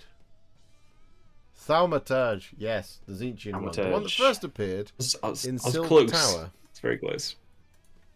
Yes, it was definitely the first one, and still, honestly, one of the best ones. This miniature is just so lovely. Wanted some female heads just to annoy the gatekeepers. You're fighting the good fight out there. Perfect. Keep doing it. It's good Wonderful. stuff. Pyotite melter spears. There we go. I did remember the words. But yeah, this is the first. The guy first appeared in Silver Tower. Really fun board game, by the way. Warhammer Quest. Also, as an aside, Games Workshop. Where is Warhammer Quest? We need another one. We need a sequel. 2 more board games. City. They're great. Yeah. Come on now. Put your finger That up. city should have been massive. Could have been massive. Would have been massive. Was massive. But yeah. We need more. Either way, Kawaii Fieri's Ogroid Thaumaturge looks fantastic. All of that swirling blue tattoo work all over the body. Just I love the way it pulsates. The way that such great blends here. The orange from the hands, the green on the flame, and yeah, like you said, all the tattoo work, which is just glowing. There's just so many details here that work so well. Yeah, it's shimmering up the back, which looks fantastic. I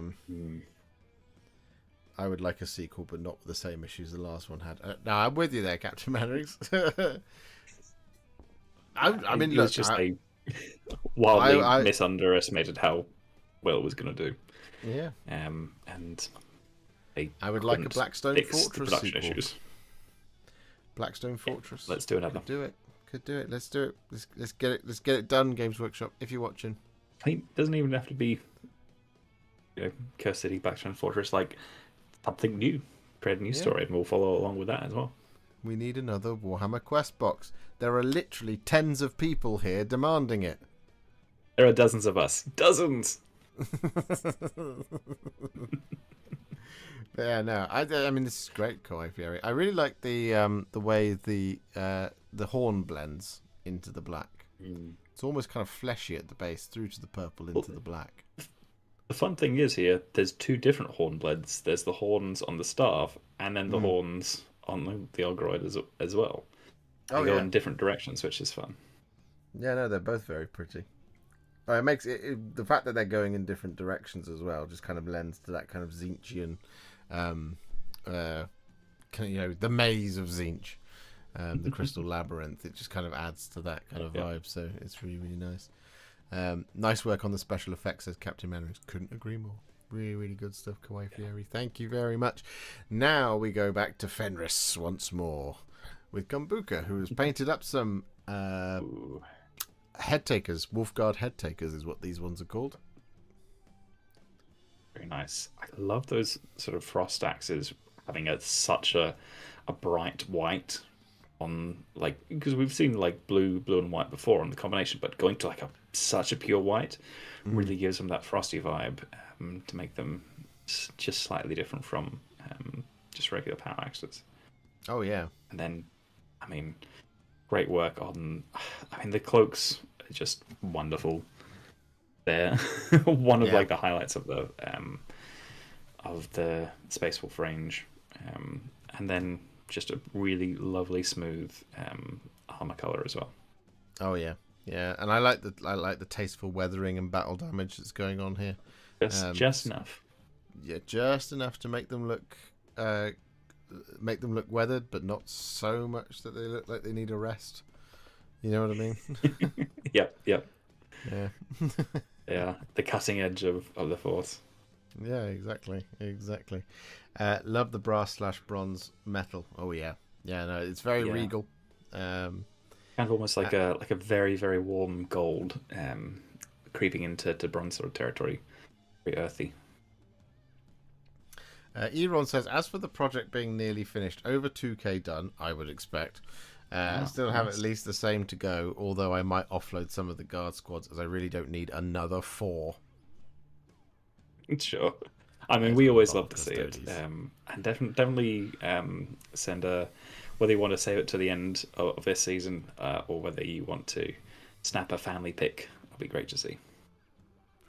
Yeah, I have, for mine, I have 6 more Alarus Terminators, 3 Virtus Praetors, 5 Wardens, and a Telemon. Oh, and Sagittarium Guard as well. And then I'm done with Custodes, but again, finding the time to do it has been really difficult. But we will eventually. Yeah. We will eventually. Oh, and then eventually, I'm sure somebody will be crazy and be like, do an Ares gunship. And I'll be like, okay. Well, there we go. These are great, Kombuka. Thank you very much. And then next up, we have Love Hippo with more Death Guard. Death Guard got a really good showing this season of Tale of Many Warhipsters, and this episode has been no different. I feel like they're always just like under the surface, just like there's always some Death Guard whenever we do this. Like every month, there's just like a little bit of Death Guard, a little bit more Death Guard, a little bit of Death Guard. Interestingly, it's kind of one of those ever-present factions. Interestingly, very, very difficult to get the 10th edition codex at the moment. I wonder why. They might be doing quite well. But yeah, we also have a Screamer Killer. Mr. Hugs is here. We've got 5 blood letters. Yeah, I love to see it. Got some... I want to call them not Warp Talons, the other one. Raptors. That's what I want to call them. That's what they are. Probably because it's their name. Yeah, that will do it. Yeah, I mean, the what's the grenade boy called? You know this. Oh, I did know this. Is it? It's not the Foul Blight Spawn. That's the other one, the Flamer Boy. Is it the Noxious Blightbringer or something like that? That's I knew it was Blightbringer, but I couldn't remember the other name. But yeah, Noxious Blightbringer sounds about right.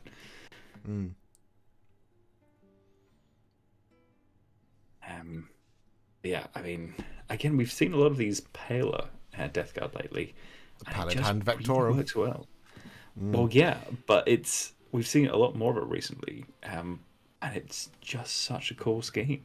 Here it's done where it's almost like it was green a long time ago, and then has slowly faded into the Pallid Hand, which I really, really love that sort of that vibe and that aesthetic here, where you've got kind of still undertones of the green against that very pale pallid colour there.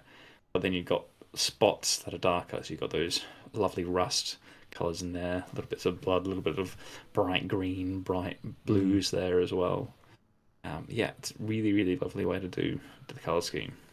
Yeah, we were both wrong. Dan says it's the Biologist Putrefier. It's been a while since I've looked at the Death Guard Codex. There are so many names in there. Biologist Putrefier. That does sound about right. Yeah. Thank you, Dan. Your Screamer Killer as well is fantastic. The purple colour there is wonderfully vibrant, but I love how kind of very Tyranny. Yeah, I love how uncomfortably flesh-like the rest of it is. You see what I mean? It's not like kind of that bone of the wraith bone-ish, kind of slightly tinted purple style thing that you normally see with like a Leviathan scheme. You've got a much kind of more pinky human flesh going on there, which actually just kind of makes it a little bit more unsettling to look at. Yeah, well, it's like the value is actually quite similar in terms of like how light or dark it is, in terms of the purple and the skin being quite close in value, but then you've offset it with the very dark, very menacing claws that he's trying to hug you with. Yeah, no, for sure. No, great stuff, Love Hippo. Right, you ready for the last one? I'm ready for the last one. Chat, are you ready for the last one? The last one is Mr. Brendan Connolly, Mr. BC, with some more Trench Crusade. Behold. Love it. We are seeming to finish on Trench Crusade quite often, but it is a lovely little bit of difference at the end there. But yeah, I mean, these lads are chunky and wonderful. And if Adam was here, he would tell us the backstory. But I really love how you've gone for probably a brown wash here, which has really got into all those details and given it that grime and that extra bit of depth and that extra bit of weathering, and sort of grim, dark kind of feel to it, which is obviously perfect for Trench Crusade. Yeah, just the mud has locked got into all the crevices. Yeah, they also just feel locked into the suit, as it were. It's just like it's the only method of survival. So it's just, they're not getting out of this anytime soon. Yeah, it's kind of like I'm gonna really butcher this, but it's kind of like the Marines in StarCraft 2. They always felt really locked into their suits. Sure. More so than a Space Marine does. A Space Marine feels like it's 40k Space Marine feels like it's wearing its suit of armor because the suit of armor is an extension of themselves because of the black carapace and stuff like that. Whereas here it feels very much like kind of ensconced within the armor. Yes. They feel heavy, they feel cumbersome, but probably the best form of protection one could ask for in the darkness of the Trench Crusade universe. For sure. It is very much the case of, wear big armor, carried a big sword. Yeah. I also just love the tone of the red here because, you wear the red armor so people can't see you bleed. That's how that works. Also, the slight blue glow from the slits as well just gives it that extra, little bit of something as well. Yeah. No, for sure. Well, that is our final submission, and I'm just wow. I don't know why I'm saying this because I was trying to do it subtly so that I look like a professional, but instead I just told you what I was doing. I was editing this screen so that it looks like we're again, Rich's head unfortunately hasn't been cut in half by Adam leaving, but there we go. So what did you guys think? Out there in the chat, did you enjoy this return of a Tale of Many Warhipsters? I certainly did. Yeah. Did you enjoy it, Mr. Watkin? Yeah, it's been a while, and it was great to get back to it and seeing everyone's amazing paint jobs. It feels like every time we do this is just the best one yet, and no difference this time. You guys are so inspiring to watch and to see, not only to see your work and how incredible it is, but to also see the repeat people, the people who repeatedly submit, see how your work grows as well, and different styles that you try out, or different things that you do, or little bits of extra detail that you add next time. It's always so great to see just everything you do, really. Yeah. Who was your favourite? Give me your highlights. There are so many. I do have some names written down. So in no particular order. The Grandfather's Gardeners were great from Jason P. Flying Muttley's Azrael and their Death Guard. The Azrael from Darksider. Mini Creatives Ballistus Dreadnought. No Skill Painters Physics Scour. James Mathias's brilliant Sanctifiers as well. But I think my pick for this month probably has to go for Daniel Elliott's Emperor's Children's Family Picture. That was just epic. So you get my pick for this month. But even if I didn't mention you guys were absolutely brilliant as well. Oh, for sure.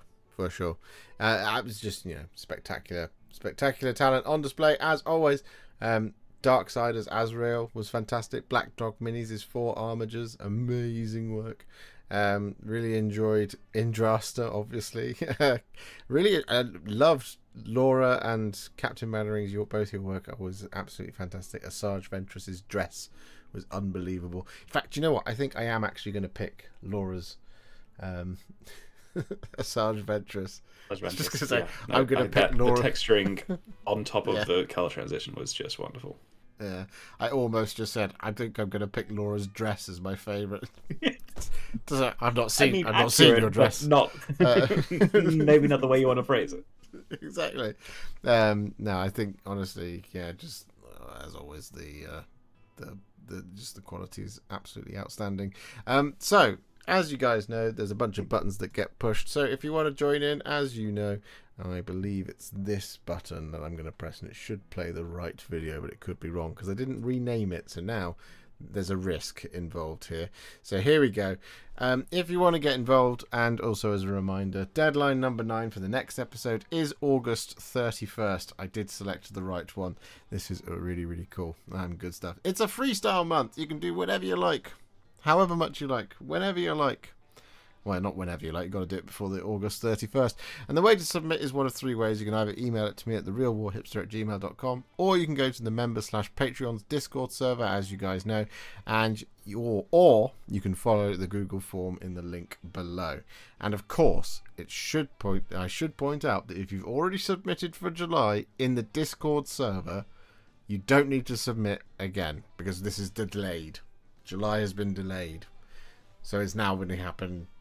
Everything's been shunted back a month. So if you've already dropped something in the Discord server there, you should be fine. If you've emailed it to me, you should also be fine. If you went into the form, you'll need to redo it because there's a new form. So if there's one missing, I think there's only 2 people who submitted a second thing for the end of July. So you'll just need to resubmit it in the new form that's below in the description. But otherwise, everybody should be golden. But like I said, if you've already done it into the Discord server, don't worry, your submission goes into the next pack, which will be streamed in September now, because we're already September now, because we are now in August. So you've got a month off, hooray! And if you're falling behind, then you've now got a chance to catch up, which is awesome. Really cool. And it's freestyle. To be fair, I made the dress I have on today too. Well, I'm sure it's lovely as well, Laura. But I can't see it. But I'd say it's my favourite dress I've seen today. Not that I've seen one. Either way. You know what I'm driving at. So, that's the rules. The next thing we're going to do is we're going to pop across to this screen here. And we're going to click to get a winner. So, everybody, drum roll please. Let's see who wins wins their next entry. It is Lakuva